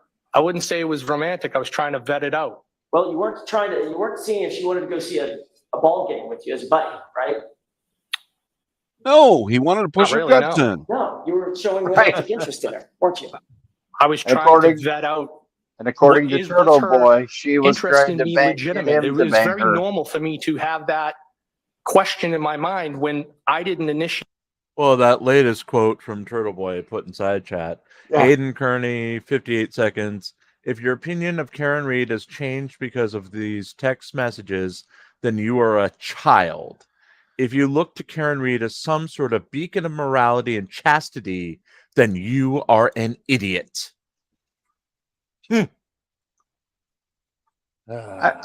I've taken from his previous one about it being torture to listen to her try to bang him, and this one, she did not Yes. do that with Turtle Boy, and he's Yes. big jealous, big mad. Yes, he is. Big, big mad. Yes. And he's going to need to think on his way to New Jersey to go to the wedding he was supposed to go to today. That's why he's not in court. And then Jessica Machado's not in court either. So Grant could have been in court. But of course, Grant is at home crying on his birthday. So there you go. We can get into that over lunch. This, she did, and I think it was a fair question just to try to find out. You were showing romantic interest in Karen Reed, weren't you? I was interested, but I don't think I was at the romantic phase. Okay.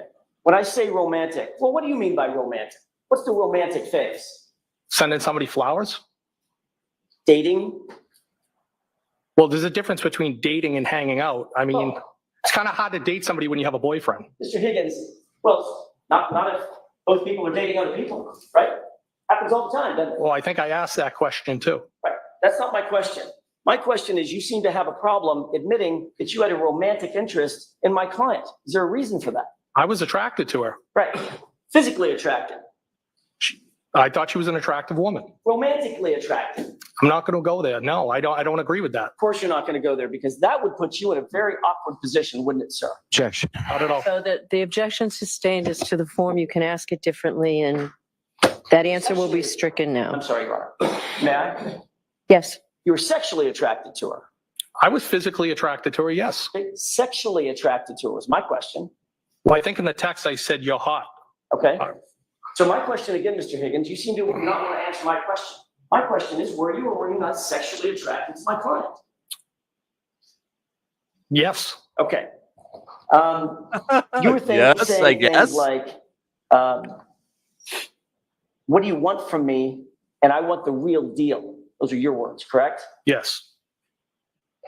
And the real deal with you would be to date her, to get involved with her romantically, correct? No. The real deal was what? What did you mean by I want the real deal? Like a relationship. What kind of relationship? A buddy-buddy relationship? You just want to go like The same thing everybody wants, a real relationship. a romantic relationship, Mr. Higgins? It's possible. Right. And she was answering with things like, when you said, now what? She answered, I don't know, correct?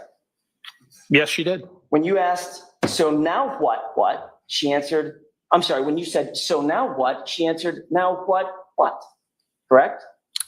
Well, I don't have it in front of me, so I can't agree with you. If I'd like to see what you're referring to. Well, you just read it about 10 minutes ago. Would you quarrel if I know, but you're giving me portions of it. you were given portions of it by Mr. Lally as well? Okay. Right? Did you text something like, now what? And she responded something like, now what? I think on one occasion she did, yes. Okay. And you remember you just read a text where you texted, what do you want from me? And her responsive text was, I don't know. correct? I think that was one of the texts. Again, with this theme of her being non-committal, one way or the other. Is that right? Well, that's not how I would interpret it as a theme, no. Well, didn't you just say she was non-committal? That was your word, not mine. I did, but as I told you, it's been a process of trying to suss it out and see what this was all about. Right. So when you were sussing it out and determining whether or not you were going to advance this romantic interest, she was sort of non-committal, wasn't she? Well, not one person advances it. I think that's a joint thing. When you texted, "You want the real deal," she responded, "It doesn't exist," didn't she? She did, yes. And she never once in any of those texts expressed anger or hatred toward John, correct? No, not at all. But in fact, she indicated more of frustration with the immediate family. The kids, she didn't want to have kids. In its totality, I would say yes. And then on January 23rd, as you just saw, she just stopped communicating with you altogether, correct? Until the 29th, yes. Correct. Do you know what the term ghosted means? I think I have a general idea, yes. She sort of ghosted you, didn't she? I wouldn't agree with that. That was frustrating to you, that she just stopped communicating, wasn't it? No, not at all. You had been moving through this mindset of exploring a romantic interest with a beautiful woman, thought was interested in you, just like that. It was done, right? No. So what communication did you have with her after January 23rd? Well, she texted me on January 29th. You keep saying that, but you know what I'm getting to. January 29th was her informing you that a tragedy had occurred. John had died, right? I'm not talking about that, Mr. Higgins, so I don't want to keep playing games. All right, so that's what we talked about. No more of Sorry. that. Ouch, again. After the 23rd, or up to the 23rd, she had been texting back and forth with you pretty regularly. You just saw it, correct? She also sent me a text with arrows saying the phone works both ways. And as of the 23rd, she stopped, didn't she? The texts were sporadic over those 9 days. I don't know if they would have stopped or they would have kept going. Well, they didn't keep going, did they? Well, John passed away. You know they didn't keep going because from the 23rd onto the 24th, 25th, 26th, 27th, 28th, all the way to the 29th. All So right. How many people have had a break I in believe so. contact didn't with somebody respond to any for of your several texts. weeks and then Right. resume communication? I think everybody. Yeah. I mean, I've got one friend that I talk to every morning, but if we don't talk, it's no big deal because we've known each other 20 years. Mm-hmm. So I think everybody, you know. Well, and like how many times is he texting her? How come I haven't Right. heard from you? How come I haven't heard from you? Right? That's ghosting. Yeah. Oh, my- Yeah. oh, Just because neither of them texted each other, right. I don't know. Jackson is having a bad day. Let's just leave it at that. I mean, it looks like something's going on coming up. So let's play this and see if they're going to. Well, she didn't respond to the text on the 28th Friday. All right, why don't we take our lunch and recess, folks? And what I'm going to ask the jury to do is, can we do a 45-minute lunch instead of an hour's lunch today? And also, you don't have to answer me now, but maybe we'll go to 4:30 rather than 4 o'clock, if that works for you. If it doesn't work for any one of you, let's put officer out. Chair is leaving you no clue. Oh, crap. All right, call me, jury up.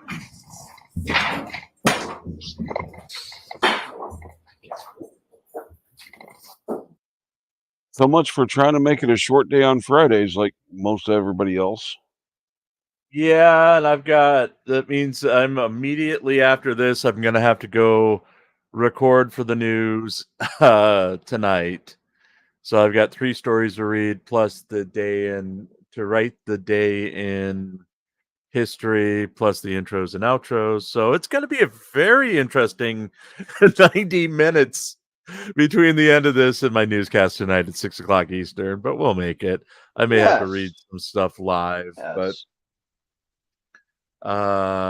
yeah. Any word back on what time it is tonight, Phil? I have not heard. I haven't also tried to find out. I will try and find out. Okay. Well, we're gonna do 15th Bend again. Let me just grab one from the side here, and then That's we'll take 45 bends for the day. That'll be 45 bends for the day. You're right. And since they just announced they're going till 4:30, good lord. Let me find 15 bend. Okay, we're gonna do this one. It's 4:49, so you got about 5 minutes, folks. 5 minutes. Be back here for some drunk girl, and if not, be back here by 1. Well, we were only a couple minutes behind, so be back here. I'd say about 2 o'clock because they're going, or a little before 2 o'clock because they're going 45 minutes. And it's 1:10 right now, and we were like 3 minutes behind. Yeah. So shortly before 2 Eastern, come on back, and we should be right back into coverage. Only 3 minutes behind by lunch. I think that's a new record for us. Yeah, we've been good because this has been riveting testimony for once. For once. Anyway, let's go because I'm sure someone is about to burst. So let's take our break and we'll be right back. Let's.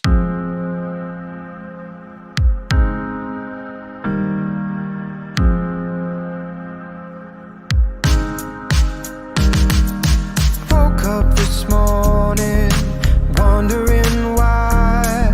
When our eyes met, mine hit reset. It felt like you were heaven sent, made just for me and I for you.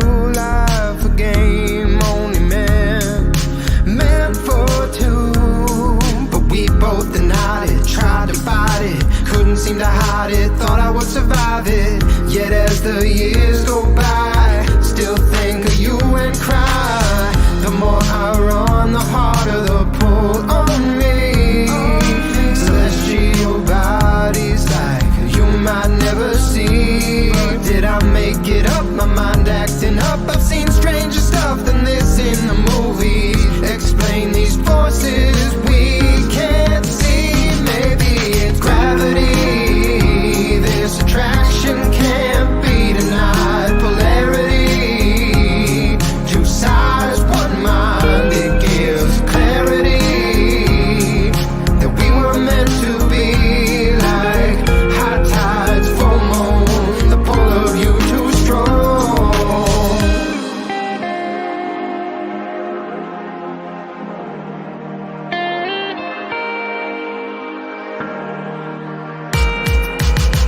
Been a while since you left. Still hang on to the memories. Without you I am distressed. There can be only one remedy.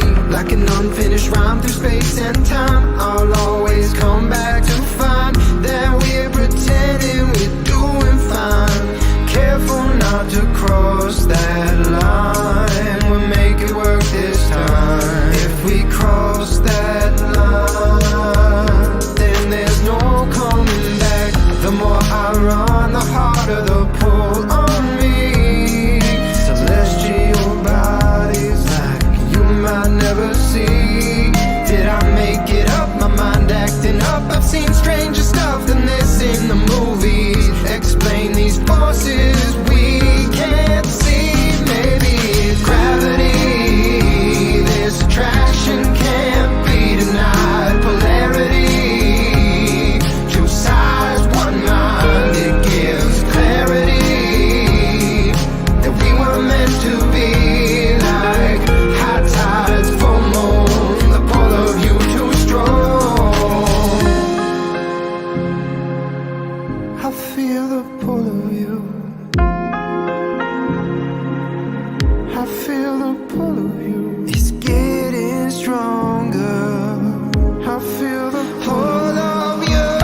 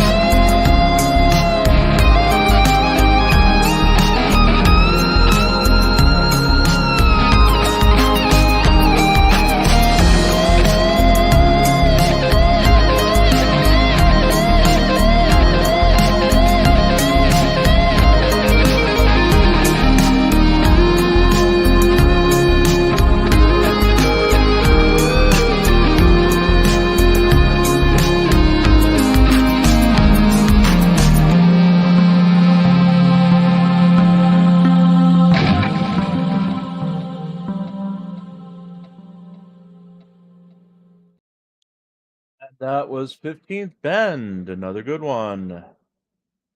Ay vey. It's going to be a long day out here today, as Cooper the cat is walking in front of my screen, so I can't see anything. Yeah, but is he scratching it? She. Or is she scratching? No, she's about to knock over my microphone, though. And this is the one who usually climbs up on my chest. Ow, ow, ow. Bless it. Right on cue. Ow. Right on cue. Right on cue. Ow.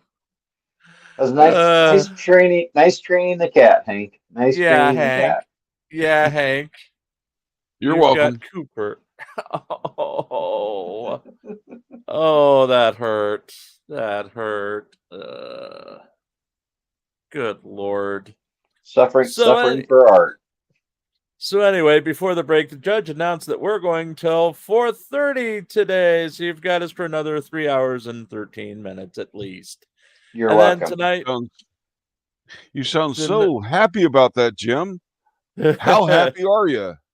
Yeah, I've got to record some newscasts or some of the stories for the news. I've been up since 2:30 a.m. I wanted to get a little nap in before I had to finish the news, but no. I think tonight. Let's continue the Karen Reed trial on my channel. He says it'll be fun. He says yes. And just for good clarity, Lord. that was not Jim laughing. That was Jim crying about not getting his kind nap of in. both. Kind of both. I took a 5-hour energy extended, and it's not doing crap right now. So yeah, I may end up being asleep instead of being on Mark's show tonight. It's good Lord. Good Lord. That's not a bad plan there, Jim. And after all the sappy dialogue and those text messages, I suddenly want to watch Mallrats, and I don't know why. So, or Chasing Amy. No, I'd rather Mallrats. And Mallrats was Mall of America, isn't that near you? Or am I wrong? Well, it's in Minnesota, so it's north of me. Well, how far north? About 4.5 hours. Oh, then forget that. But it was filmed partially in the Mall of America. Yes. Back in 19 whatever. So, yeah. I feel like watching Mallrats all of a sudden. I don't know why, but I do. And of course, I uploaded the wrong thing here, so of course. I don't think anyone wants to watch a replay of me and Hank yesterday for the non-existent Turtle Boy hearing. But I can give you a sneak peek at something. Okay. Anyone put something in the side chat saying sneak or peek, and we'll play one of the videos for tonight. It only goes 2 minutes. Or just put sleep and we won't do it. But side chat, YouTube, if anyone's awake. If not, I'll just play. It could be at lunch. If not, I'll just play a Jeremiah video and really get us a copyright strike.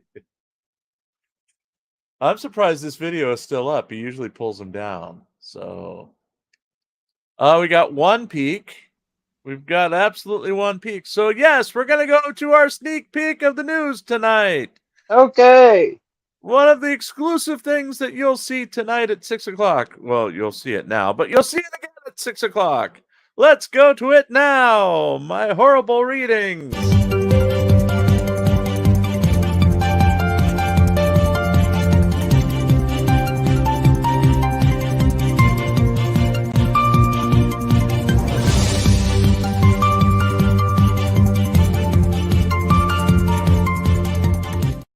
DeCastro finds advertising pays off in Thursday win. Jose Chili DeCastro's 3 GoFundMe campaigns had good days on Thursdays, as their overall gains propelled him to a second straight win for the GoFundMe Daily Crown.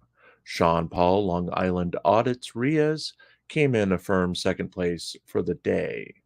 between DeCastro's exposure on our Nevada judge's coverage of a hearing for his appeal and his actually posting of his URLs to his fans in a community post, DeCastro managed to take in a combined $135 between the three campaigns.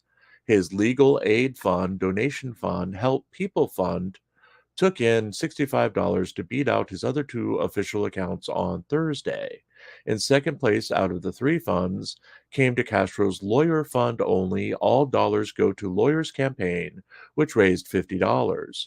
Rounding out the pack, his legal defense fund crime scene tape illegal arrest campaign saw $20 in new donations for the day. Long Island Audit's support the fight against tyranny and corruption took second place in the overall race for the Daily Crown, taking in $50 for the day and moving up to a 93% completion rate, bringing the fund to $50,976 out of its requested $55,000. DeCastro's overall win for the day is his second straight win in a row, and while nowhere near the levels that he had achieved in the past, may be a sign of revitalized support for his campaigns now that his people are actually telling his subscribers where to find his campaigns. There you go, folks. An exclusive from tonight that only sucked 2 times in. I missed 2 words and said Thursdays instead of Thursday. I thought you were going to say DeCastro told his subscribers where to go. I actually was thinking that myself. Where to go. He told them where to go. What's striking about that is just the amount of money LIA has made from that alone. He's made almost $51,000 off of that GoFundMe campaign out of his requested $55,000. Yeah. I mean, who, where, why, how? He's got like 5 campaigns going and close to $100,000 just for being LIA, I guess, because half of them, the charges were dismissed. So he doesn't need the money, yet they're still going. Yes. He will never admit that. Well, let's console ourselves with some drunk girl. I'm going to have to come up with a drunk girl video. I don't know. We'll find something for an intro for drunk girl. Okay, I was going to say, I thought you already found a drunk girl video. No, I mean an intro and an outro for drunk girl to make it into drunk girl theater. Extravaganza. Drunk girl extravaganza. I should get Mark to record the opening for that. Ladies and gentlemen, welcome to another edition of Drunk Girl Theater. Now in Technicolor. And you are who you say you are, right? You're not saying you're your And you are who you say you are, right? You're not saying you're your sister. Dang, girl. You gotta do me like you almost got me too, man. I was. Can you see what I see?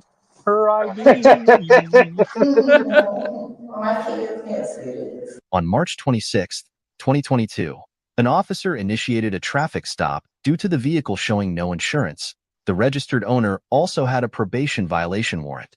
The driver came up with a story that almost got her out of this arrest. How are you? The reason why I'm pulling you over is for some reason my system's showing this car is not having any insurance on it. Do you know if you have insurance on it? I got Allstate. Okay. Do you have proof of it, whether it's like a physical copy or an electronic copy? What had happened, I was in a rental inside right there. Yeah. I was getting it fixed at the thing, and I was driving a rental, and I took the paper out for that rental. Yeah. Okay. I took my car insurance out for that. What you say is Allstate?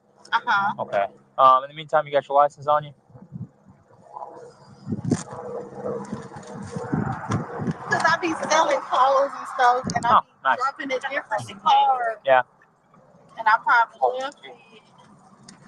My name is, I got you. and he's dead, and we just Oh, I'm sorry. celebrated his birthday on Yeah. Would you be able through like the Allstate app or something, be able to pull up policy information?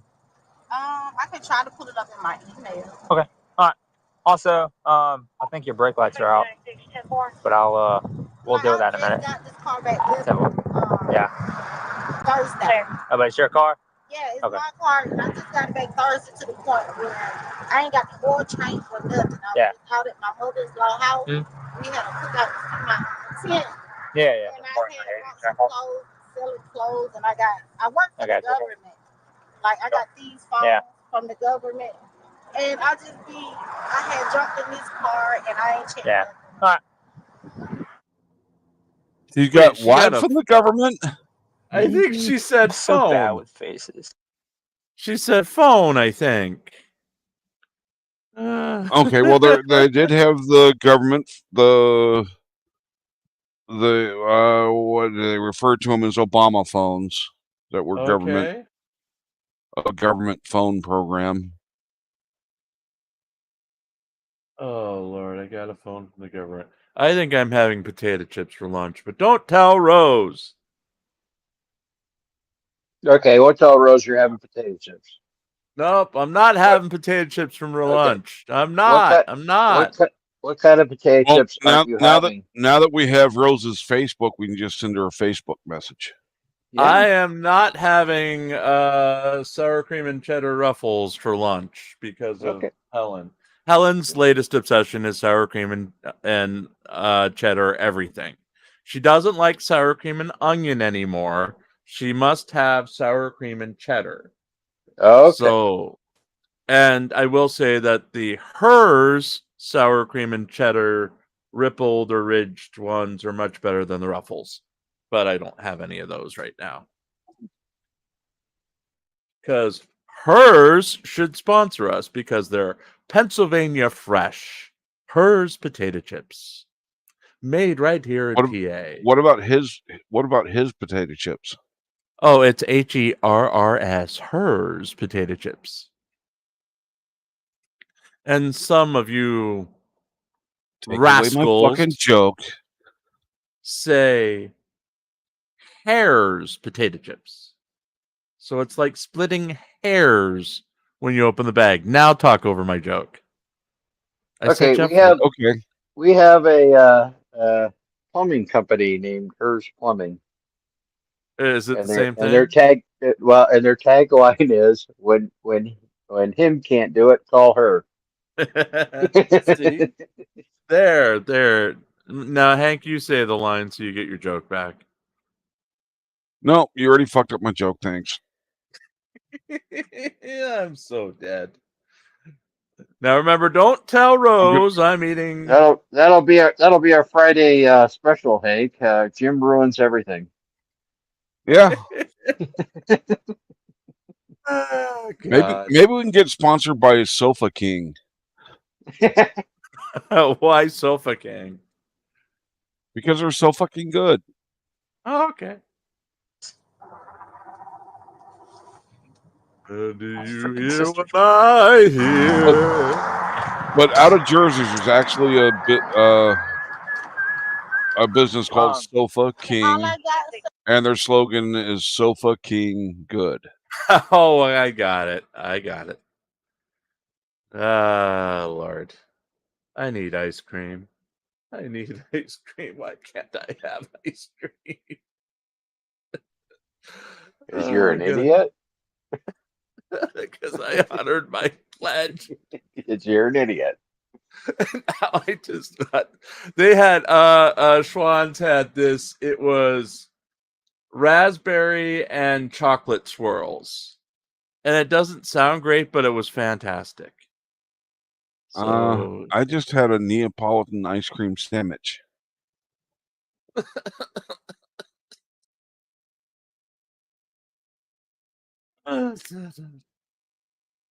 Small rats tonight. And after my lunch gets here and I finish it, if I'm still hungry, I might have a mint chocolate chip ice cream sandwich.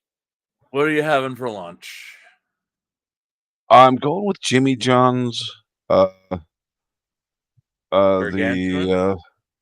No, I'm getting the number 7, which is East Coast spicy Italian. Especially now that Subway no longer does the spicy Italian. I have not been back to a Subway in at least a couple of years. Okay. I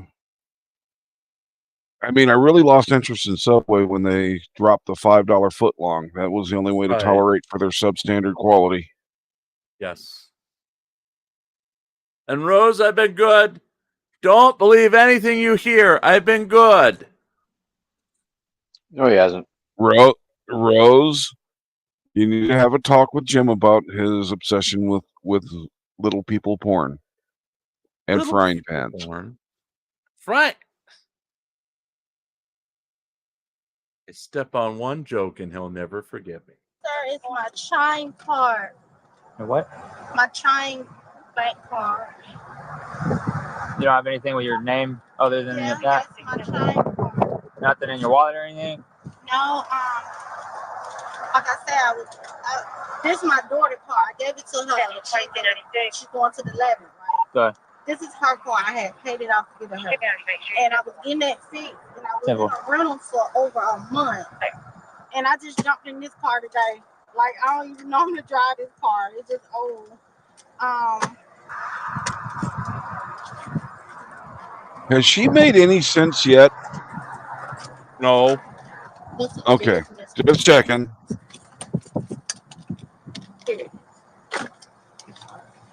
I just need. Oh, I need something with your picture on. Is what I need. You don't have a physical copy of your license? No, I left it in my other purse. Because I'm model. I'm so sorry. I model with my clothes, right? These the men clothes, but I Good got thing you don't women have an clothes. excuse counter going. It will break. I change my bags like I do it on Facebook. If you go on my profile, you can see me like I do. And I change bags and I only got one identification. Okay. And I've been switching it up, but you're the owner of the car, right? well, I got it from my sister. Who's your sister? My sister, Is that her first name or middle name? that's her. Well, we call her, that's her middle name. What's her first name? Okay. All right. The reason why I was asking is because fun fact, which you can tell her, she has a warrant out of Arcade for a traffic offense, and I'm assuming she didn't go to court for. My sister? Yeah. It's just some traffic ticket. I'm assuming she got a traffic ticket, she got a court date, and then she just didn't go. In this car? Well, the owner of this car is your sister. That's what I'm saying. That's why I needed. But we did like a title change. It shouldn't be still running up in her name because we did like a title change where she did like a bill of sale. I bought the car from her and I went to the tag place and got it switched over to my name. Well, it's still showing under your sister's name, and her warrant's out of Arcade. Where's Arcade? Between here and Jefferson, so city.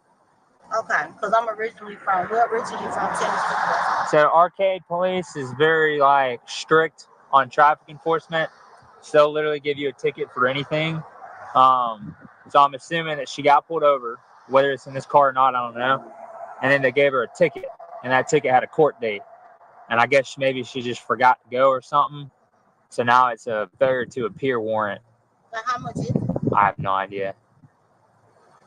But we'll deal with the insurance at this point because I got to see proof of it. Otherwise, you can't drive it on the road. So are you able to pull anything up? Oh, I'm sorry.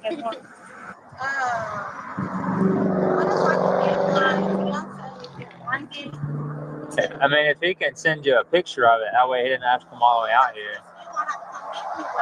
Well, if the car has insurance, then that's fine. But if he can send you a picture of the insurance, That's what I'm afraid of. That's what I'm afraid of. what? That there's no insurance on it? How positive are you there's insurance on the car? I'm not sure. Okay. I did it with Allstate And but by the title not being in my name at that present time, my sister had to do it, had to put it on. So I don't know if it if it's I don't know. Okay. Because I've been waiting on the title to come with my name.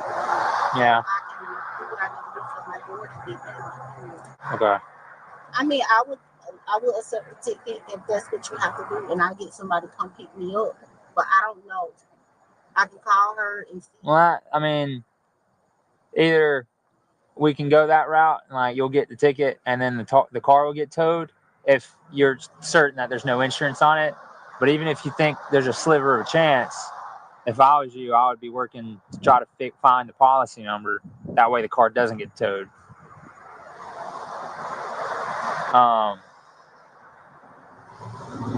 Either way, it's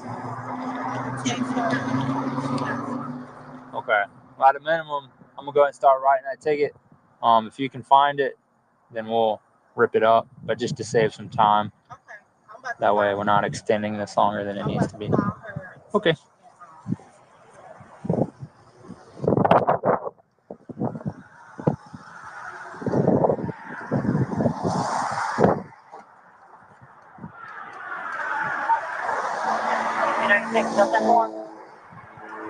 No need. Copy, no need.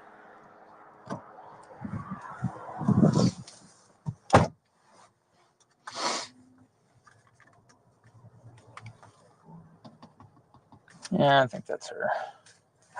No, man, I'm so bad with faces.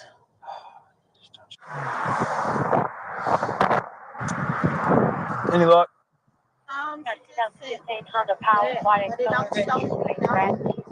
Doesn't show any.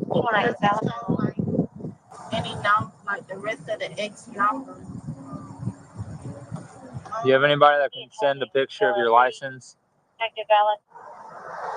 I just gotta make sure you are who you say you are. I don't. You said it's in your other purse? Yeah, it's at my house. No, where's your house at? Oh, yeah, that's too far. Yeah. You don't have anything else? Nothing with your face on it? And you are who you say you are, right? You're not saying you're your sister? Huh? You're not saying you're your sister? Inside a vehicle east Athens Community Center, 400 McKinley Drive, 40. Yeah, like you're giving me, you are who you say you are, right? Katrina, it's going to be a white Honda. 1-year-old. You're not, are you? That's what I thought. All right, come over here.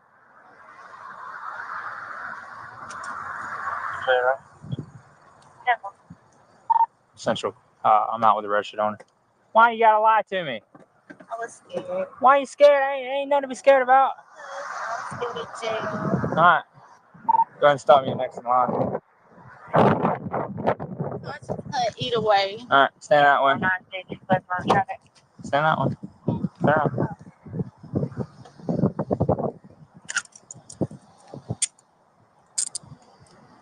Yeah, go ahead.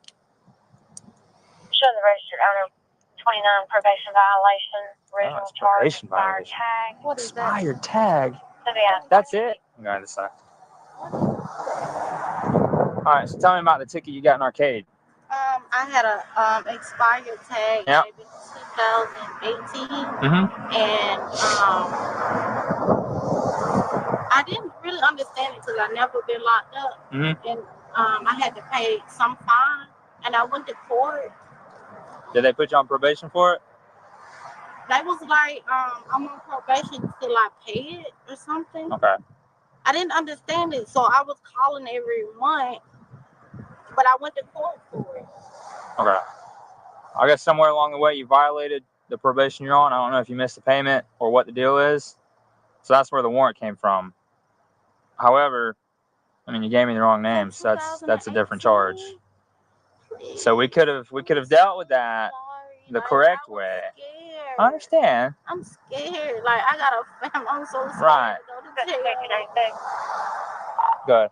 And I remember I had that in 2018, but I was certain that Yeah, I'm 1095 for my own charges though. At that point, yes, I was served. It wasn't no insurance on the car. Cause like it was the truth about the car. I just jumped in the car today. Like I haven't been driving that car. That's the truth. Well, But what I'm saying is that we could have dealt with that the right way instead of you giving me a completely different name. Like that's not okay. I mean, I get you're scared. I get it. But that's not the way to handle it. Because now you're going to jail. There was a potential that you weren't going to go. Because what I was going to do is we'd send a hit to Arcade, and if they wanted you, then we'd take you. But if they didn't want you, you'd be on your way. Look, you gave me the wrong name, okay? I don't do that, okay? That's not okay. All right? Sit down. Let me move this shield out of the way. Wait, real quick. Do you have anything on you? No. All right, I'm just gonna do a quick pat down. Don't sit down yet.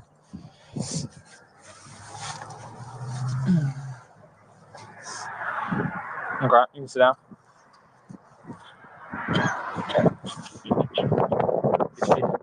I'll roll the window down for you. Do you need anything out of your car?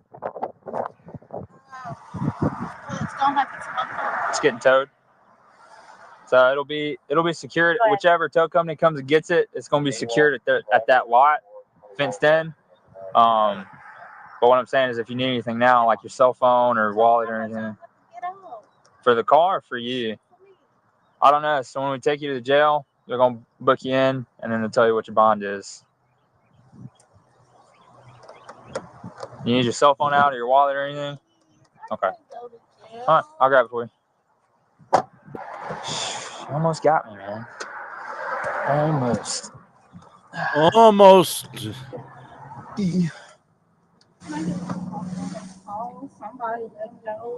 Yeah, we'll get all your stuff.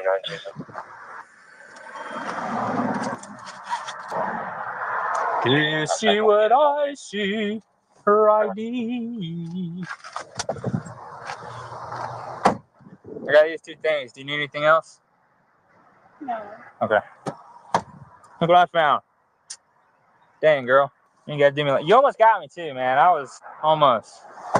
Good thing you have a conscience. How long I have to be there? Typically, depending on how busy the jail is, it takes about 45-ish minutes to book you in. They'll be able to explain more as far as what your bond will be if you get one. Sometimes they'll OR bond you, which means you don't have to pay anything up front as long as you promise to go to your court date.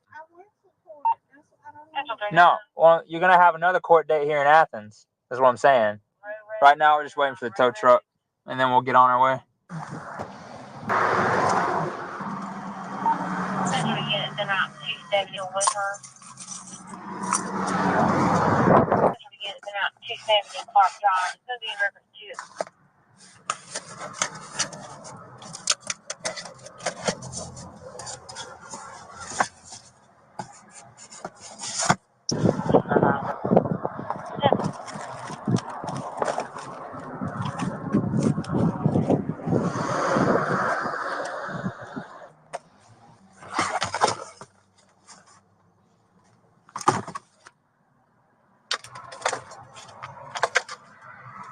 A fucking Yeah, box we'll of see if I phones. want That's it, not suspicious whatsoever.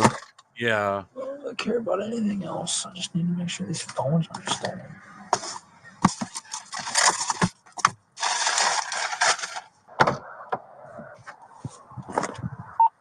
Central 2239. Park Drive, noon direction of travel. Close this thing. Another. Oh.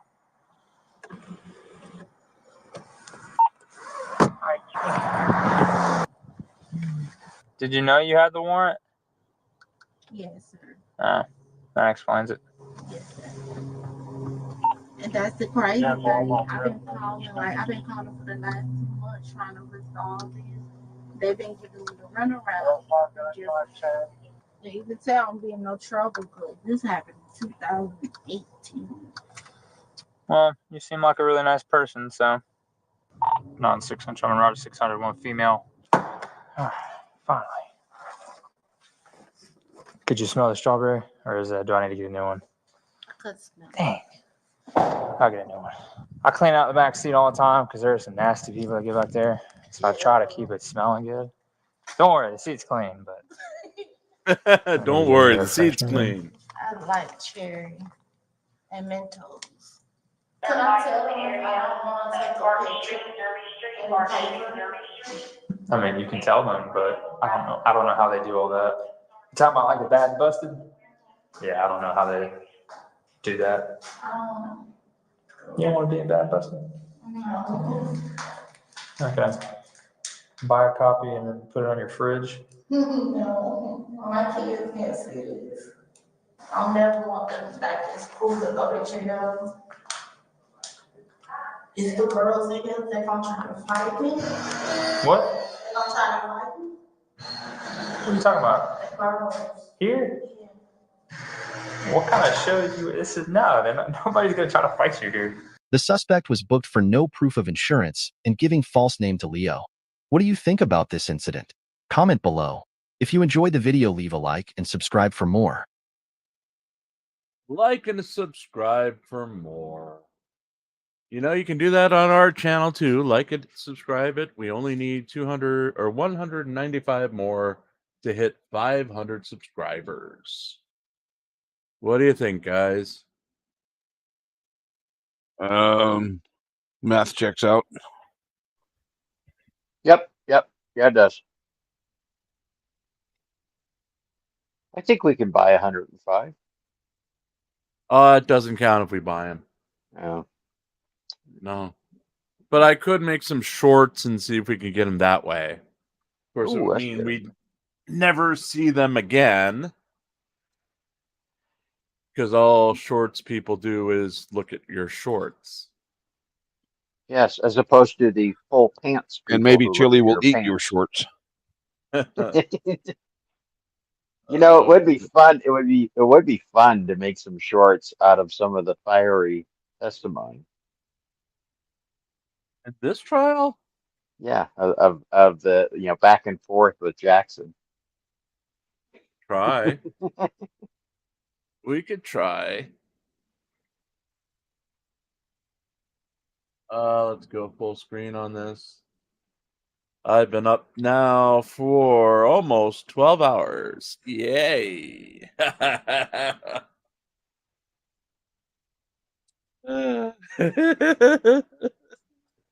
Well, you'll be happy to know it is cloudy and 69 here. Ooh. It is sunny and 80 here. And Parson says nobody wants to see Jim's shorts. Gia, sleep will be coming sometime. I do still have to, since this is going till 4:30 today on that programming note, the judge has asked everyone to stay at 4:30 today. That means they'll be coming back early from lunch break.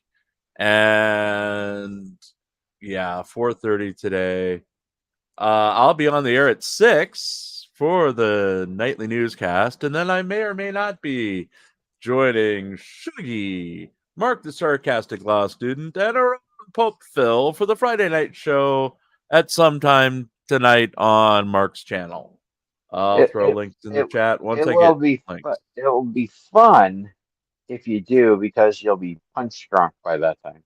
Oh yeah, and I'll probably seeing that I have to record the news immediately after this. Yeah, so I'll be working for 90 minutes, then another 30 something with the news, and then I do have to write the day in review, or this day from last year, and the intros and outros. Yeah, it's gonna be fun. If I've lost it, I've lost my mind. You have to have one to lose it. I was just thinking that.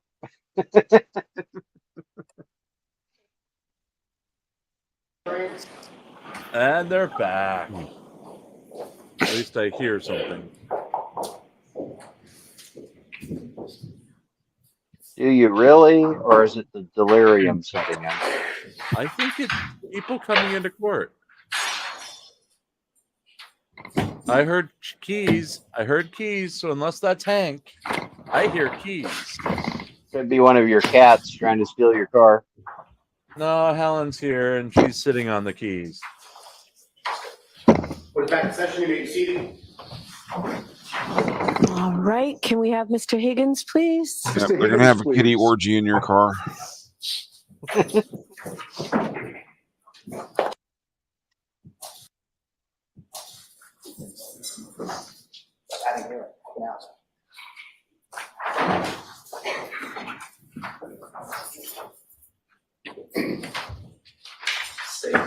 So they haven't turned the camera back on. This is perfect. All right, Mr. Jackson, whenever you're ready. Thank you, Your Honor. Mr. Higgins, before we broke for lunch, we There we were go. talking about the text exchanges. And I'll be right communications you were back. having with Ms. Hope Reed you're in charge. the days leading up to Oh, January okay. 23rd. You recall that? Yes. It's fair to say that her text communications with you started to dwindle off in the days before the 23rd, correct? They lagged. As a matter of fact, you reached out to her in an effort to try to prompt the conversation to continue, did you not? I reached out to her, but I wouldn't say that's what it was about. Well, you texted her, stranger, didn't you? Not once, but twice. I believe so. Take a look, if you don't mind, at, this is a page from what you've just seen. So he needs the. I'm sorry. Something that was right in front of you. May I approach? Please. Thank you. Just a second. Wonder if they lost the camera. Maybe that should just stay with Mr. Higgins. Thank you. That's easy to find. It's literally the last page. With court permission, may I publish? Yes.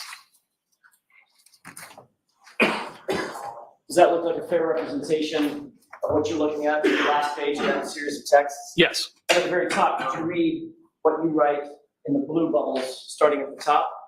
Ha ha, stranger. And then what was the response from Ms. Reed?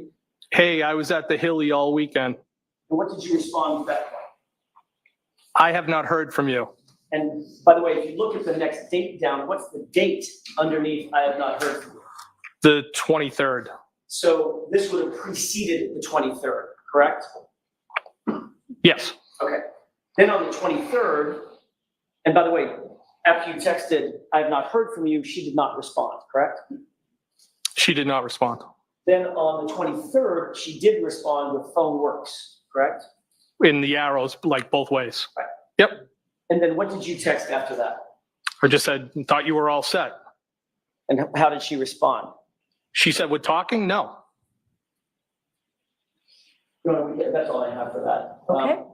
Let's bring the lights back up. So clearly with that last text, her response was, in response to you saying, thought we were all set, she said, with talking, no, correct? Yep. Yes. Did that indicate to you that with flirting, yes, we're all done? No, I didn't read anything into it. Okay. But you did read where she said, with talking, no, correct? Yes. And then you responded, how?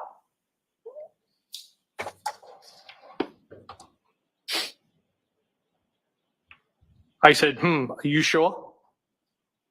Did she respond?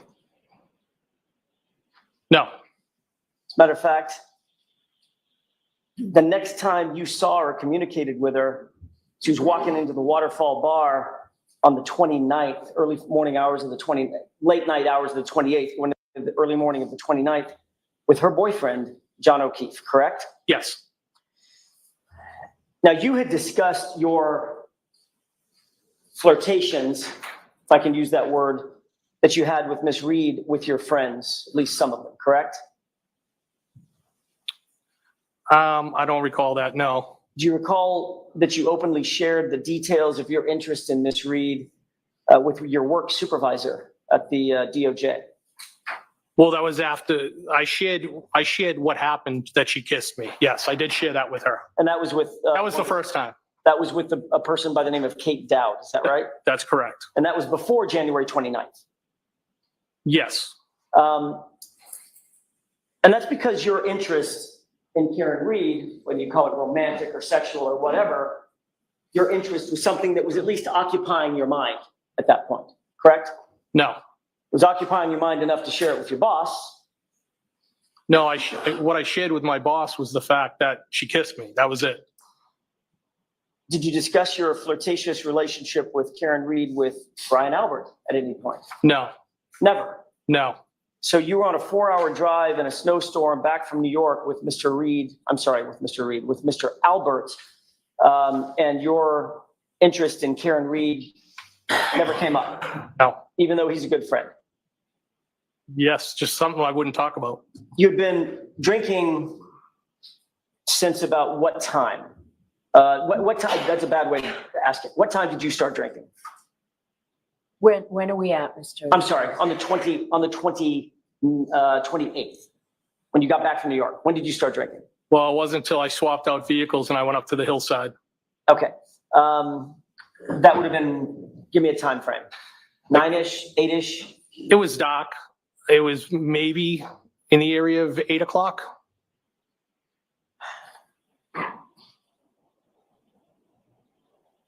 And what time do you think you got to the waterfall? I couldn't say. I don't. It was after the hillside. Did before Brian Albert left Hillside, did he tell you that John O'Keefe had been invited over to meet them at the waterfall? No.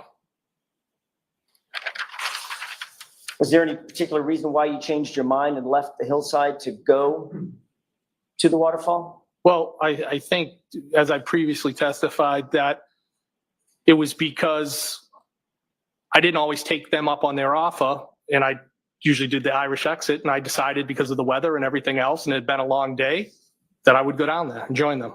Didn't have anything to do with you knowing that Karen Reed might be at the waterfall. It couldn't have, because I didn't know she or John O'Keefe would even be there. I didn't know who was going to be there other than Brian's wife. Do you have any text messages with Brian about going to the waterfall? I don't recall. He told me about it at the hillside. And once he got to the waterfall obviously before you did. He did, I think shortly before, yes. Any text communications between you and Brian Albert about who was at the waterfall or who was expected to come to the waterfall? No, not that I recall. Now, you've already indicated, and I don't think we need to go into a lot of detail about this, but I want to ask you just in general, the mood at the waterfall was good spirits, correct? It was great. Band was playing. You did not see any sort of tension between John and Karen? I did not. Nobody seemed overly intoxicated? No. I mean, you had several drinks before you even got to the waterfall, right? I think it was 3 to 4. Did you drink additionally at the waterfall? I did, yes. Did you drink whiskey or beer or what? Whiskey. Okay. How many do you think you had? I couldn't put a number on it. At least a couple. And ultimately you left from there in your personal vehicle and drove over to, that's the Jeep, drove over to the waterfall, correct? I drove over to the waterfall? I'm sorry. I was at the waterfall. Left the waterfall, drove over to 34 Fairview. I did, yes. When John walked in to the waterfall, were you already there? Yes. He greeted you, you indicated, correct? Yes, I believe so. Karen walked in with him. Yes. But she did not greet you, did she? I think they kind of went like that, different directions. Right. Yes. Did she greet you? No. Right. So she walked over toward the corner of the bar, and John came over and greeted you, and then walked over and joined her, correct? Yes. Karen didn't stop what she was doing once she was over in the corner of the bar and come over and say hi to you? I didn't have any interaction with her that night, no. So safe to say that throughout that evening, once she was sidled up next to John O'Keefe or friends that she was with, she never turned back around and came over and even acknowledged you, correct? That's correct. So she basically ignored you the entire evening? That's not how I interpret it, no. I didn't ask you how you interpreted it. I asked you what she did. Did she ignore you or did she pay attention to you? Objection. You can go ahead and answer that. Did she ignore you? No. So she paid attention to you. Came over and said hello, shook your hand, gave you a hug. Well, just because somebody didn't come over doesn't mean they ignored you. Did she do those 3 things? Hug? What was the other She thing? say hello, shake your hand, give you a hug? No, she did not. No, she didn't do any of those things, did she? No. It's like you didn't even exist. I think that's dramatic. No, I don't look at it that way. Did she ignore you or not? No, she did not ignore me. So what did she do to not ignore you? She was working. Interaction with you. Can I answer now? Sure. In my opinion, she was working the room, talking to people, saying hello, catching up. Right. The one person she didn't come over to talk to and say hello to and catch up with is you. Well, I don't know that I was the only person, but I was one of the people that she didn't say hello to, yes. Treated you sort of like a stranger. I don't feel that way, no. She actually positioned herself away from you at the other end of the table on the opposite side in the corner. Isn't that right? I don't know where she was all night, no. I don't know. Did that upset you that she ignored you or didn't pay attention to you? I did not feel ignored and didn't upset me at all. But it bothered you enough to send her a text, didn't it? No, it was a flirtatious text. It was just, that was it.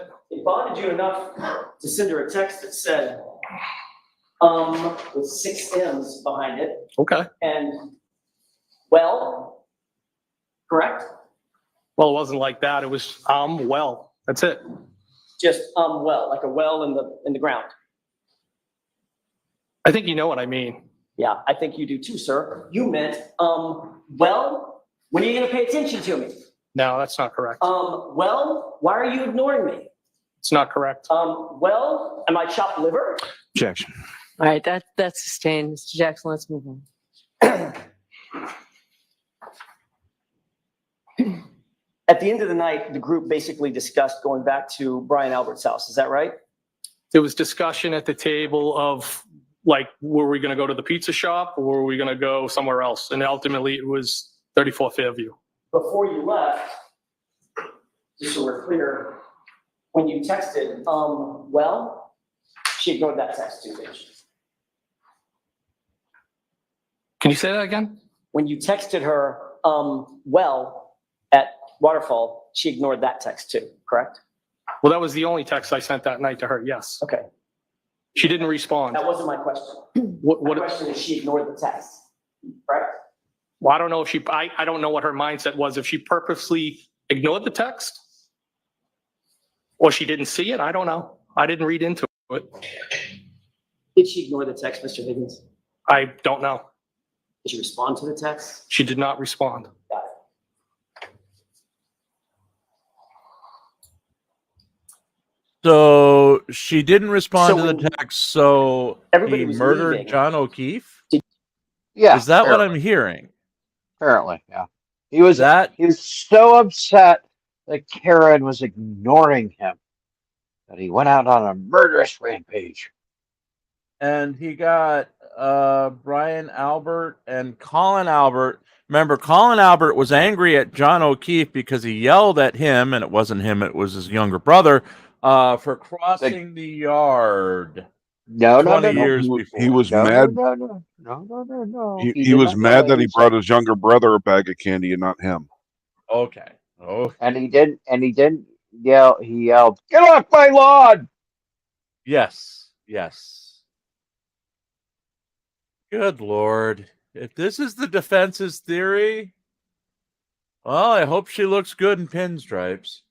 Did you leave before they did, John and Karen, or did they leave before you did? I don't know. You said you were the first one back to Brian Albert's house, correct? Yes. Safe to say you were one of the first ones to leave. I was the first one to leave the waterfall. Probably. I mean, if you're if everybody's hurting out and you're the first one to get there, you're probably among the first to leave, correct? Most likely. Okay. You never personally discussed going to 34 Fairview with, certainly not with Karen Reed, did you? No. Did And this you never dumbass discussed it never with John hear of O'Keefe? anybody making a stop on the way, like picking? Well, if he's stuck on Karen Reed ignoring him because she didn't answer a text, I mean, my mom doesn't answer all my texts either. Is she ignoring me? Well, if I'm going over to a friend's house with the intention of drinking, right? Unless they've invited me over to have said drinks to indicate that I'm more than welcome to drink their alcohol, right? Normally I'll I'll stop off and pick up a 6-pack or whatnot on the way.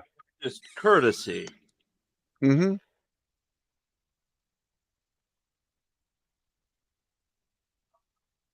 I don't bring any alcohol with me. Fuck them. Yeah, but you don't drink. So I know. you wouldn't be drinking their alcohol. Right.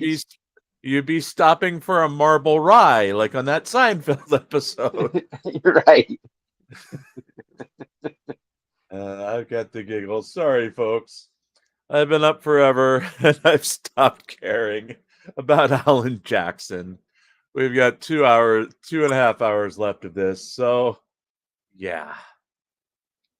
Did you? No. You didn't say goodbye or walk over and give John a big hug or anything like that? An No. acknowledgement, did you? No. You just left.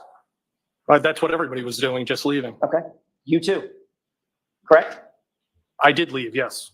And all you knew that at that point, all you knew was that you were going over to 34 Fairview. You did not know who else was invited over to 34 Fairview. My impression was that it was an open invitation, and I planned on heading over there.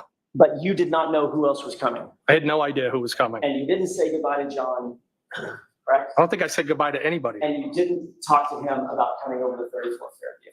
No. Yet at 2:20 in the morning, you texted John O'Keefe, you coming here, correct? At 2:20? Sorry, 12:20. I did.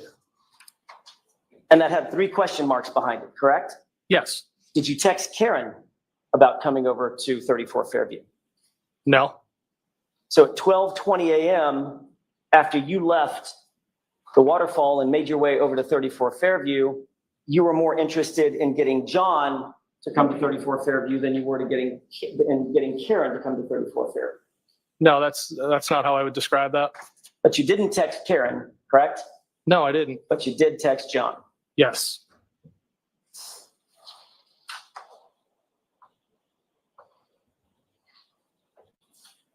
You've indicated that you took your Jeep, your personal vehicle with the plow on it, over to 34 Fairview, correct? Yes. And you were among the first to arrive because you were doing that thing with the sort of playing around by plowing his driveway. It was a sweep of the driveway, yes. And then you indicated that you parked in front of the house, correct? I did. I know you've been over this before, but I'm going to ask you one final time so that it's completely clear. Exactly where was your Jeep in front of that house? By the mailbox. Okay. Can we have, with the court's permission, exhibit 66? Okay. This is a graphic representation of 34 Fairview, not a photograph. Just to orient you, do you see what's depicted in exhibit 66? Yes. Do you recognize it? I do. You see the mailbox, which is out right there. Yes. Okay. Where was your Jeep in relation to that mailbox? So the back end of the Jeep, the rear, would have been about around equal with the mailbox, and I was not blocking the driveway. Okay, so you would have been about there, correct? If the right edge of that highlight is the mailbox being right there, it would have been about right there on the street, correct? Well, that would have been the front of the Jeep. Where a laser pointer is, it would be the front. Okay, so the front of the Jeep was facing the flagpole. Towards Chapman Street, correct. And the rear of the Jeep was basically even with the mailbox strut or stanchion. It was definitely past the driveway, yes. Okay.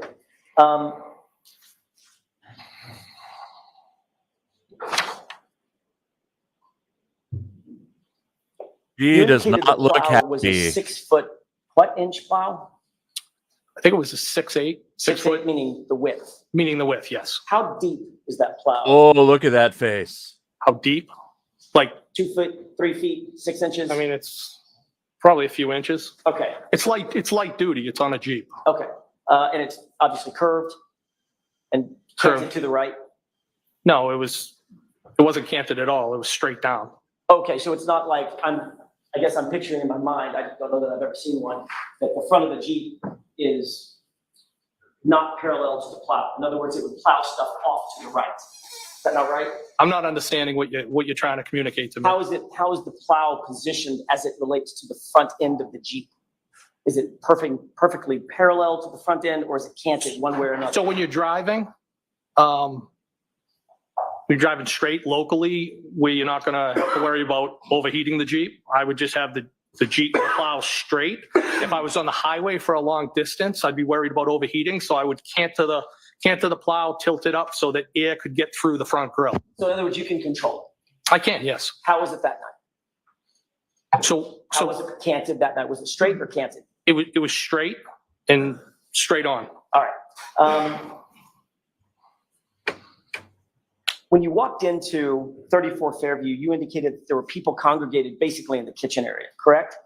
There were some people in the kitchen area, yes. How many people were at the high top table that you described?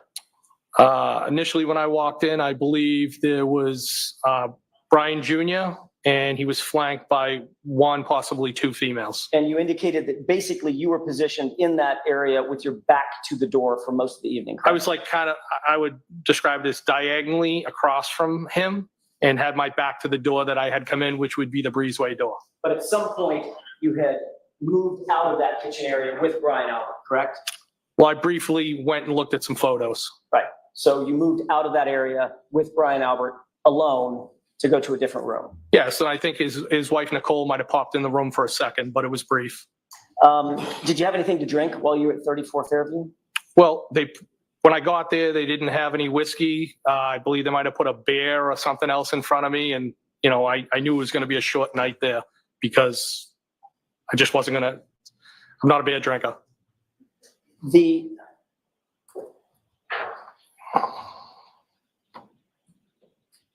You've indicated in a prior testimony that you've never been upstairs in Brian's house, correct?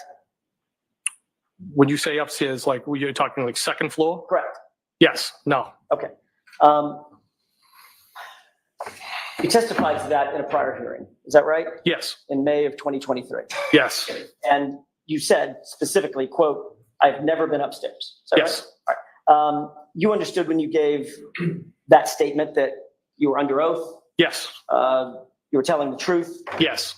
Same oath that you took here today, correct? Yes. You indicated that the photos that you saw were on the first floor living room area. Is that right?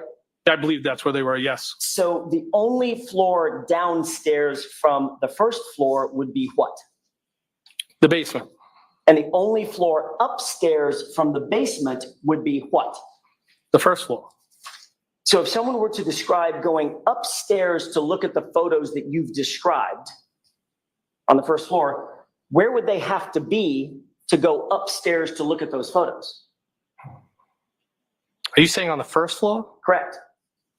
If the photos are on the first floor, yeah, and someone said, we went upstairs to look at those photos, where would they have to be? I guess upstairs. The people would have to be upstairs? Well, the photos would be upstairs. Is that what you're saying? Where are the people? Where would the people have to be to go upstairs to the living room to look at the photos? I'm not understanding the question. If the photos are on the first floor, Mr. Higgins. Yes. The only floor beneath it is the basement. Okay. And someone says, we went upstairs to look at the photos, where would they have to be? Well, who said they went upstairs? All right, so Mr. Jackson, you can save this for argument. Next question, please. If Brian Albert said you went upstairs to look at the photos, where would you have to be? Objection. Sustained. Now, Brian Albert had a weight room someplace in the house, right? Yes. And a gym. I guess he called it a home gym. Where was that? In the basement. Had you ever been down to that basement before? Yes, one time. When was that?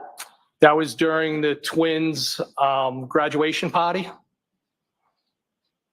Summertime. Summertime before? Summertime before, yes. Summer of 2021? Maybe. So if Brian Albert testified that you've never been in the basement, that would not be accurate? Objection. Sustained.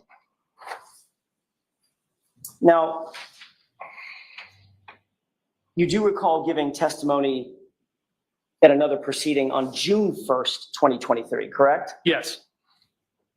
And of course, the same thing applied. You were under oath. Is that right?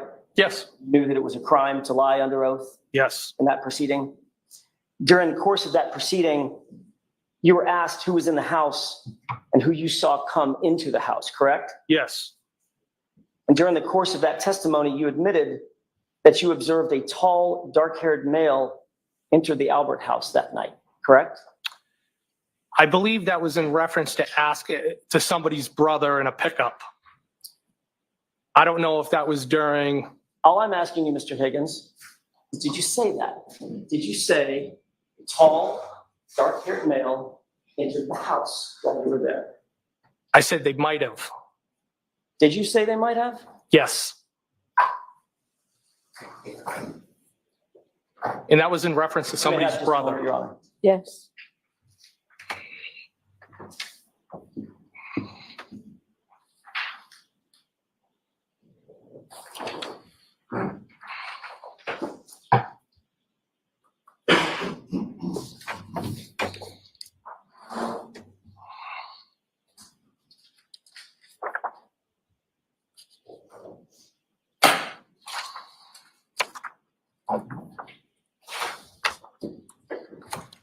Isn't it true that you indicated that a male showed up who may have been Julie Nagel's brother, correct?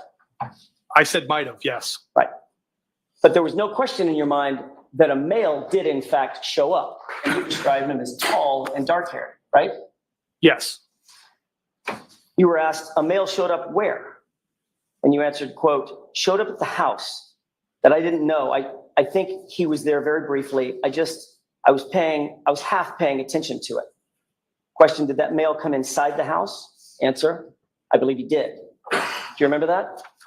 Yes.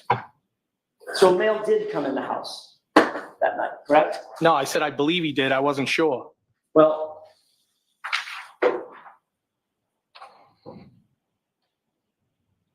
when you testified at the prior hearing, Damn it, Your Honor, he won't were give in asked, to say incriminating things that I want him to say. Yeah, this guy's gonna turn into baby Wawa at any time. Just sit on the ground and start crying. I mean, seriously. We've got another 2 hours and 12 minutes of this cross-examination, folks. We don't need those constant reminders. 2 hours and 12 minutes. so you saw someone else come. Now 2 hours, Question, 11 minutes, answer, 59 somebody seconds. else. Yes. End quote. That's what you testified to under oath, wasn't it? Is that in reference to that? What page are you on, Mr. Jackson? Page 485, 46, I believe. Yes. If I may, approach. Yes.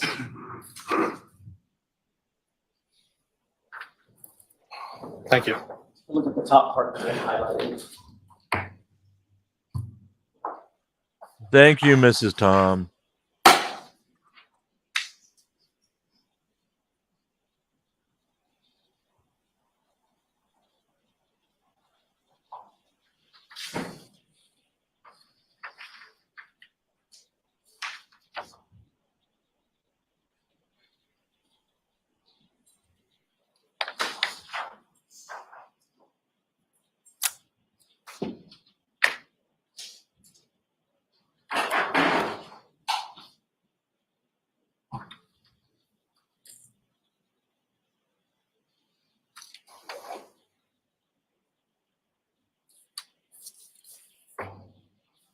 Mr. Higgins, do you have that in mind? I do. May I approach? Yes.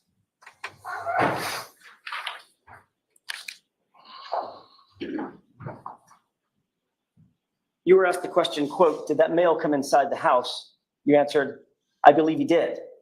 Question, so you saw someone else come? Answer, somebody else. Yes, correct? Yes, but I also said that I wasn't paying Mr. Higgins, attention. I realize that you want to explain your answer. I've asked you a very simple question. Was that your testimony in front of another proceeding? Yes, it was. At another proceeding, which you were under oath? Yes, it was. Okay. You also said that you only remember seeing that person come in briefly.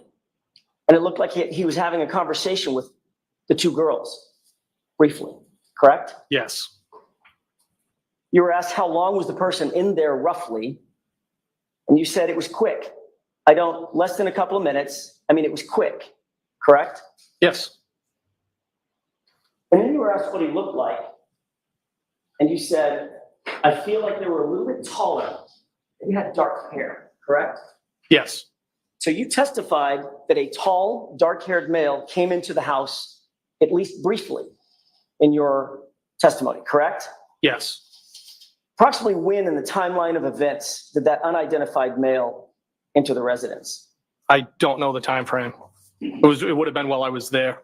When you gave your statement to the Massachusetts State Police, you didn't tell them about a tall, dark-haired male coming into the residence at 34 Fairview, did you, on February 3rd? I don't recall.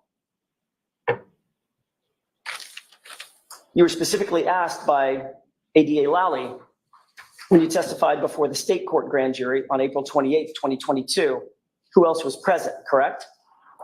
Yes. And you never mentioned a tall, dark-haired male coming into the house, did you? No. However, on June 1st, 2023, at this other proceeding, you were specifically instructed at the start of your testimony that it was a crime to give materially false statements in that proceeding, correct? Yes. And that's the proceeding in which you admitted that there was a tall, dark-haired male who came in the house. Yes or no? Yes or no? Is that proceeding? Can you answer that, yes or no? No, I can't, Your Honor. Next question, Mr. Jackson. The quotations or the quotes that I just read you and that you just looked at, yes, that was from the June 1, 2023 hearing, wasn't it? I don't know.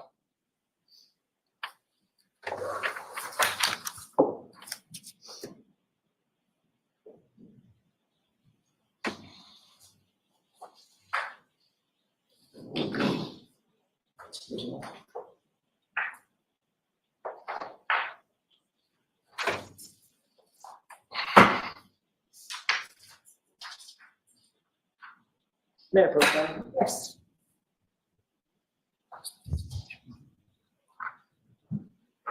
That's what was just read, and that's another page. Just take a look at that page and see if you see a date on it, the first page. I see it, yes. May I approach? Yes. What's the date, sir? June 1st? 2023? Yes. How long did you stay at the Albert residence in total? From the time you got there till the time you left? Maybe like a half hour, less than an hour. And what time did you leave? Say 12:30, you said? I think I said between 12:30 and 1 a.m. And you indicated that you pretty much didn't say goodbye to anybody, right? At the house? Correct. I just kind of left. I said, see you later. Turn around, left. As a matter of fact, at that same hearing that we just looked at, your statement was, I made a beeline out of there, correct? I don't know if that's the verbiage I used, but I left. Why the rush? Why did you leave so quick? Because it was a long day and I just wanted to go home. Except you didn't go home, did you? No, I went back to Canton PD. Right. So it wasn't such a long day that you actually drove home. You went back to the Canton Police Department at 1 or 1:30 in the morning, correct? To move vehicles, correct. Well, let's talk about you leaving. You walked out the side breezeway door, correct? Yes. You walked down the driveway? Yes. There's nothing obstructing your view at that point of the lawn to your right, correct? I didn't look over there, but I would not think so. Between you and the flagpole, in other words, there wasn't some mound of dirt, something obstructing your view. You could see straight across if you wanted to, correct? If I wanted to, yes. It's just basically a flat grassy lawn with a light dusting of white powder snow on it, right? I don't know how much snow was, but there was snow there. Yeah, you indicated that it wasn't even enough to stick to the pavement at that point. Well, that's when I got there, yes. Well, you only stayed less than an hour, right? That's correct. So I'm assuming it didn't dump 3 feet in an hour, correct? I think we can both agree that it's not free, it wouldn't have been 3 feet now. Right, so it would have been a light dusting of snow. More snow than there was there.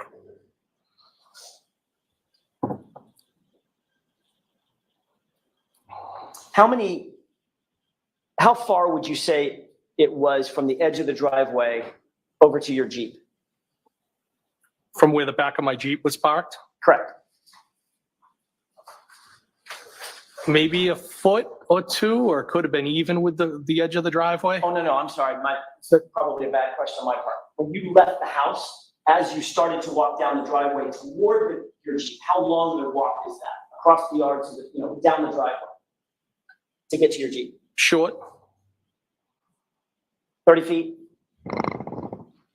Maybe. Okay.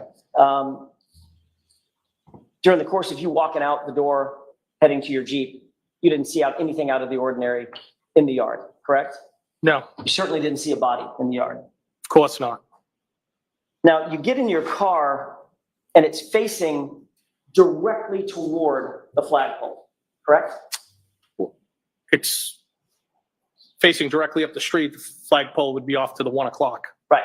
So just a few degrees off to the right, the flagpole is, correct?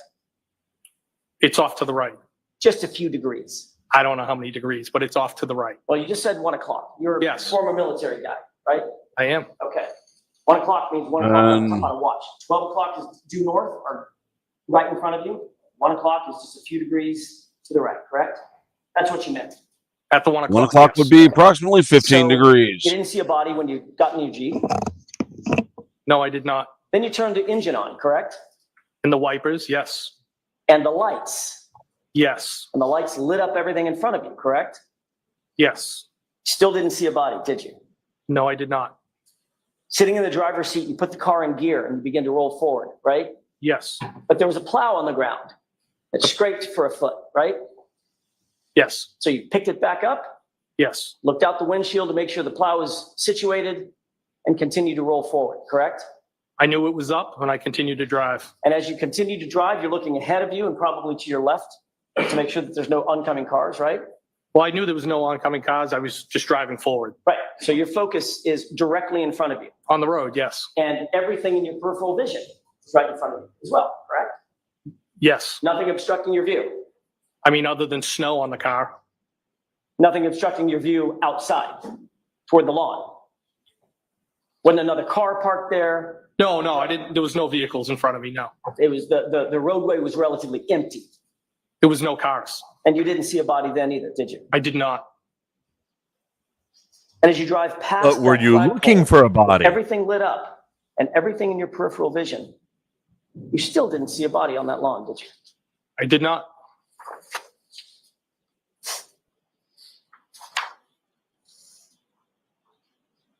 You're a former firefighter, is that right? Yes. That puts you in a position of being a first responder. Yes. And you're currently a law enforcement officer. Yes. That puts you in the position of being a first responder, correct? I'm also a tactical medic. Yes. Which means that you have training to be an observer. You're a trained observer, more than the average person, correct? Yes. You look for things out of the ordinary. You look for things that don't belong. As an investigator, former firefighter, first responder, correct? Yes. And you did not see a 217-pound man bleeding out on the side of the road, in the lawn, or in the yard, just to your right by that flagpole, correct? If I did, I didn't I ask would you have done if you something did. to help him. I asked you if you saw one. No, I did not. And that's because there was no body there, correct? I didn't see anything. Because if there was a body there, you certainly would have seen that. Objection.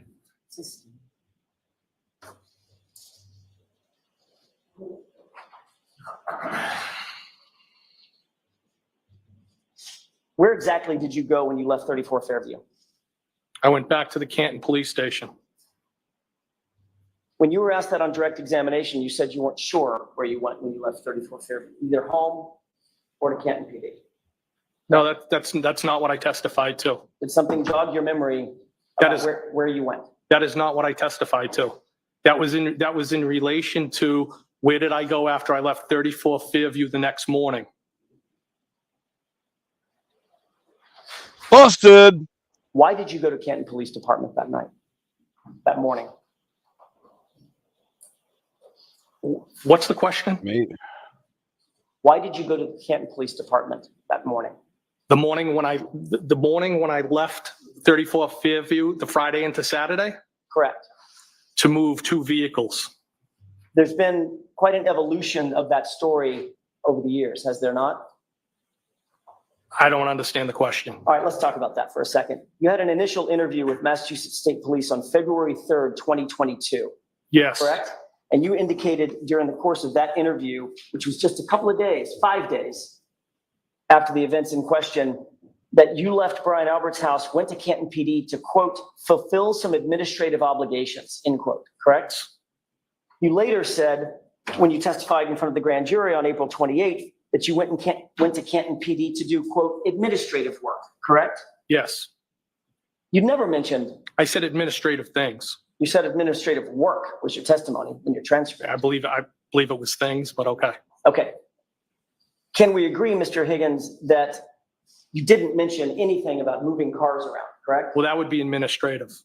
So when you say I went to Canton PD to do administrative work or administrative obligations, you meant moving your car, your personal vehicle? Yes. Okay. Although you didn't say that you were going there to move your personal vehicle, right? No, I said I didn't move my personal vehicle. I moved work vehicles. Or either one. You just traded off vehicles, moved them out of the way, right? I moved the purpose for going back there was to move 2 work vehicles. And the reality is you had gotten Canton PD earlier in the afternoon and actually moved some other vehicles, traded vehicles, didn't you? I swapped vehicles out. That's correct. Right. And you left the vehicles that you now claim you had to go move exactly where they were, even though you knew a blizzard was coming, correct? That is correct, yes. So you didn't move the cars a few hours earlier, knowing that you just have to come back and move those cars a few hours later. I was more concerned to go eat and have a drink because it had been a long day. So wouldn't you want to move those cars early on so you wouldn't have to go all the way back to Canton and play, parking lot with these cars in the middle of the night? Not really. Mr. Higgins, you weren't actually at Canton PD to do administrative work at 1:30 in the morning, were you? I was moving the vehicles. I'm sure it's on video. And we'll talk about the video in just a second.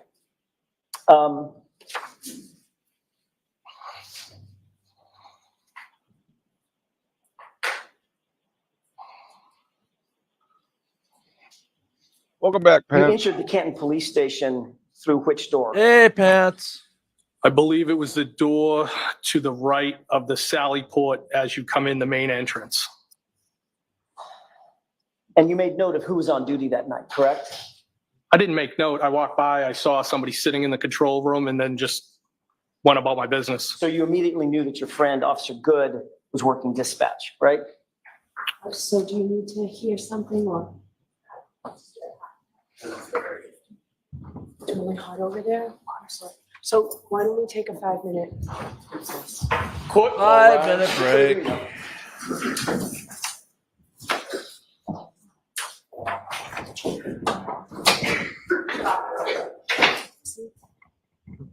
Can you just open the window? It's hot over the window. Nancy, are you hot over here?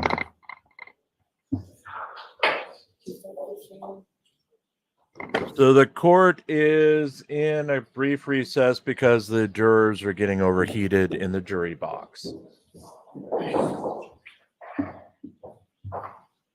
want to put it there? Why don't we all stay here and just see if we can do it quickly? May be seated. Sorry.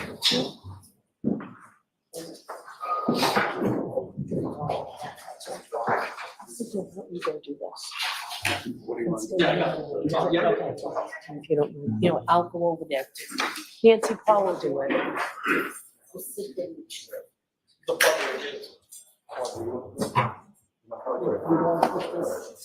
She's smiling. She's happy. You are muted.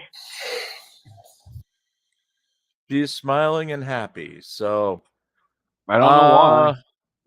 doesn't seem to be going too well for the defense, but we'll see. Yeah. I don't know. So, folks, this I'm is kind of what's going wondering what. on. Go ahead. Kind of wondering what's going to be what's in the video that he says. We'll be getting to that in a little bit. Well, we've got another 2 hours to go, so yes. Folks, that's right. We're going to 4:30 at least today. Then we have my live newscast at 6 o'clock. Then 8 o'clock tonight some of us will be over on Mark the Sarcastic Lawyer's channel, or 8:30. Once we figure out when, I'll put it in my Discord.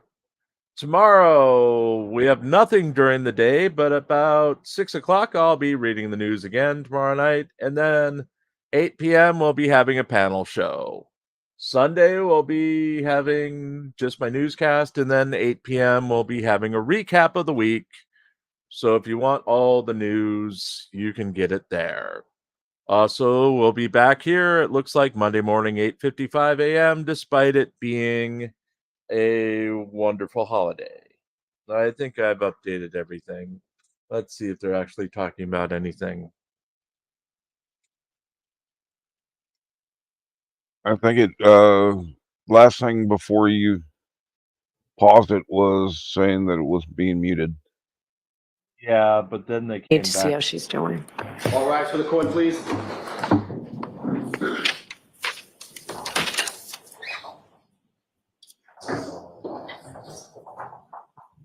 So this may be a problem with the juror. Can I go downstairs and use the bathroom? Absolutely.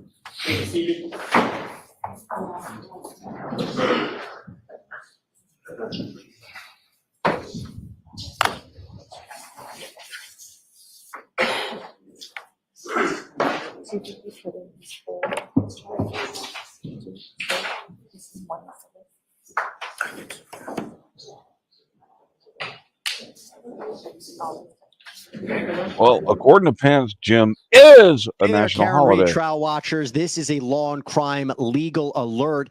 Google Incognito tracked users' browsing data without their knowledge. Yep.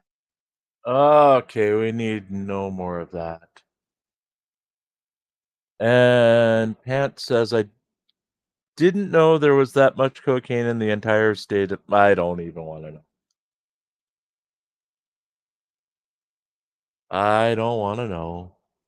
Don't want to know. But if a juror actually decided to faint instead of stay, I would not.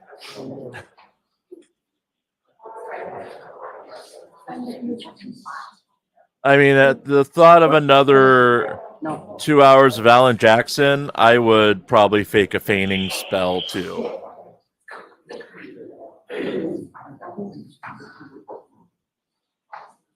I would have a coughing fit that would sound something like, fuck you, fuck you, fuck you. Excuse me. So how was lunch, Hank? Did you get it yet? It was very tasty. Yeah. Your tremendous Jimmy John sub. And did you have your ice cream afterwards? No, the sub and the confetti cookie they sent with it was sufficient. Confetti cookie? Yes. Oh, Lord. We're having some sort of pork roast for dinner. Yeah. It's two soft sugar cookies with a Oreo type filling, but softer with sprinkles. Part of Jimmy John's 4th of July menu. Okay. At least I'm guessing. I wish I had a Jimmy John's closer. I severely wish I had a Jimmy John's closer. You know, I don't even have a Best Buy anymore. Well, since Jim and I, or not Jim and I, but since Phil and I have them, close to us, maybe they can be our sponsors and we can keep reporting to you the flavor of our meals. Yes, the flavor of your meals.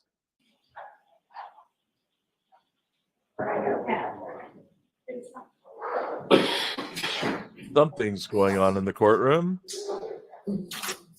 And Jack the cat is trying to climb up on me.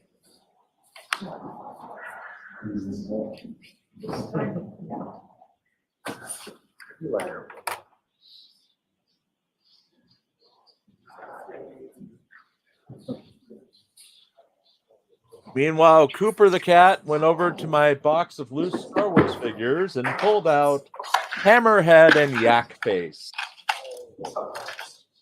I have no idea what her attraction to these two are, but no matter where I stick them in the box, she finds them and throws them on the floor. Okay, the cat yacked on what Star Wars figure? No, it's Hammerhead, and Yak Face. That's his name. So in the modern Star Wars, they give him an actual name. They both have actual names in stories now. But I just know him as Hammerhead and Yak Face. Just like I only know Pope Phil as a talking dog IceCon. Alrighty then.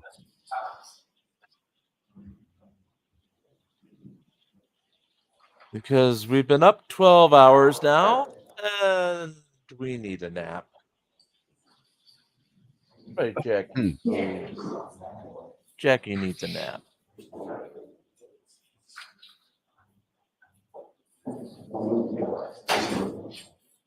Sirio is screaming Botox in the side here. No idea why. Pat says I'm a national holiday. Sirio says I'm tired and it's nap time. No, Pants says Jim is a national holiday. Is!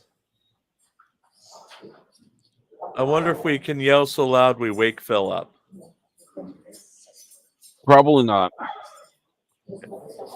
He's probably awake and just not realizing he's muted.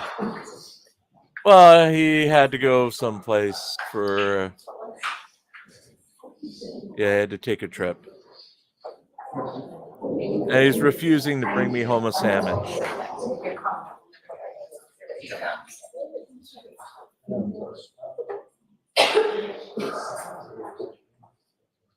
Folks, if you enjoy this kind of programming, let us know.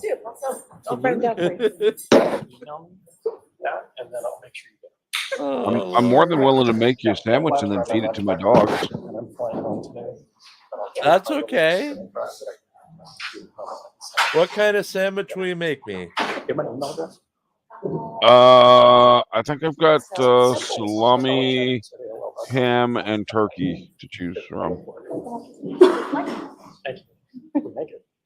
What kind of bread? Regular bread. Just white bread? Well, honey wheat. I'm allergic. Honey. Okay. And our sidebar is stuck on 6, so if you want to change your picks, folks, get it in now.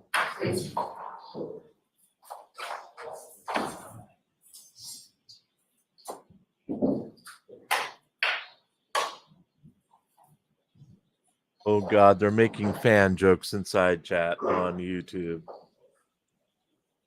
But we've got 66 people watching today. Well, welcome everybody. We've got 55 here on YouTube alone. There's a cartoon that made me laugh my butt off. It's a fan and a vacuum facing each other. The fan saying you suck to the vacuum, and the vacuum saying you blow to the fan.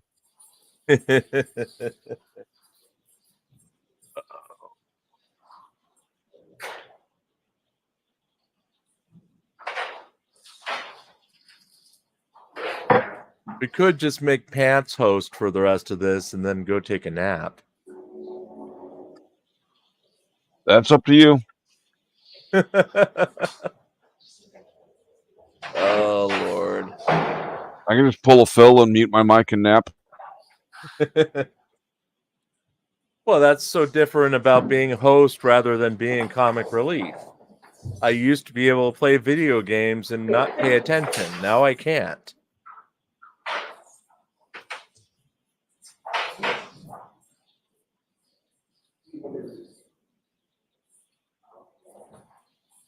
Or be watching several other shows. Regan Benson's Monday Nights, while simultaneously watching the actual footage from the meeting she's at. Yeah. Mm-hmm.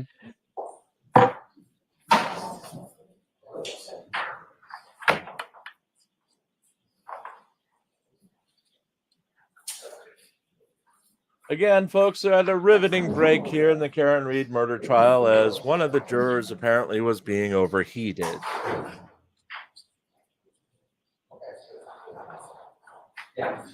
This means that they're probably going to go well past 4:30.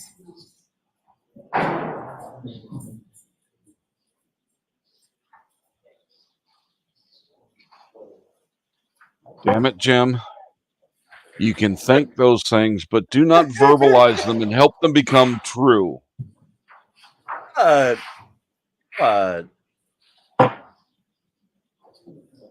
I'll be right back. Hank, you're in charge. I gotta get the doorbell.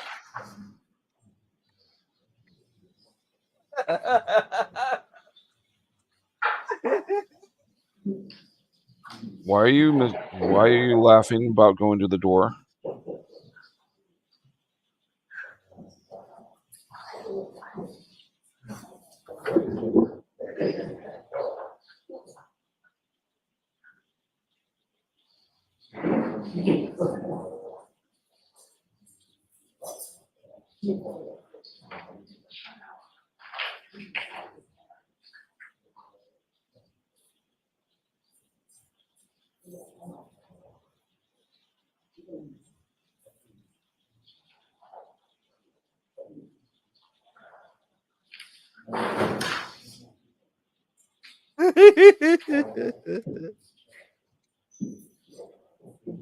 Is that just a delusional that you need sleep laugh, or? Oh, I it's guess everything. yes. It's everything. I still have to read the news yet, too, so either live or on tape, it's going to be interesting.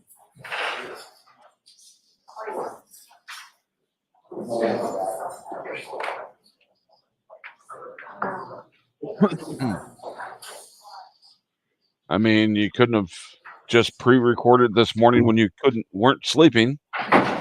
I And knocked it out of the way. pre-recorded three of them, then ran out of time. That was what I was doing right before I came in and talked to you. Okay. But it also, sometimes it takes several takes if it's a longer one because you get tongue-tied or you lose your place or whatever. Today's news articles were very short for a reason because all the ones that I have to read from yesterday are extremely long. But tonight's 6 o'clock newscast is going to be a combination of yesterday and today's news, since my computer was all but dead yesterday. And for an update on that, we discovered that StreamYard may be crashing my computer's external hard drives. So far, we've had no problems since I've turned them all off. But earlier when I had them on, it was literally crashing drives, and that's how one of the drives died yesterday in a fantastic display it's of not our drama. fault that StreamYard. It's not our fault that StreamYard does not like your taste in porn. It's not even porn. It was drama. It was drama TV shows and movies that it didn't like. So, yes. Sue Bear is saying, reminding us of our former place of business. Do I have any strings to pull to make you blow? I don't want to know. Anyway, that's another fan joke. We are going on hour 500 here in the Karen Reed murder trial. Let's hope they just adjourn. If they adjourn early, I'll dream about ice cream for an hour. How about that? Or will they just replace the juror with one of the standby jurors and continue on? I bet they'll just call it for the day. And I bet you the welcome back, Gia. I bet you the judge will be immensely angry that yeah, that this is going on. But at least it saves us from another hour and a half or hour and 40 minutes of Jackson. I mean, there's that. Possibly. Everyone was getting ready to slap him. Would you quit getting our hopes up? If it happens, great. But now we're all anticipating it happening, so when it doesn't, it's your fault. Gotcha.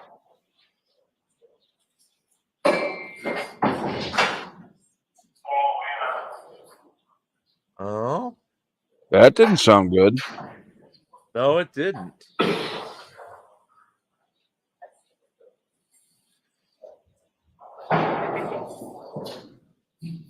I remember the old days when we had the ACs on, you'd have to turn the ACs off, the room would get incredibly hot.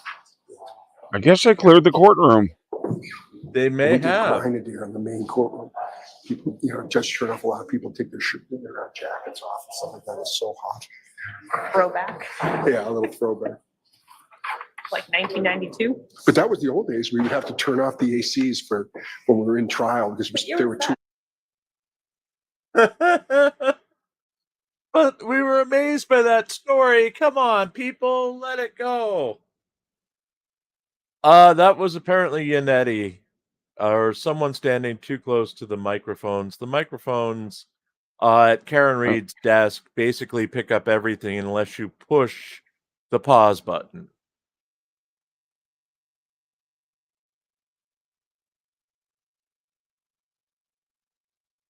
Where are you going to, Jackson? Cereal?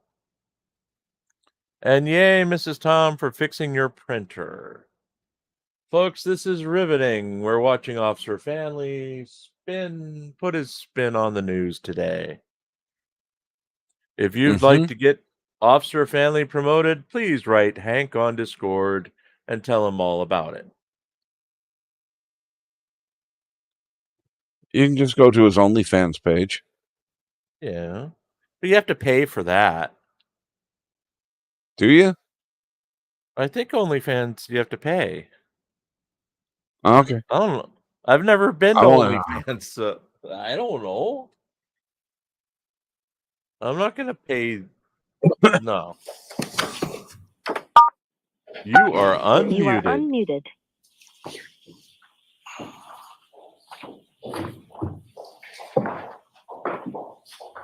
Ladies and gentlemen, we're going insane. Welcome to the insanity, folks. Professionalism out the window as we have it's Friday afternoon.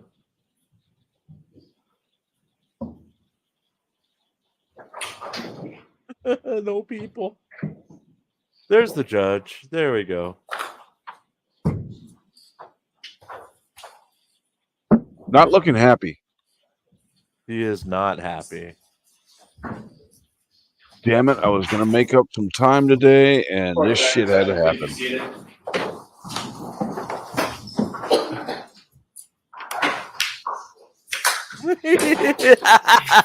Matt G. Thank you. Right, let's bring Mr. Higgins back. Thank you. Thank you.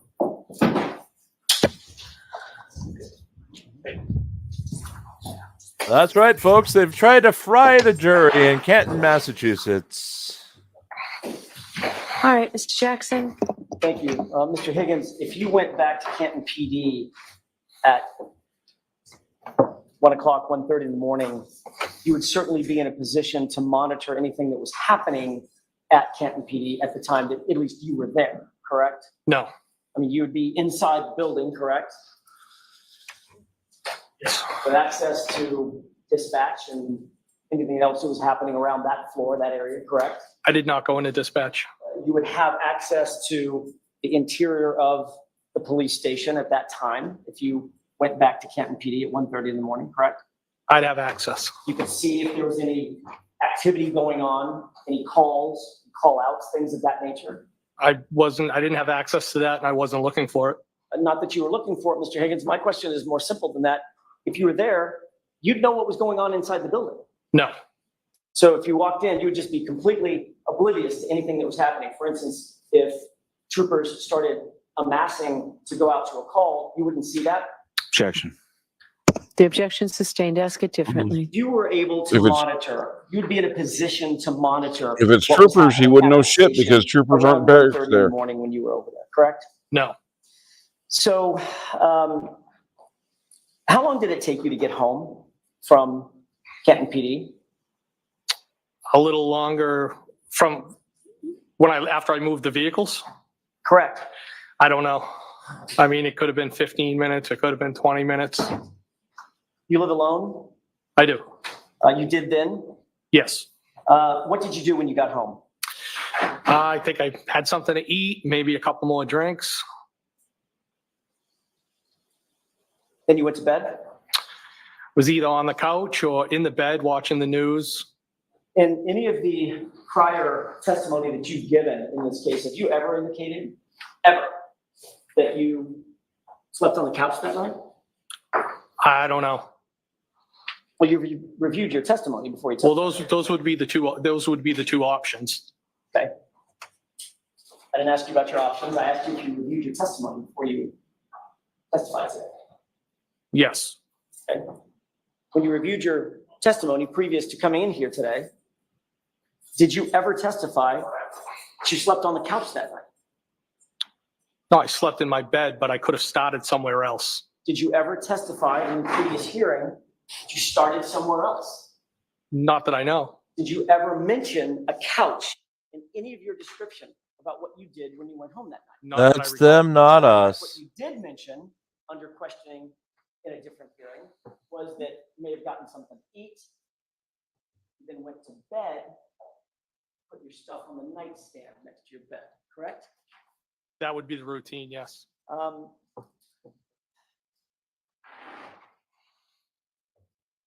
You did not make or receive any calls after returning home that night. No.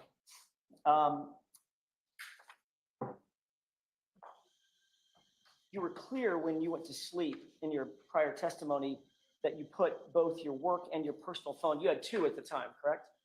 Yes. A personal and a work cell phone, right? Yes. You put them both on your bedside table because that's what you do every night. Is that right? Most often, yes. As a matter of fact, you were asked whether or not you have a charging station, and you said, yeah, it's right on my bedside. I don't know that I don't have a charging station. Right, you said no, bedside. In other words, you keep your phone by your bedside, on your bedside table. Usually. You also testified that you did not use your phone that night to go on social media, correct? That's correct. You indicated that you don't go on, you didn't go on social media because you don't have social media. You don't use it that much. I don't. You said, I don't have the gram. I'm guessing that means Instagram, correct? That is correct. And you don't use Snapchat and quote, don't do those things, correct? That's correct. All right, so you testified that the first call you received after returning home on the 29th was a call from Chief Berkowitz just before 7 a.m., which woke you up. Is that right? It was around 6:30-ish, I think. Okay. Your testimony previously was at some point before 7 a.m., that call was the one that woke you up. Yes. And it turns out, Mr. Higgins, that was a lie, wasn't it? No, it wasn't a lie. When you were asked that question at a previous hearing, you didn't know that the person questioning you had your phone records, did you? I assume they did. And you were thereafter confronted with those phone records, correct? I was asked about them, yes. And those phone records established that you and Brian Albert actually exchanged not one, but 2 phone calls at 2:22 a.m. that morning, at a time when you claimed you were in bed asleep, correct? I have no recollection of any phone calls. May I approach you on? Yes.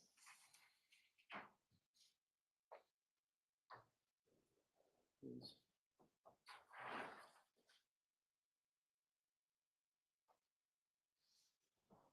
May I approach you? Yes. Thank you. Take a look at those 2 documents and tell me if you recognize at least the top one.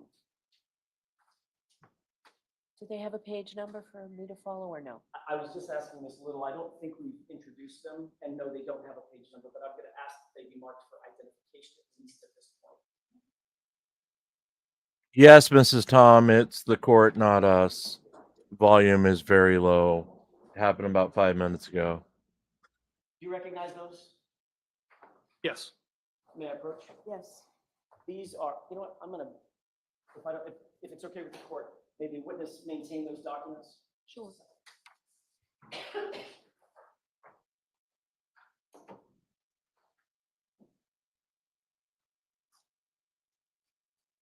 I'd like to have those 2 documents marked only for identification with the court's permission. As one exhibit? We can do it as one exhibit, that's fine. Okay. Could you please hand those to Madam Clerk? Yes. Your Honor.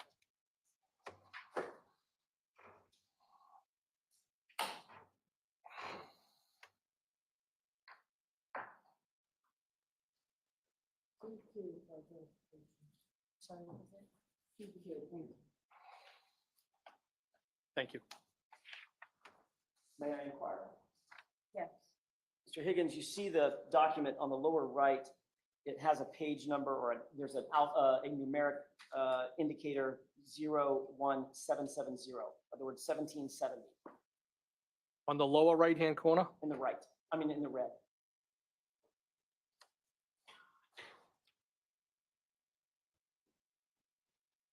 It says 01771. Look at the next page. I think they're just out of order.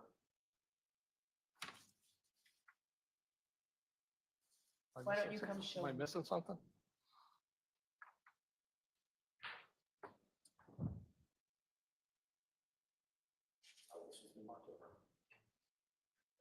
Sorry, that's the protocol. It's okay, it's okay. I'll use the one with QQ and the one with 1771 because the other numbers. When you're referencing them?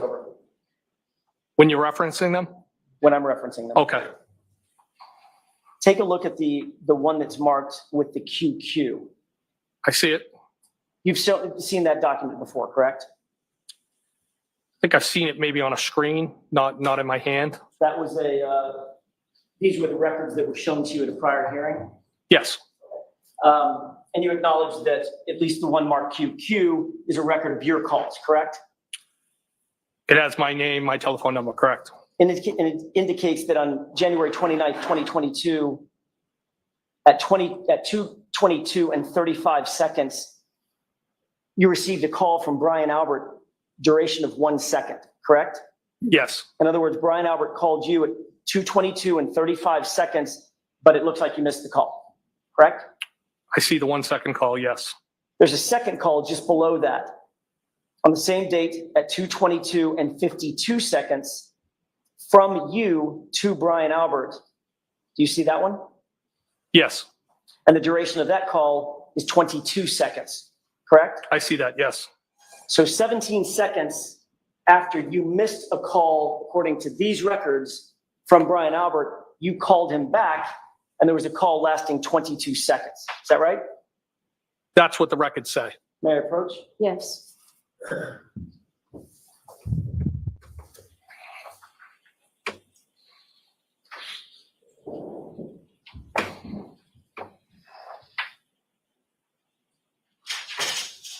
So the fact is, you were speaking to Brian Albert in the middle of the night, approximately 3 hours before Mr. O'Keefe's body was found in his yard, correct? No, that's not correct.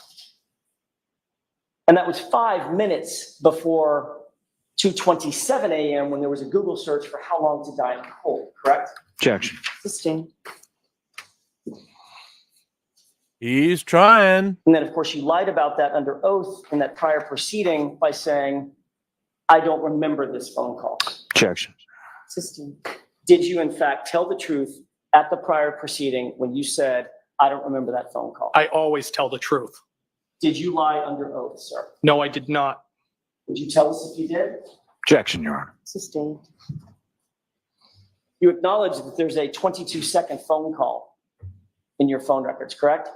That's what's reflected by the record. And 22 seconds is quite an amount of time. Would you agree? It's 22 seconds. As a matter of fact, it's about this long, with the court's permission.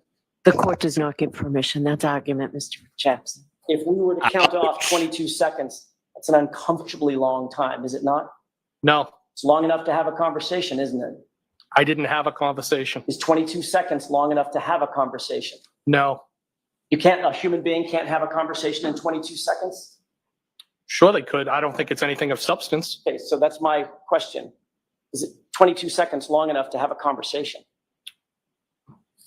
I don't agree with it, no.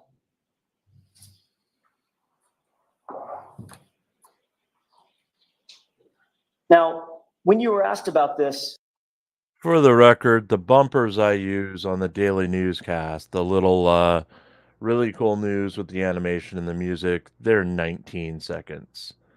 To me, that goes by within a heartbeat because I'm doing the news, reading it, and trying to pull up the article and be ready to scroll while reading. So that goes real fast to me. I don't know how long it is to the rest of you, but that's approximately 19 seconds. So 3 seconds short of the time this conversation supposedly happened. and you were shown these records at prior hearing, you had an explanation for what that 22-second call may have been and what the prior call may have been, correct? Yes. What was your explanation? Well, I used a phrase that people commonly used as a butt dial.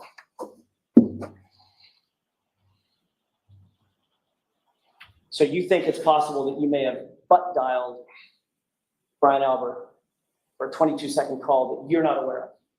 I think it's possible that he could have been inadvertently called back, but I have no recollection of that, nor did I have any conversation with anybody. But you admitted that you lived alone, correct, Mr. Higgins? That's correct. You have an iPhone at the time. Yes. Matter of fact, that number for the reflecting those records is in fact, or was in fact, an iPhone. Is that right? Yes. You already indicated under oath that you don't sleep with your iPhone. You keep it on your bedside table. Is that right? Most often, yes. There's nobody else in your room. Is that right? That's correct. And you had your ringer on because you were awakened the next morning by a call from Chief Berkowitz, right? Yes, the ringer was on. When somebody calls you and you miss the call, there's a notification that shows up on that iPhone. Isn't that right? I don't know how mine's set up at the time. I don't know. If you open up your phone app and you go to recents, it shows all the missed calls, correct? I think you can get to them, yes. And you know that the iPhone does not automatically call people back. That is not a thing, right? You missed a call from someone, it's not just going to automatically re-ring them. Yes, I think we both know that, yes. So to call somebody back, you have to go on your iPhone, open it up from a locked position, navigate to a phone application, then navigate to a contact, and then make a call, correct? Objection. Sustained. You can break it down. Sure. In order to call somebody back, if you've missed a call, you first have to unlock your iPhone. You would have to, yes. You can do that either through Face ID or through a 4 or 6 digit passcode, right? Yes. Don't tell me the code, but did you have a 4 or a 6 digit passcode locking your iPhone at the time? I don't know if it was a digit code or Face ID. Well, if you have a Face ID, you have to have a digit code as well, right? I guess so. Okay. Did you open your phone with your Face ID or a multi-digit code? I have no recollection of answering the phone or calling anybody back. You also have to navigate, once the phone is unlocked, you have to navigate to the phone app, correct? I don't know necessarily if you unlocked it with your face, if it would be right there. I have never thought about it. once you unlock that phone app, you have to manipulate the phone on the screen with your finger in order to make a call, correct? You would have to hit at least one button, I guess. At least one, right? Yes. So that's 3 or 4 interactions with the phone that have to be physically undertaken to just make one call, right? But I didn't make any calls. So how'd you butt dial? I didn't make any calls. I have no recollection of any calls, nor did I speak with anybody.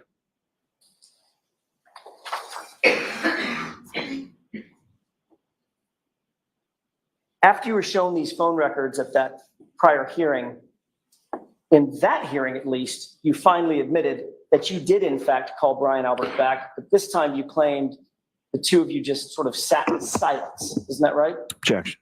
So I'm going to sustain it in that form. You can ask it appropriately, Mr. Jackson. Did you ever previously testify that you did in fact make the call, but you did not have a conversation during the course of the call? What I think I testified was something must have happened, but I didn't have any phone call.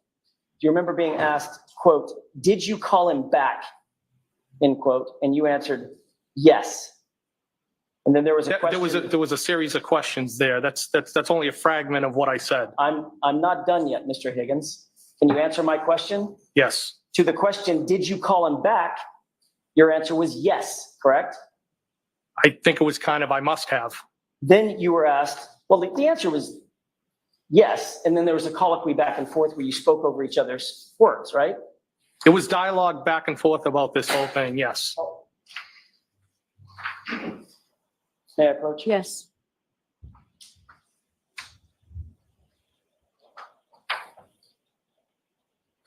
May I? Yes.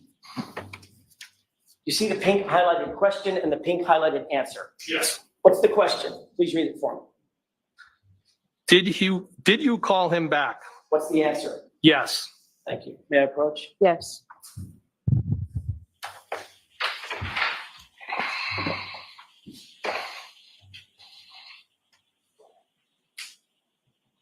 You then said a little bit further in that same conversation, I did not have a conversation, correct? I did not have a conversation with anybody. And the question following that was, you just listened to the phone, what someone was telling you? Answer, it's possible that the phone picked up on the other end and nobody said anything. And then I terminated the call, end quote. That's what you said at the other hearing under oath, correct? Yes or no? Can I see it? Sure.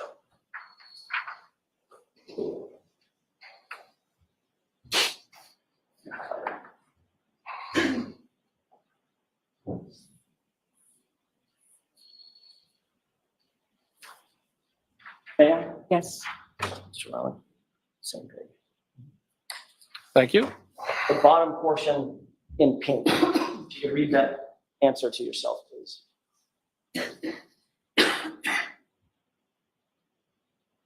You have that in mind, sir? No, can I have a minute, please?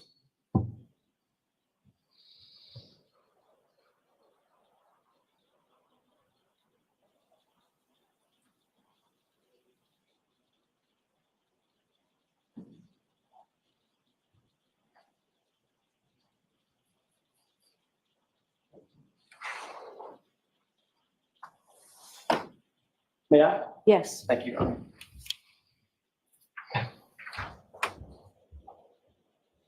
Does that refresh your recollection about how you answered that question? Yes.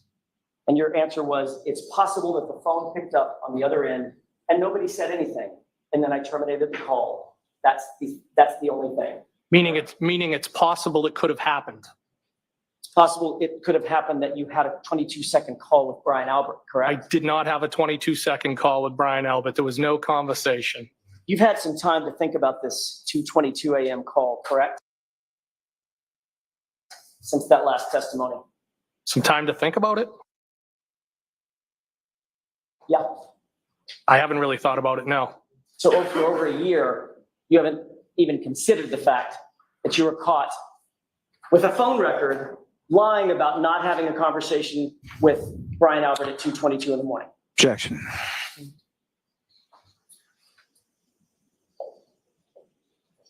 Mr. Higgins, what was so important that you and Brian Albert needed to discuss something at 2:22 in the morning? There was no discussion. I never talked to Brian Albert.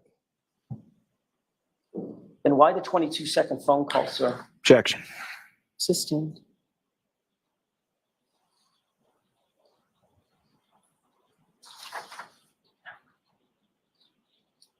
I want to talk about what you did after you woke up on January 29th, 2022. That was obviously a memorable day in your mind, correct? It was a sad day. The very first person you spoke to after waking up was who? Well, I believe I said I got the call from Chief Berkowitz. That's not my question. Say that again? Who's the first person you spoke to on the phone that morning when you woke up? Brian Albert.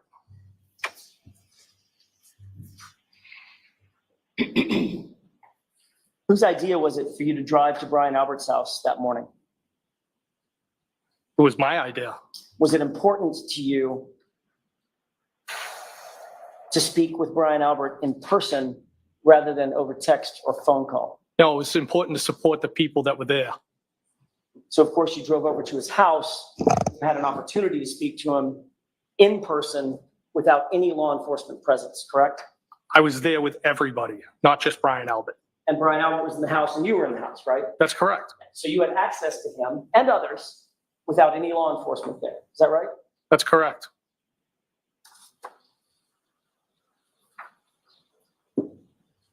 As soon as you got off the phone with Brian Albert that morning,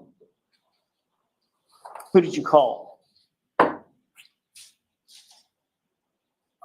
At 7:22 a.m., if you recall. I think I might have called Chief Berkowitz back. So as soon as you got off the phone with Brian Albert, first thing in the morning, the next call you made was to Chief Berkowitz. Is that right? Yes, because he had called me first. Yes, I called him back. Did you request from Chief Berkowitz any information that he may have had concerning the investigation surrounding John O'Keefe being found at 34 Fairview that morning? No. Were you trying to see how much law enforcement knew right away? Absolutely. I didn't even know what happened. Were you trying to gather information about what happened so that you would know what happened? Objection. I'll allow it. Is that No. what you were trying to do? No, Your Honor. What did Chief Berkowitz tell you about his knowledge of John O'Keefe's body being found just after 6 a.m.? Objection. Sustained. Did you tell Chief Berkowitz that you had been with John O'Keefe and you were at the crime scene the night before? Objection. Sustained. You can ask that differently. Did you inform Chief Berkowitz that you had been with John O'Keefe the night before? Objection. I'll allow it. I believe I may have told him at some point that I saw John at the waterfall. Did you tell Chief Berkowitz that you had been at 34 Fairview? I believe I did. Did you tell him that your vehicle was parked just feet away from where John's body was discovered? No, because I didn't know where he was discovered. Did you tell Chief Berkowitz that you and Brian Albert had a call at 2:22 in the morning? Objection. Sustained. Did you tell Chief Berkowitz that you had been flirting with John O'Keefe's girlfriend in the weeks prior to his death? No. Did you ever tell Chief Berkowitz about the nature of your interest in Miss Reed? No, I don't believe so.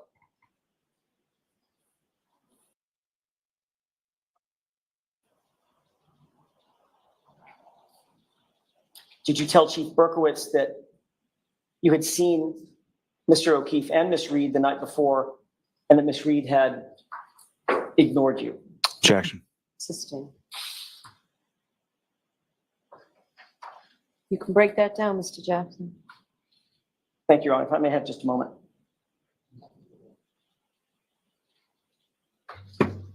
You indicated just a second ago that when I asked, did you tell Chief Berkowitz that your Jeep was parked just feet away from where John O'Keefe's body was found, you said, I had no idea where John O'Keefe's body was found, correct?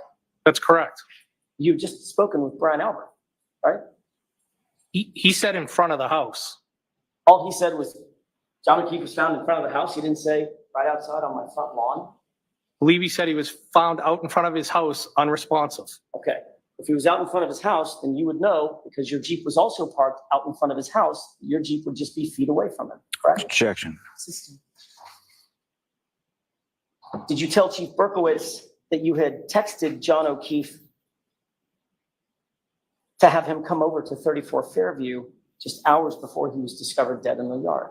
No, Did you think any of that was important when talking to the Chief of Police of the Canton Police Department? I'll let him have it. no, I didn't. There was no reason to tell him. You've been an investigator for some 15 years and you were a firefighter for years before that, correct? Yes, You're very familiar with some of the tools that are used in conducting modern investigations, correct? yes, You'd agree that searching electronic devices and phones is an incredibly important investigative tool that modern investigators use, correct? Objection. In that form, I'll sustain it. Are you aware that searching electronic devices is an important part of investigations? Objection. Are you aware of that, sir? Do you agree with that? I've utilized phone data during the course of my investigations at times, yes. Okay, so another way to put that is obviously phone data and electronic data is an important part of investigation. Right? Objection. Sustain.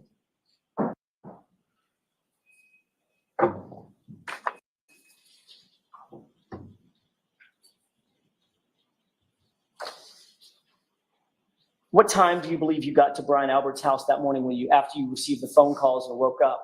What time did you make your way back over to Brian Albert's house? Maybe around 7:15 in that area. Was there any law enforcement presence there when you arrived? I can't recall specifically. There could have been one police car. I'm not positive. Did any officer ever ask you to take a look at your vehicle? At what time?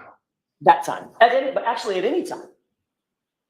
No, to my knowledge, nobody from law enforcement associated with the investigation had ever asked to take a look at my vehicle. So they certainly didn't ask that day, correct? On the 20. What I'm saying is, to my knowledge, nobody has ever asked me that. Right. So that's my point. I'm just trying to break it down. You want to tell me every instance when somebody could have asked me? Correct. Okay.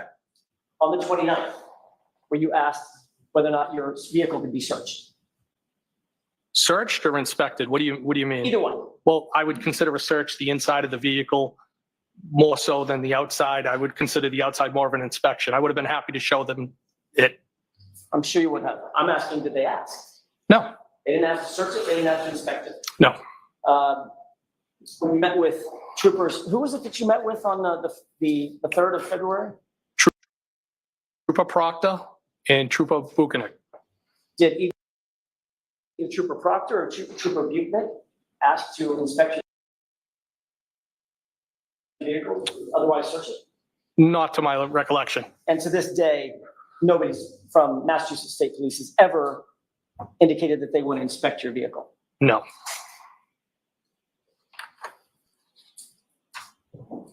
When you entered the house that morning, Brian Albert was there, Nicole Albert, Jen McCabe, Matt McCabe, Brian Albert Jr., and Julie Albert were all there. I'm sorry, had Julie Albert gotten there yet? She came after me. Okay, so at some point, all the people that I just ticked off, they were all inside the house. Brian Albert Jr., Nicole, Brian, Matt, and Jen.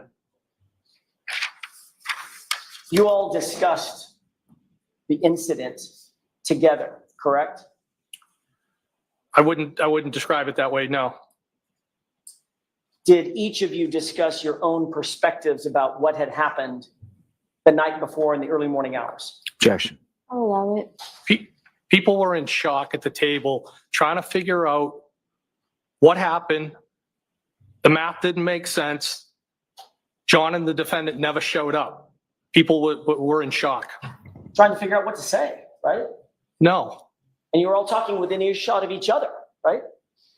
We were all there in the kitchen talking together. At this meeting, and these were friends and family, correct? Excuse me? These were friends and family amongst themselves, and you being a friend. These are friends and family inside that house discussing this incident, correct? Yes. So at this meeting, you actually instructed Jennifer McCabe to call Canton PD and ask someone to come back. Objection. Sustained as to that form, you can ask it differently. At some point, did an officer come back to re-interview Jen McCabe? Yes. Jen McCabe had told you that she had information about something that Ms. Reed had said, correct? Objection. I'll allow it. Did she tell you that morning? She didn't specifically tell me anything. She made a statement at the table to the group of people and she clearly seemed like she was in shock. She was upset. And she made a statement, something to the effect that Karen had opined that she had hit John. What she actually said was, I hope I didn't hit him, correct? Objection. It's not what I heard. No. Who did you ever tell this to? I've reported that. That she said, I hit him? Yes, I've reported it.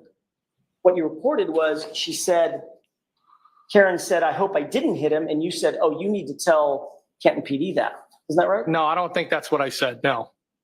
You're sure about that as you are about that 222 call, right? Objection. Mr. Higgins, what time did you leave Brian Albert's house? It would have been, I believe, when Sergeant Lank arrived, and I think Lieutenant Gallagher might have been with him. You weren't scheduled to work that Saturday, correct? No. Matter of fact, you weren't on duty at all. No, I wasn't. But you didn't go home and get some sleep or run errands. You went directly to Canton PD from 34 Fairview yet again, didn't you? Who could sleep after somebody just was discovered like that? Did you go home or did you? I don't believe I did, no. I believe there might have been a stop at Canton PD before I went home. As a matter of fact, you didn't just stop at Canton PD. You spent the entire day at Canton PD on the 29th, didn't you? I don't know that I spent the entire day there, no. Well, you've got a key card, right? I do have a key card. And that key card logs swipes. That's correct. So it logs where you go, access to and access inside the Canton PD, correct? Yes. When you got to Canton PD, and you're telling this jury, you don't know how long you spent there. I don't know how long I spent there. I don't know if I left and I came back. I don't recall. So if the records indicate that you were there from 9 a.m.-ish, after 5. I don't know how the records would indicate that. I'll show you in a second. Okay. While you were at Canton PD, did you speak again to Brian Albert? I don't remember. While you were at Canton PD, did you speak again to Chief Berkowitz? Most likely. While you were at Canton PD, did you speak with Brian Albert's brother, Kevin Albert? I don't believe so.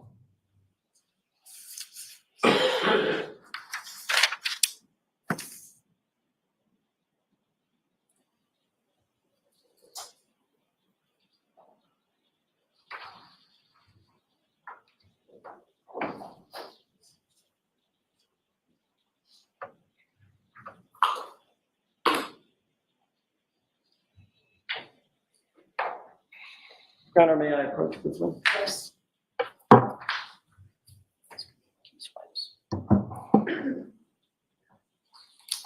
Yeah, there's a particular area, but I just want to see if you recognize. May I approach? Yes. Thank you. It's a 167-page document. Just take a glance through it. Obviously, don't read the whole thing. Just glance through it and tell me if you recognize what that is.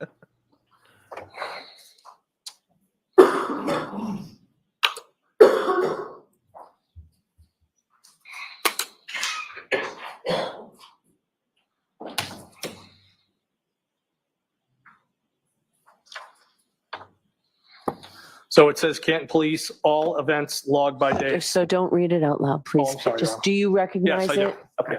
May I approach? Yes. This appears to be a log of key swipes. Yes, Serial, in we're around, alive. We're just letting him talk. Canton PD, correct? Yes. And it's in I've reverse now been up for 13 hours. I didn't note that, but okay. You acknowledge that that is a record of the key swipes that everybody uses moving in and around Canton PD, going through doors, every place that needs a key swipe is logged I would assume that's what that is, yes.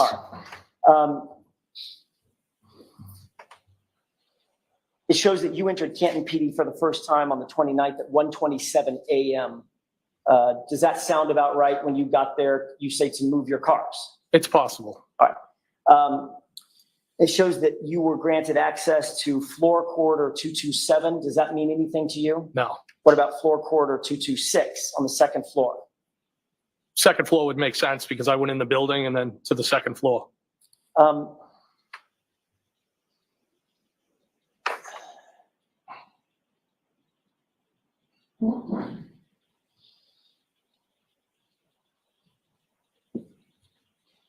Let me have just a moment, Your Honor. Sure.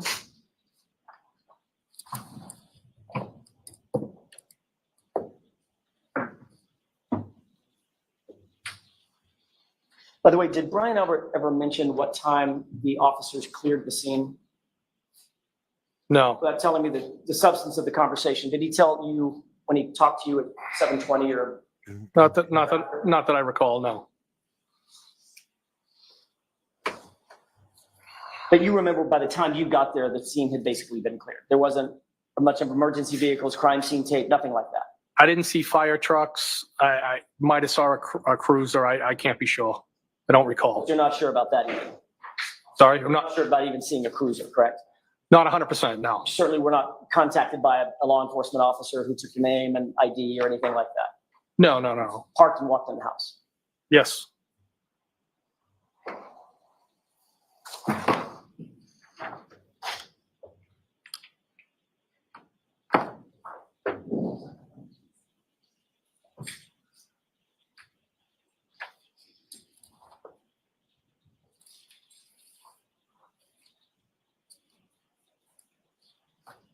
Your Honor, may I approach one more time? Yes. Same thing. I'd like to have that document marked as next in order base pages. It represents base pages 2850 to 3016. All right, so marked for identification. Is there an agreement this is coming in, Mr. Lally? There is not, no. All right, so that's marked for identification, not next in order.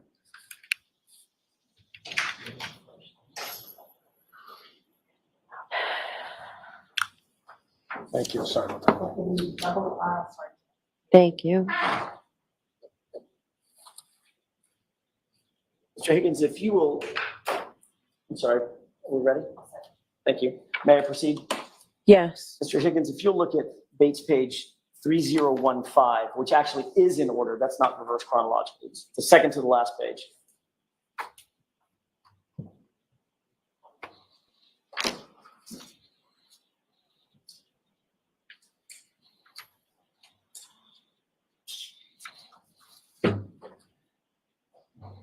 I have it. One quick second.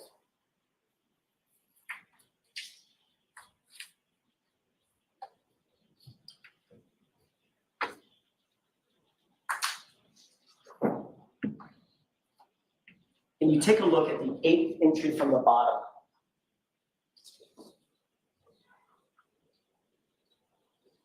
I see it. Does that indicate that this all occurred on 1/29/22? This entry at least?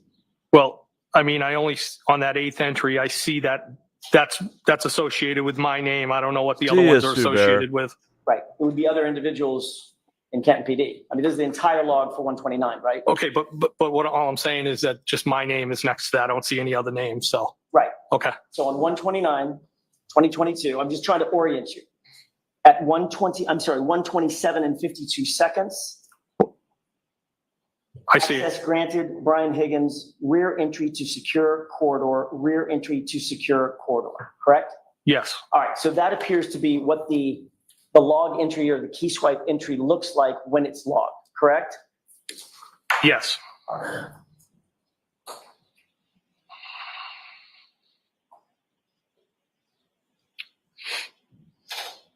If you look at page 2967,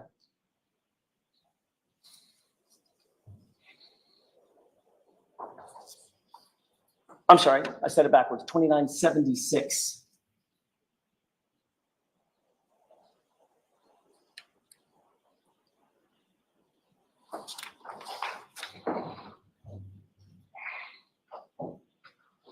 Okay. Take a look at. So you said time. 2976? That's Bates page 2976. That's the bottom right hand. I see it, yes. Look at the time entry for 9:23 and 39 seconds.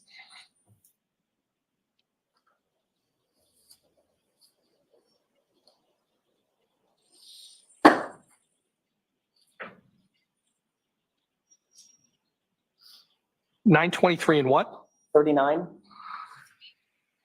And that's on 2976? Should be.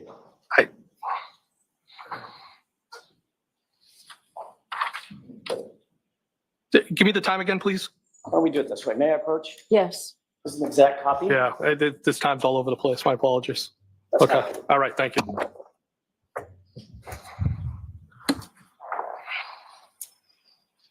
At 9:23:39, I'm sorry, if you got that in mind? I do, I see it. It's highlighted. At 9:23:39, that shows that you were granted access to the Sallyport to front exit, front entry to Sallyport, correct? Yes, There's only one Sallyport at Canton PD, correct? yes, and there's a door on each side of the Sallyport. Two Yes, bay doors, right? 2 bay doors on each side, And yes. then there's a Pass through, personal pass-through door as well. yes. May I approach, Your Honor? Yes.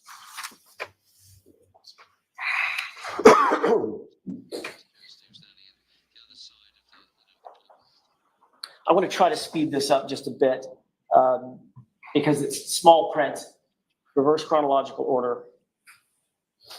On page 2976, there's also an entry, same page, should be right above that, 92350, showing that you were granted access from booking to Sallyport as well, correct?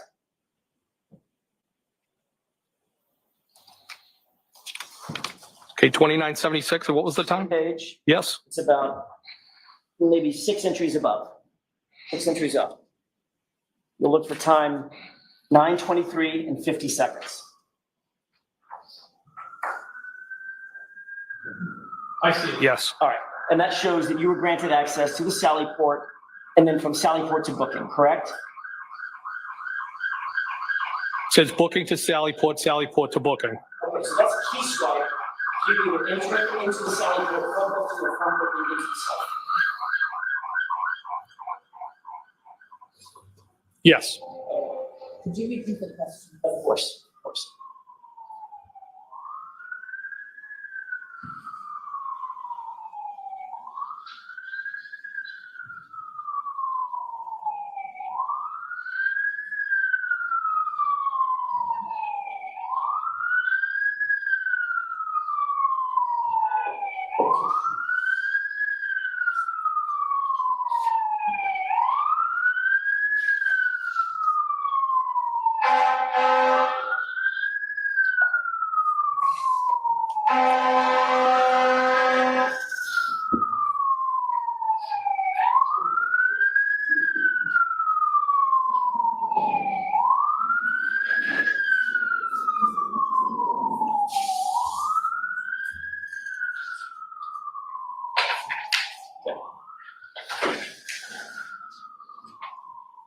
May I inquire, Your Honor? Yes.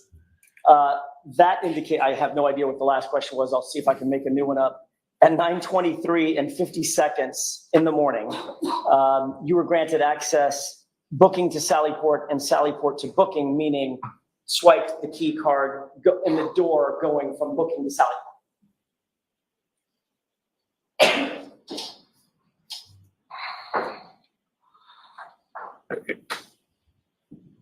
yes. Okay.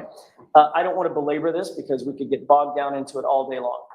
Would you have any quarrel if those logs indicated that you were moving in and around Canton PD at 9:28, 9:53, 9:53, 9:54, 9:54, 11:40, et cetera? We can look at every one of them if you want to. Well, that doesn't refresh your recollection. It would not be uncommon for me to move around Canton PD at various times or dates. Right. Middle of the night, during the day. But just because I swiped in somewhere, and then you have a swipe at the end of the day, doesn't mean I was there the whole day. I could have left, I could have come back, and I truly don't have a recollection, but I'm pretty sure I wasn't there all day. Fair enough.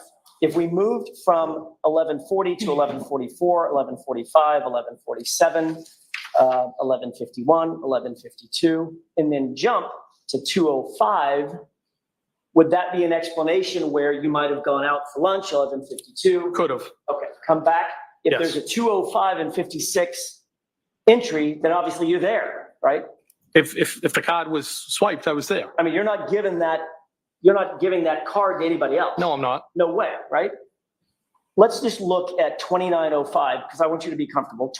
Page 2905, and let's look at that 2:05 and 56 entry.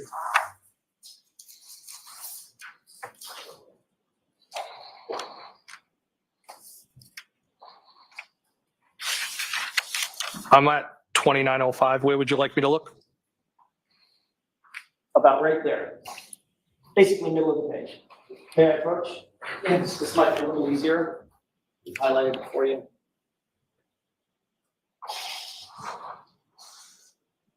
I see it. Okay, so that would indicate that you were back at Canton PD at least 2:05:56, and you were granted access Sallyport to front door, correct? That's what it says, yes. Okay.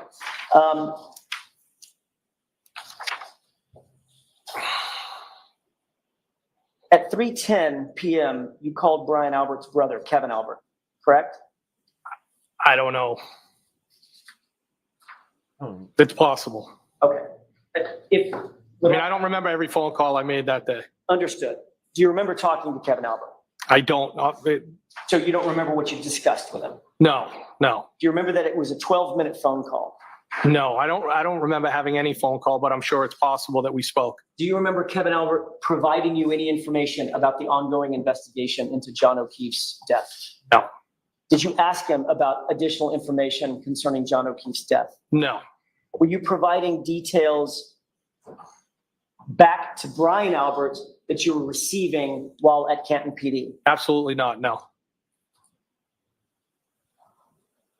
Do you recall that 2 minutes after you cleared the call with Kevin Albert, you then called Brian Albert? It's possible. So I think the question was, do you remember? Do you remember that? Your Honor, there was a lot of phone calls made that day. It was an upsetting day. I spoke to multiple people at multiple times. I don't have a recollection. I'm sorry. Oh.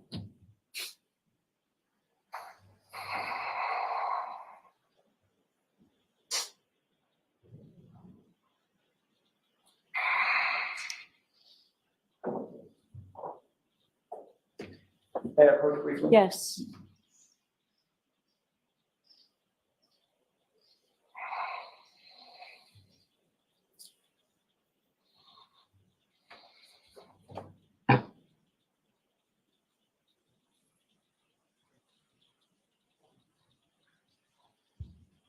Yes, folks, we're here till 4:30 today. 4:30. We'll be back at 6 o'clock Thank with you. the news. Just to close this loop, that appears to be your phone record, correct? Yes. And it appears that you made a call at 3:10 for 12 minutes with Kevin Albert, correct? Yes. 3:10 plus 12 is 3:22, correct? Yes. You had cleared the call about 3:22, is that right? Yes. And then it shows a 3:24 phone call to Brian, Brian Albert then calls you at 3:24, correct? Yes. And you two speak for 6 minutes, is that right? 6 minutes, 5 seconds. Yes. May I approach? Yes. Does that refresh your recollection that you made those calls? I'm based on the record. Yes.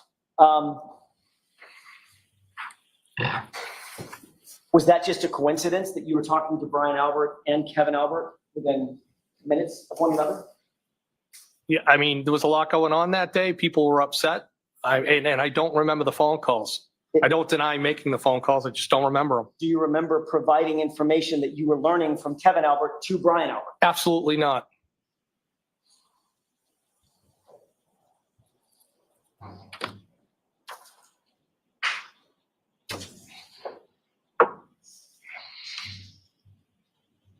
And then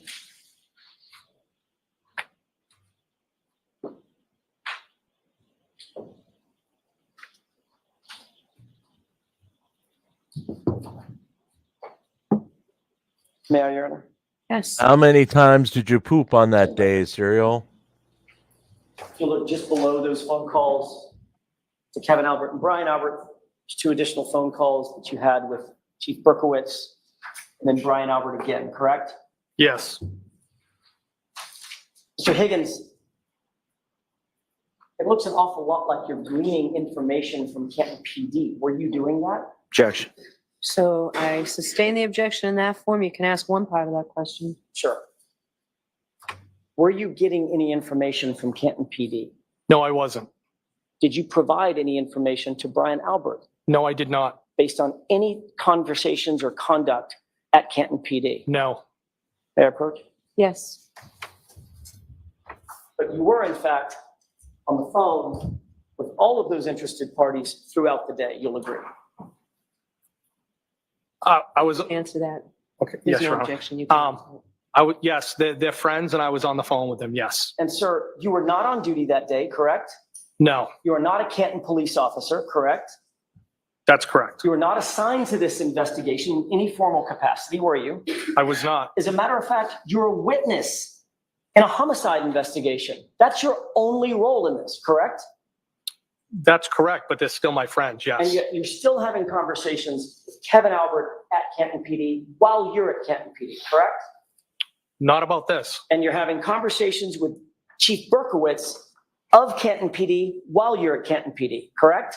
I had conversations with them, but not about this. And No. you're consistently through the day calling Brian Albert, aren't you? I had conversations with Brian Albert. John was found on his lawn. Yes, of course, I had phone conversations with him. I want to take you back for a second to a couple of other entries, including one at 3:57, one at 3:58, and one at 4:07. I'm going to draw your attention to 2885 and 2886.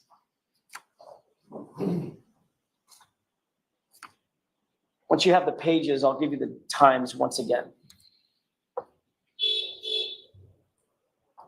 2885. 2885 and 2886. We'll start with 2886 and then work backward. Okay. First entry is at 3:57 and 54 seconds.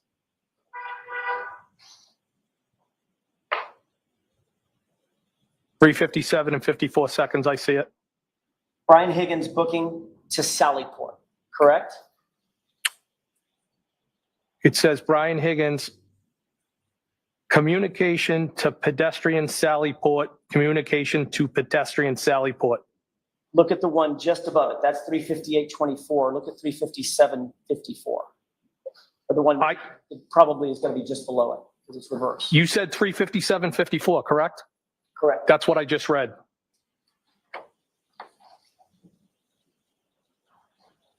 Got it. Look at 6 entries below at 3:57:36.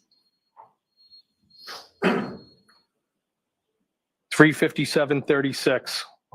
I see it. Access granted, Brian Higgins. Booking to Sallyport, Sallyport to booking.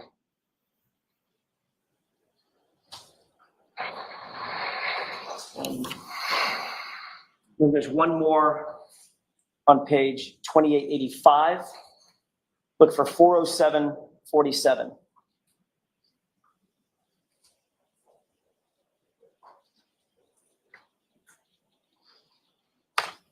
$407.47. Correct. I have it.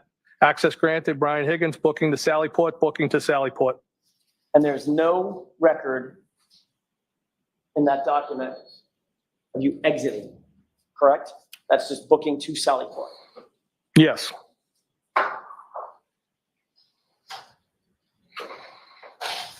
I don't, yeah, there's no record. I don't know if it That's all- records you that's all going that- up. you That's answered my fine. question. There's no record of it, correct? Not that I can see here, no. I'm sorry. And you're aware that that's about 90 minutes before Karen Reed's SUV was delivered to that Sallyport, correct? No, I'm not aware of that. You're aware that her car ended up in that Sallyport where you were at 5:36. I'm aware her car ended up there, yes. Are you aware that there was other evidence that was also being held in the Sally Port? Objection. Sustained. Did you see any other evidence in the Sally Port related to this case? No. Did you see a bag, grocery bag with 6 solo cups there? Objection. Did you see anything that seemed out of the ordinary there? All I would do is use that as a cut through. Did not see anything.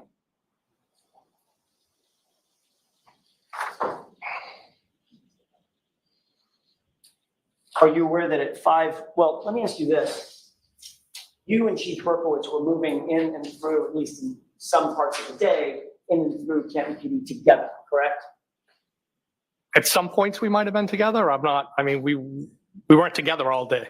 Matter of fact, he was also in the Sally Port around the same time you were, correct? I don't recall that, no. But the records would reflect that, right? The records that are in front of you? Objection. Sustained.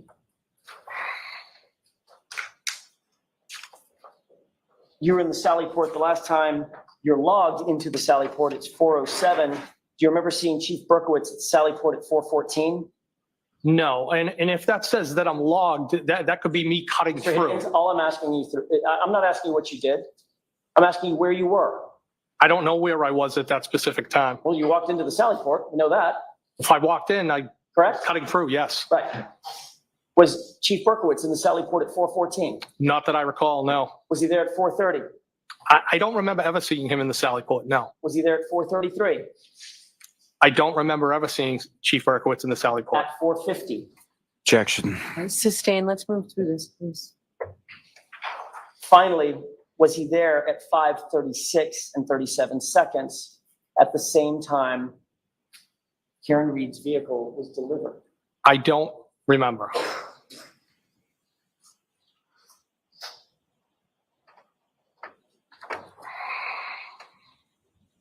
Do you remember Chief Berkowitz, or were you with Chief Berkowitz when he made a call to the front desk?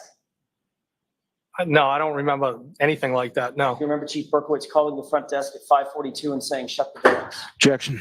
Sustained. Do you remember any kind of call shutting the barracks, meaning shutting the Sally Port? Objection. Do you remember that? I don't remember anything like that, Your Honor. Okay, next question.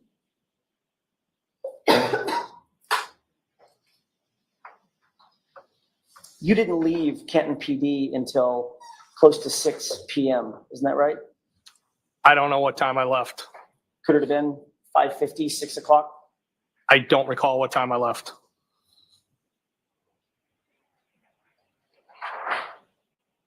You're aware that there's video surveillance feeds in the Sally Port garage, correct? That's correct, yes. Around the building.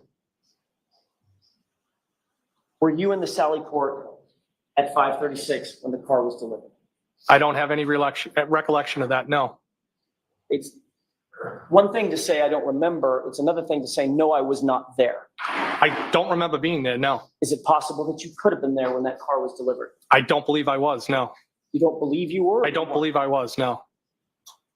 You're aware that the video surveillance feed from the Sally Port garage at or around 5:36, the precise time when the car was delivered,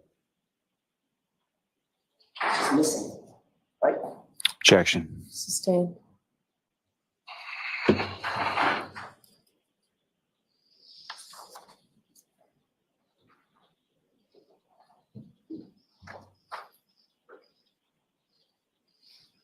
Did you receive a flurry of phone calls from Brian Albert and Chief Berkowitz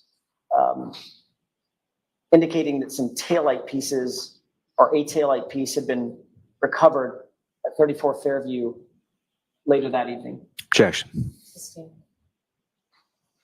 Did you receive a call at all, without telling me what the conversation consisted of, around 6:12 p.m. from Brian Albert? I don't know what day you're referring to. The 29th. No, I don't remember any phone calls like that. Do you remember 3 minutes later getting another call from Chief Berkowitz at 6:16 p.m. that lasted about 5 minutes and 15 seconds? No.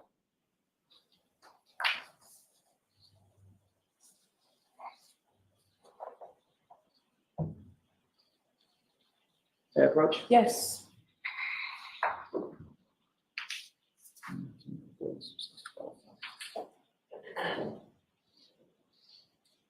If you look at the entries for 6/12, 6/16, see if that refreshes your recollection.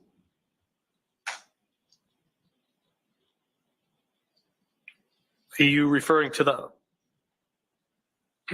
6/12 and 6/16. okay, I see those, yes. There was a call at 6/12 that Brian Albert made to you for a duration of 1 minute and 7 seconds, correct? Yes. And right after that, there was a call from Chief Berkowitz to you at 6/16 that lasted 5 minutes and 15 seconds, correct? Yes. That approach? Yes. They telling you that taillight pieces had been found at the location. Objection. Sustained. Your Honor, may we approach briefly? Okay.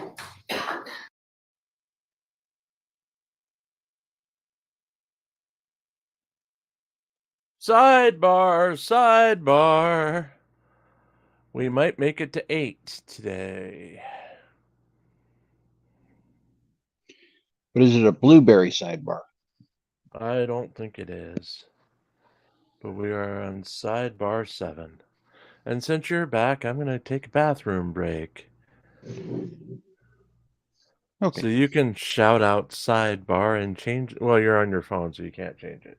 No. But if another sidebar happens, tell me, because I'll be right back. Okie dokie. After this station Identification. As Jim gets in touch with one of our affiliates.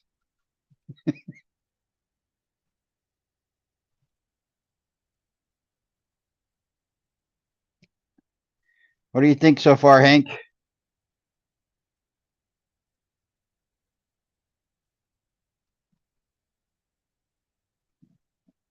I think this is riveting testimony, Phil. And we're back to live coverage.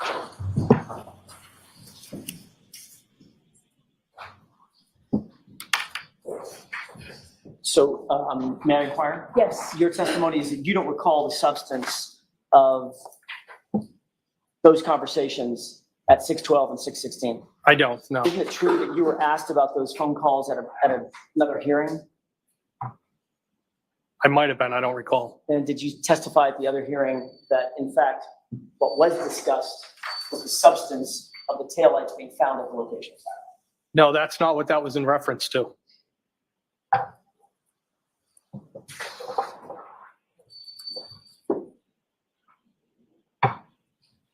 Were you being provided information from your friend, Chief Berkowitz, about the progress of the investigation? No. Were you providing your friend, Brian Albert, information about the progress of the investigation or what you perceived it to be? No, I didn't have any information on the investigation. May I have just a moment, Your Honor? Sure.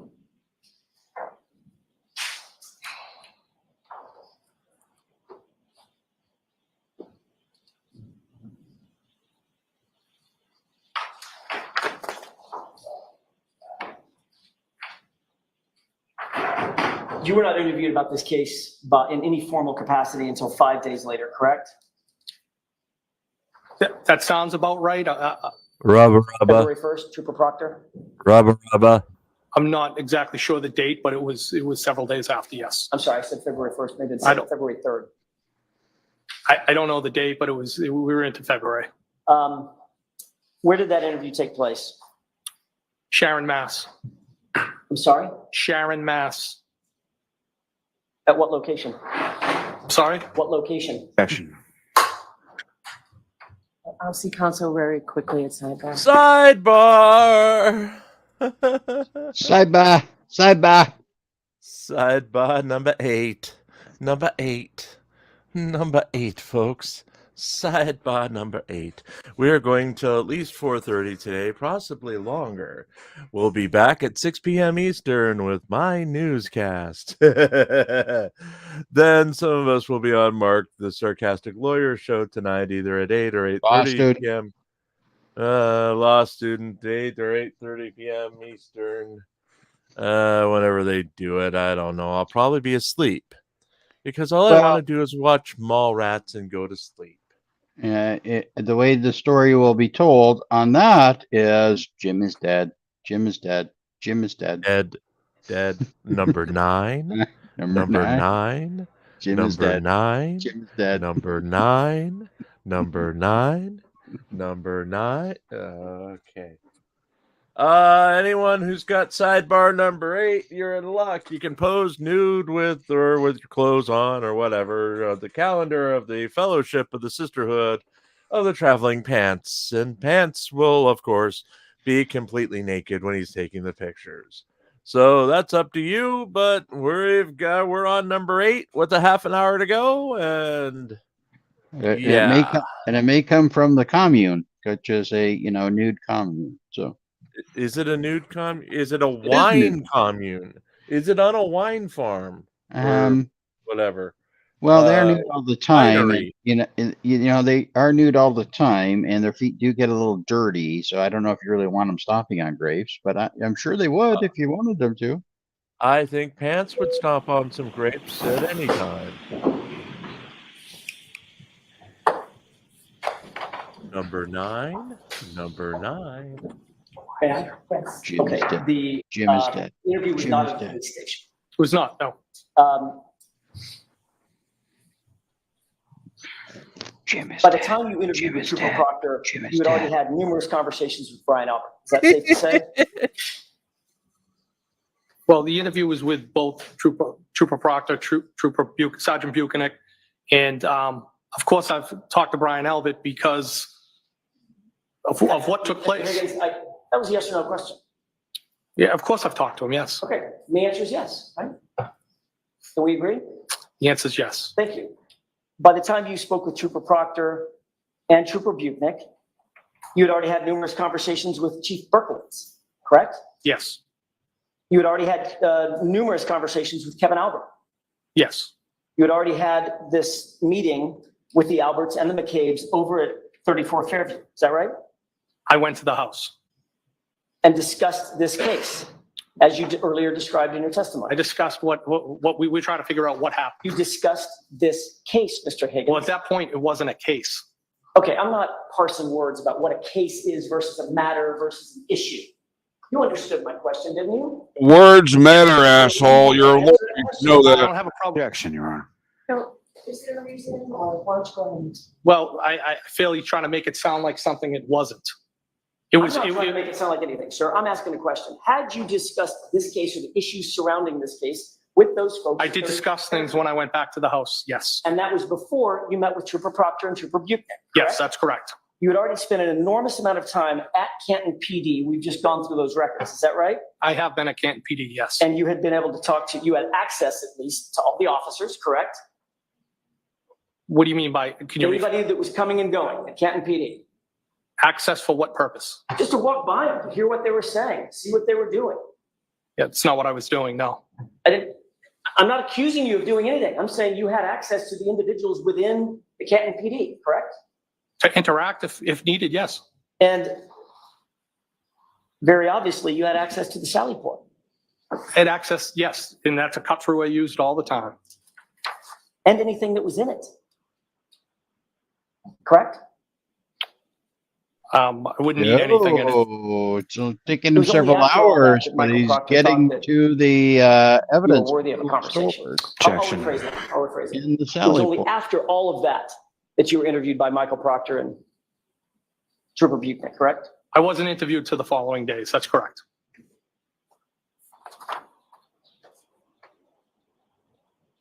At some point on February 4th, Chief Berkowitz called you to personally inform you that he had personally found taillight at 34 Fairview. Is that right? He did tell me that, yes. And to be clear, that's the same Ken Berkowitz that you were with in the Sally Port. I don't recall being in the Sally Port with him, no. What did you do with that information when you learned from Chief Berkowitz that he personally saw a taillight piece as he drove by? I didn't do anything with the information. Did you call Brian Albert? No, Brian Albert called me. You were asked a specific question in the other proceeding in June of 2023, correct? I don't know if it was the specific question. I was asked a series of questions on how the phone calls came in. That's what I was asked. And your answer was, it's 100% probable that I told him about that, meaning I told Brian Albert about my conversation with Ken Berkowitz, correct?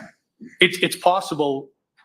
Was that your statement or not? It was my statement then, but I've thought about it, yes. And you've changed your statement somehow? I don't know if I changed my statement, but I think the way the phone calls came in is Brian Albert told me, you're not going to believe what was found on the front lawn. And then I believe Ken Berkowitz told me he found the taillight, and I'm referring to the taillight from the both of them. I didn't provide any information to anybody. Well, information was provided to me. What you actually said was, it's 100% probable that I told him about that. Yes, 100%. I'm not hiding that fact, but you're asking me if I recollect specifically. I know I called him after. Objection, Your Honor. All right, so too many facts, go slowly. Sure. You said, yes, yes, 100%, correct?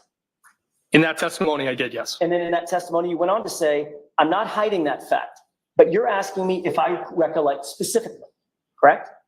I don't have it in front of me. That's what you're telling me. You went on to say, I know I called him after that phone call, correct? I don't know. And you went on to say, if that's when Chief Berkowitz told me, listen, I didn't do anything wrong in this, end quote. That was your statement.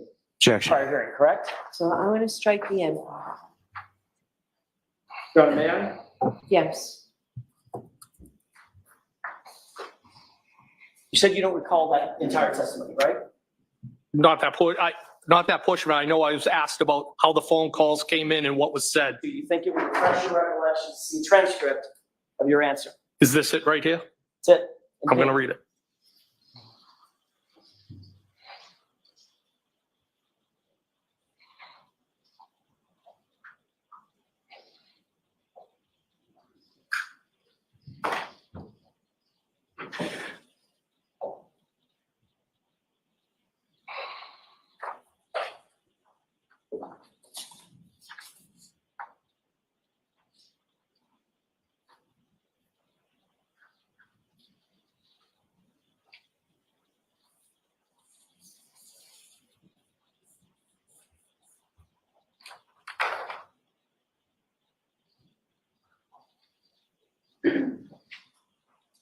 May I? Yes. Thank you. Does that refresh your recollection to what your testimony was under oath in June of 2023? I do.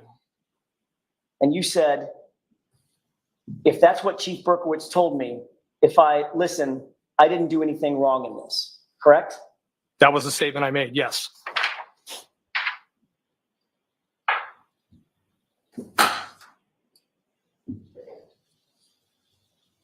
Why did you say, listen, I didn't do anything wrong in this? Objection. Why'd you say that? Because I felt they were being accusatory and I was trying to explain what was going on. And what I had said over that was, I believe what I said, something to the effect, I can't be 100% positive. And then when I went on to say, it's probable. But I felt like they were being accusatory and I was trying to explain how the phone calls came in. I've had time to reflect about it after that, since that testimony. And that information about the taillight that was found was provided by each person. I didn't provide any information to anybody. Next question. Thank you. You said, look, I didn't do anything wrong in this because it looks like you and Ken Berkowitz were colluding to provide information to Brian Albert, correct? Objection. Is that correct? Absolutely not correct. That's And wrong. you knew that was going to look like collusion, which is why you said, look, I didn't do anything wrong in this. Objection. Objection sustained. Mr. Higgins, if you wanted to get rid of, and you've dealt with cell phones and electronic devices in your career many, many times, correct? Over my career, yes. You've probably even written search warrants for them, things of that nature, right? Yes. If you wanted to destroy evidence on your cell phone, what kind of steps might you take to do that? Objection. If you wanted to just get rid of information on your cell phone that would be unrecoverable, what steps might you take? Objection. Do you know how to get rid of information on your cell phone? Objection. That's allowed. You can answer that. Do I know how to get rid of information? I mean, I think there's different ways that you could wipe your phone. Anything else? You could wipe your phone. Good. Factory reset. Factory reset might be one, wiping your phone, taking the SIM card out. I don't know that the SIM card's going to take information that's on the phone out. So that might be one avenue. You could break the SIM card in half or snap it. It could, yes. You know, the SIM card stores an enormous amount of data that the phone's just a brick, right? No, I don't know that. Okay. You could also, if you take the SIM card out, you just get rid of the phone somehow, right? Just destroy it. Yes. Might even consult with some kind of an expert to help learn how to permanently erase things from a phone, like a forensics expert, for instance. Objection. Sustained. On Saturday, January 29th, you spent much of the morning rather, at Brian Albert's house, and then the rest of the day variously at Canton PD. You'd agree with that, correct? No, you said I spent much of the morning at Brian Albert's house? Correct. In other words, you went over there at whatever it was, 7:50, 8 o'clock, something like that, and then until about 9 o'clock. No, I got over there around 7 o'clock and I was there less than an hour. I wasn't there most of the day. Okay. I never went back there. So you spent time at Brian Albert's house, then much of the rest of the day at Canton PD, correct? Yes. And then the very next day, that Sunday, you called a friend of yours, a guy named Matt Kelch, didn't you? Yeah, he's my best friend. Yes. And he's a special agent with the FBI, isn't he? No, he's not. Was he then? He's never been a special agent with FBI. He's a special agent with ATF. My mistake. I thought he was with the FBI. He's a federal special agent. He's a coworker of mine, yes. Which makes him a federal special agent, right? An ATF agent, yes. And does he work for or have access to the Regional Computer Forensics Lab? Yes, he works over there. Okay, that's the FBI Regional Computer Forensics Lab, correct? Yes. That's how I got my mistake. I apologize. Well, I just want to make sure the record's reflected correctly. You and me both. So you reflected it correctly. So Matt Kelch is an ATF agent who works at the FBI Regional Computer Forensics Lab, correct? Yes. And he's an expert in digital forensics, is he not? He has a level of expertise more than myself, yes. And he's one of your best friends. He is my best friend. You spoke to him about the death of John O'Keefe, did you not? Yes. And you asked him for a personal favor, sort of off the books, correct? Objection. In that form, I'll sustain it. Did you ask him for a personal favor? No. Did you ask him to show you or consult with you how to pull things off of your phone that you decide to get off your phone? I asked him how I could pull text strings off my cellular telephone for the purpose of providing them to law enforcement. This was not in connection with any case that he was working, correct? That's correct. It was not in connection with any case you were working, correct? Objection. Objection sustained, but you already answered. I'll strike that answer. Second question you can answer. Is this in connection to any case you? No, Your Honor. Next question. But you asked your friend to utilize his resources to teach you how to extract certain information off your phone? Is that what you did? I asked him if it was possible to get this off, if there was a method to get this off my phone so I could provide it to law enforcement. And that information was selected by you, correct? Two particular text threads, yes. Right. In other words, there was nobody else that was picking and choosing what to get off your phone. That was just you. It was me, yes. And the reason you did that, Mr. Higgins, is that you wanted to control and limit the amount of information that was pulled off your phone, right? Objection. Is that why you did it? No, I did it because I wanted to provide it to law enforcement, Your Honor. Okay, next question. But you could have just provided your phone to law enforcement and let them image the entire thing, correct? I guess that was an option, yes. And you knew that was an option at the time. And you're a trained ATF agent. What's the question? You knew it was an option to just hand your phone over. Just pick it up and give it to them. And there was also an option to provide it to them as well. Right.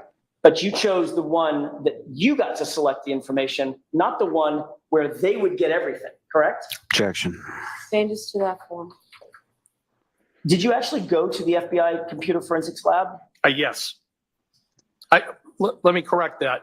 I didn't go to the lab itself. I went to a kiosk, what they refer to as a kiosk on the first floor over at FBI. Okay. And all local PDs, law enforcement have access to that. And that's obviously It's an unrestricted area. You can be in there, as I understand it, unaccompanied if you're local law enforcement. It's on the first floor. That is a federal facility, however. Yes, it is. Did you utilize any computer or any data extraction machinery, if you will, a computer or something to extract this data?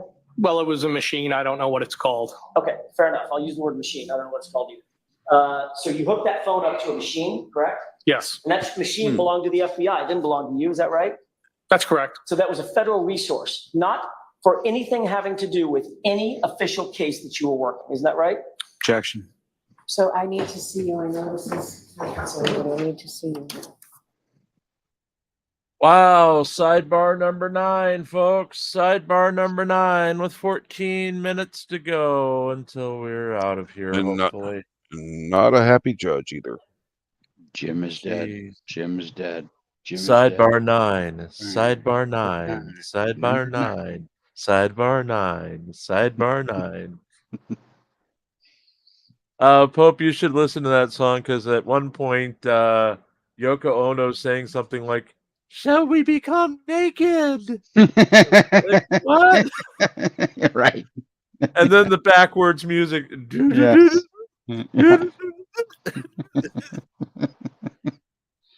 Oh, Lordy. Yeah. But they Please. swear. But at the time they swore they weren't on drugs. No, there wasn't any drugs. I swear. I swear. I can't find my PlayStation controller, so I have to go. Aww. I Wanna hope borrow I didn't mine? get- Sure. Do you have a PlayStation 5 controller? No. Something's going on. If they're all standing up, the jury is leaving.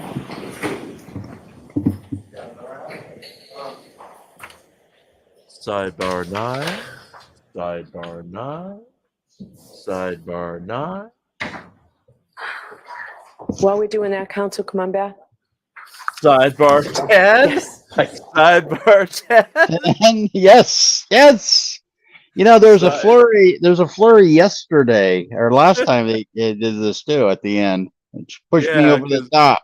I have hope. I have hope. Yeah, because Hank was about to win in Yep, the last yep. second. And at the last second, Not. denied victory. And Hank was pissed. So,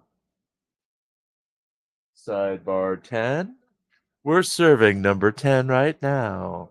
Who's got 10 inside chat? Somebody speak up. It's been a long frickin' day and...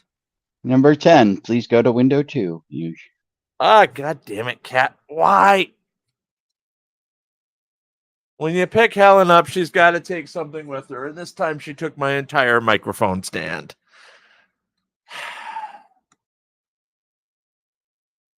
Oh, Lordy.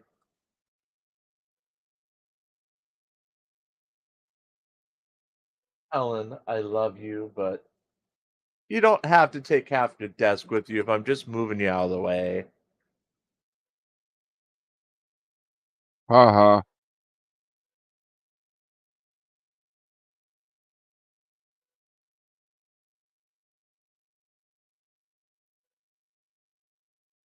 Sidebar 10. Sidebar 10.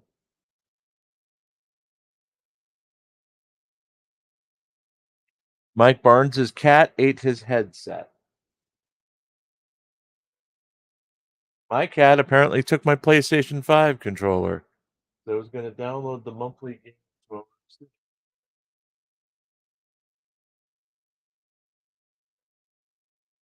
Oh, she's happy. She's got a big weekend ahead of her. Lawn's going to the left. May I ask the advocate to? Thank you. I was trying to figure out how we do I don't that. know. Is that in reference to the key swipes? Yeah, I don't know.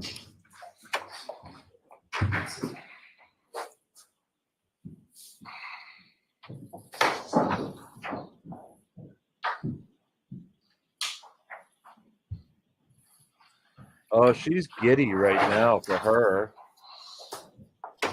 This is the happiest we've ever seen her.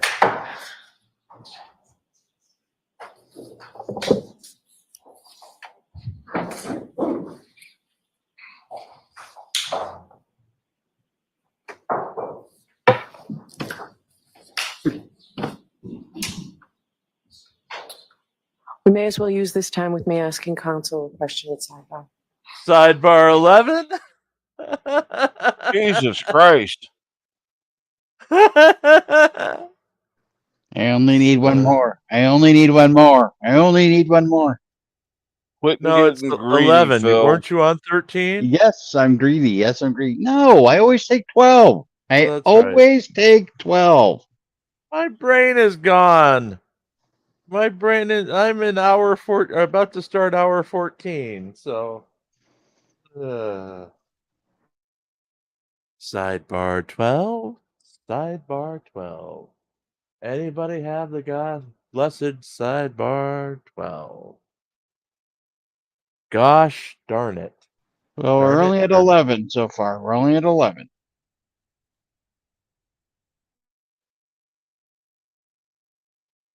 She's just so happy. Look at her. She's smiling.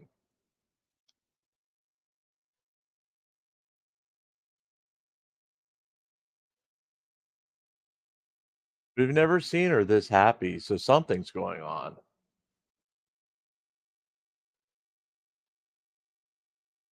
Good morning, Pants. How are you doing? Pants, remember, said 0 sidebars.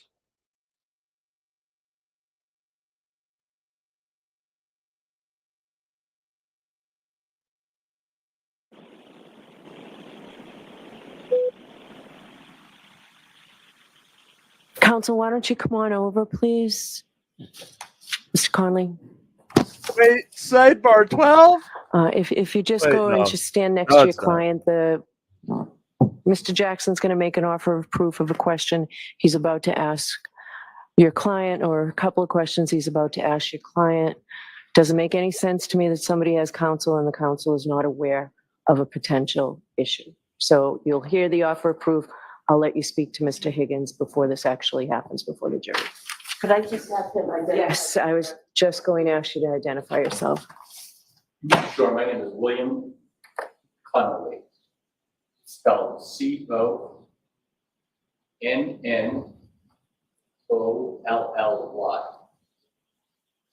All right. Madam Your Honor? Yes. The witness has indicated that he utilized federal resources for personal gain. The specifics of that testimony have been as follows. He indicated that he contacted Matt Kelch, a federal agent. He indicated that he utilized a federal facility. He called it an unsecure facility, but it's a federal facility notwithstanding.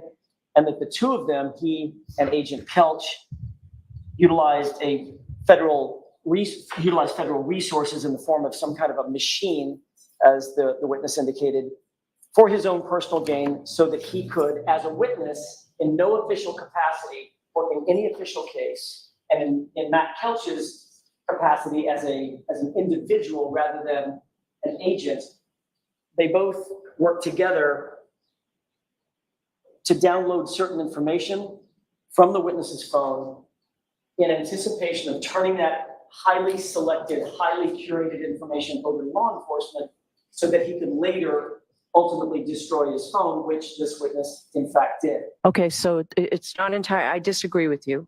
I don't think it's reached that level. His testimony was that he went to a kiosk on the first floor where all local police departments can go. It's unrestricted. It's on the first floor. And we just got to the part about a machine in the kiosk when you mentioned an FBI resource. So what is your question? What questions do you intend to ask this witness now? Whether he's aware that under 5 CFR 2635.702, it is a federal offense to use his public office, to use any public office for his own private gain or for the gain of persons or organizations with which you are associated personally. In other words, an FBI agent or an ATF agent cannot use federal resources for personal gain. What's the personal gain? Yeah. The fact that he utilized a facility that is owned by the federal government, run by the federal government, paid for by taxpayer dollars, and the fact that he used a machine that is owned by the federal government to download certain information for his own personal gain, that personal gain being, these are the curated texts that I'm going to turn over to law enforcement, that's a federal offense. All right, That's so a those reach. questions are going to be asked. I don't know, there's been an objection to them. I'm not sure I'm gonna let them in. But I wanted to give you the opportunity to speak privately with your client in the bathroom there. Can you do it in short order? Or do you need I more can time? do it in about 10 seconds. Okay, Sure. all right. If you feel the need. So why don't you go back and talk to him? I'll stop bringing the jury or getting the jury lined up to come back. Thank you, Okay? Your Honor.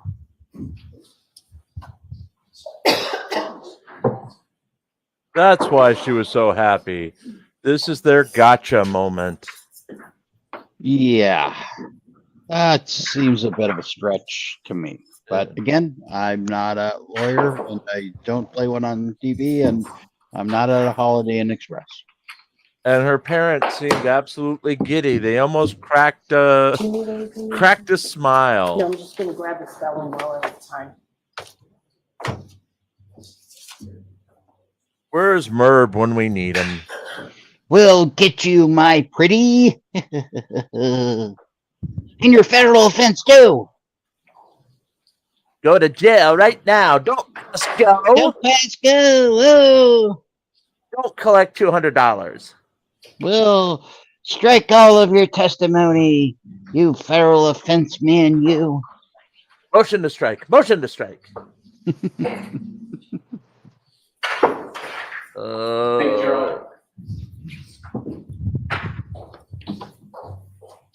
All right, so we're ready to proceed? I am, Your Honor. Thank you. So let's bring the jurors in, please.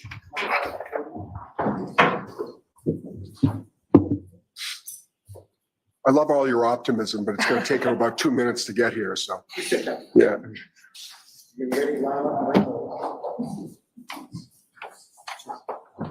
So they went to the back to discuss the options because they're going to accuse this witness of a basic federal offense. So he needed to consult with his attorney before he answers the question in case he incriminates himself. Correct. And we are on sidebar 11. It's one higher, goes up to 11. You want that little extra oomph, go up to 11. We are not going to get out of here. Folks, if need be, I'm going to move the news back by 15 minutes.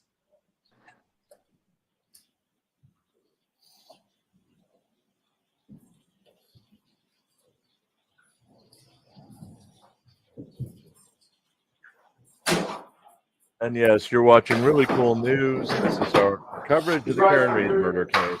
We're live on Facebook, Twitter, and YouTube.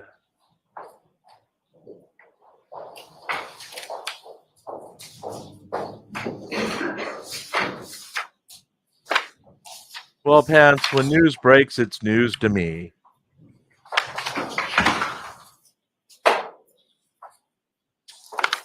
It's not really the news that, it's really not the news that's breaking. It's Jim's will to report it. Mm-hmm.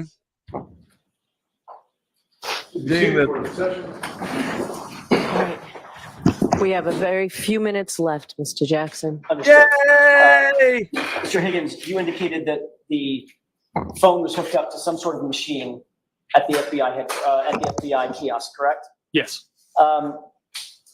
You're aware, sir, that under 5 CFR 2635.702, you may not use your public office for your own personal or private gain or for the gain of persons or organizations with which you are associated personally under pain of a federal offense, correct? Objection. No, Your Honor. Are you aware that under 5 CFR 2634.704, it's a felony to quote? Objection, Your Honor, as to reading. Go ahead and finish the question. For an employee, an employee has a duty to preserve and conserve government property and shall not use such property or allow its use for other than authorized purposes. Were you aware of that federal regulation? That objection sustained. Sir, notwithstanding those regulations, you utilized the services of Matt Kelch as a friend and a colleague but utilizing federal resources to pull information off your phone, correct? Objection. Sustained as to that form. In fact, you were successful in getting information off your phone, which is the text that you turn over to the Commonwealth, correct? Objection. In that form, you're almost there, Mr. Jackson. That form was improper. The information that was ultimately pulled off your phone was the information that you selected and you and Matt Kelch worked together to get off your phone, correct? Objection. Is that correct? No, Your Honor, if I could explain. Sure. He walked me through on how I could pull the text string with John O'Keefe and the defendant. He walked me through the process, how to use the machine. And then you did that. I did do that. That's And correct. that's what you turned over to the police. That's correct. And any other information would still be on your phone ending in 5421, correct? Well, that information stayed on my phone. I just took those strings off and provided them to the Mass State Police. Right. So where's your phone? I do not have that phone anymore. You've destroyed that phone, haven't you? No, I threw the phone away. Well, that's destroying the phone, isn't it? I had every right to do that. I didn't ask you about your rights. When I threw it away, if I was going to take it out, I Well, would that was break it weird. or cut it. But I did not wipe the phone. I did not take anything else off it. But if I was going to throw the phone away, that's what I would have done. Okay. You know, as an ATF agent with electronic data experience, when you pull the SIM card out and break it, and then throw the phone away and the SIM card away, you don't need to wipe the phone. Objection. Sustained. Mr. Jackson, that's it. Your Honor. One more question. Make it I can do this good. in 30 seconds. I think. You were aware that there was a court order that you not alter, delete, or destroy, or in any way manipulate your phone or the electronic data associated with it, correct? Objection. As to what date? As of September 30th, 2022. My birthday. Objection. I don't believe that's what the court order was. I think it's. I can make a quick offer of proof. That's exactly what it was that he was notified. Were you aware of that? Was that your understanding? What's the question exactly, Your Honor? I'm sorry. Ask the question again. Sure. Were you served with a copy of a notice on September 30th, 2022, that you not alter or destroy or manipulate anything on your phone on September 30th? I was served an order. Yes, that's correct. And isn't it true in another hearing, you explained that on September 29th, the day before you claimed you got that notice, you changed phone carriers and changed phone numbers? And I maintained the phone. Until you didn't. When you destroyed it a month later by pulling the SIM card out and throwing it away, correct? Objection. Sustained. Did you do that in October? Did you destroy that phone? Objection. Sustained. Did you pull the SIM card out of your phone, Mr. Higgins? Did you? It's possible that I did. I believe that's how I've testified. Yes. You testified. It's possible that if I took it out, that it was either cut or broken. It's not just possible. So that, and that would have been after the date the order was already denied. Mr. Higgins, I have one question left. One question. Did you, Mr. Lally already standing. I haven't even started. have a seat, Mr. Lally. Go ahead. Last question, Mr. Jackson. Quiet, please, quiet. Mr. Higgins, very simply, and then we're done. Did you remove the SIM card for that phone, drive onto a military base, throw the SIM card in one dumpster and the phone in a different dumpster? That is not correct. Did you testify that? That was your one question, Mr. Jackson. Ouch. All right, folks, that's it for today. We will see you Tuesday. Have a great long weekend, please. Oh, It's very so important no- to not discuss nothing this Monday. case with anyone. Don't do any independent research or investigation into this case. If you happen to see, hear, or read anything about this case, please disregard it and let us know. We will see you on Tuesday. Tuesday will be a full day.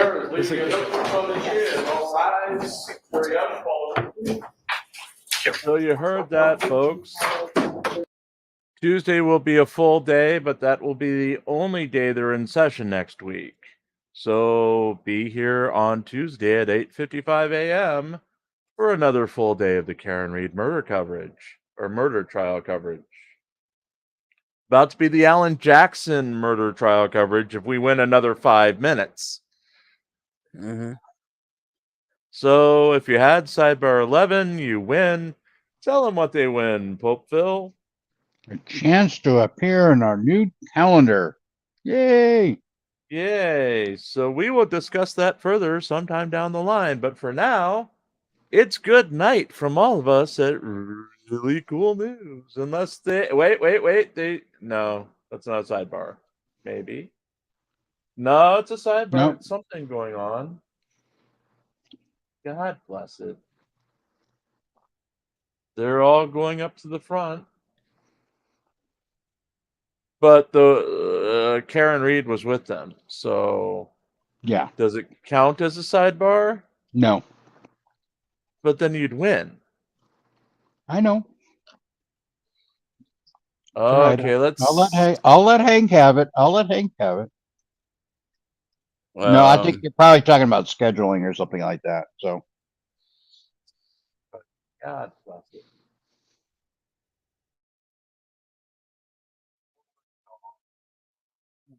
And make sure it's truly over. It's truly dead.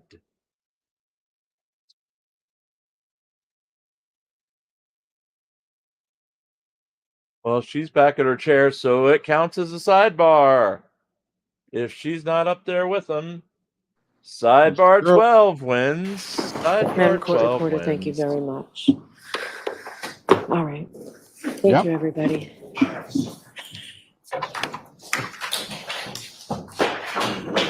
All right. So again, we'll be back Tuesday morning, 8:55 a.m. Eastern. I'll be back here in about an hour and 22 minutes with the newscast. Pray for me. Even if I'm an atheist, I got to make it through that program. And then some of us will be on Mark the Sarcastic Law Students program, whatever the hell it airs tonight, because we don't know. And then We'll put tomorrow, it on Discord. tomorrow we will do the newscast at 6 p.m. Eastern, followed by a panel show at 8 TBD, but we'll have the links up all day tomorrow. And then Sunday, 8 a.m. or 8 or 6 p.m. will be our usual newscast, followed by our news show at 8 p.m., the news recap for the week, featuring all the stories you may have missed from the past week, including Jim falls over after so many hours on this case today. So with Now, that, what I want to know. Okay. Phil, we're wrapping up. You can say it in a second. Any last words from our panel? Phil. Well, Sunday's show be Sunday at the fairgrounds, monster truck rally. Sure. Hank. Are you with us, Hank? Hank is dead, Your Honor. Hank is dead. I'm not dead. Okay. Any last words before we get the hell out of here and I try to find my PlayStation controller? So. Yeah, I'm not on that dead. note, Just had a mic issue. Okay, on that note, thank you all for being here. Here's the closing credits and see you in about an hour and 20 minutes.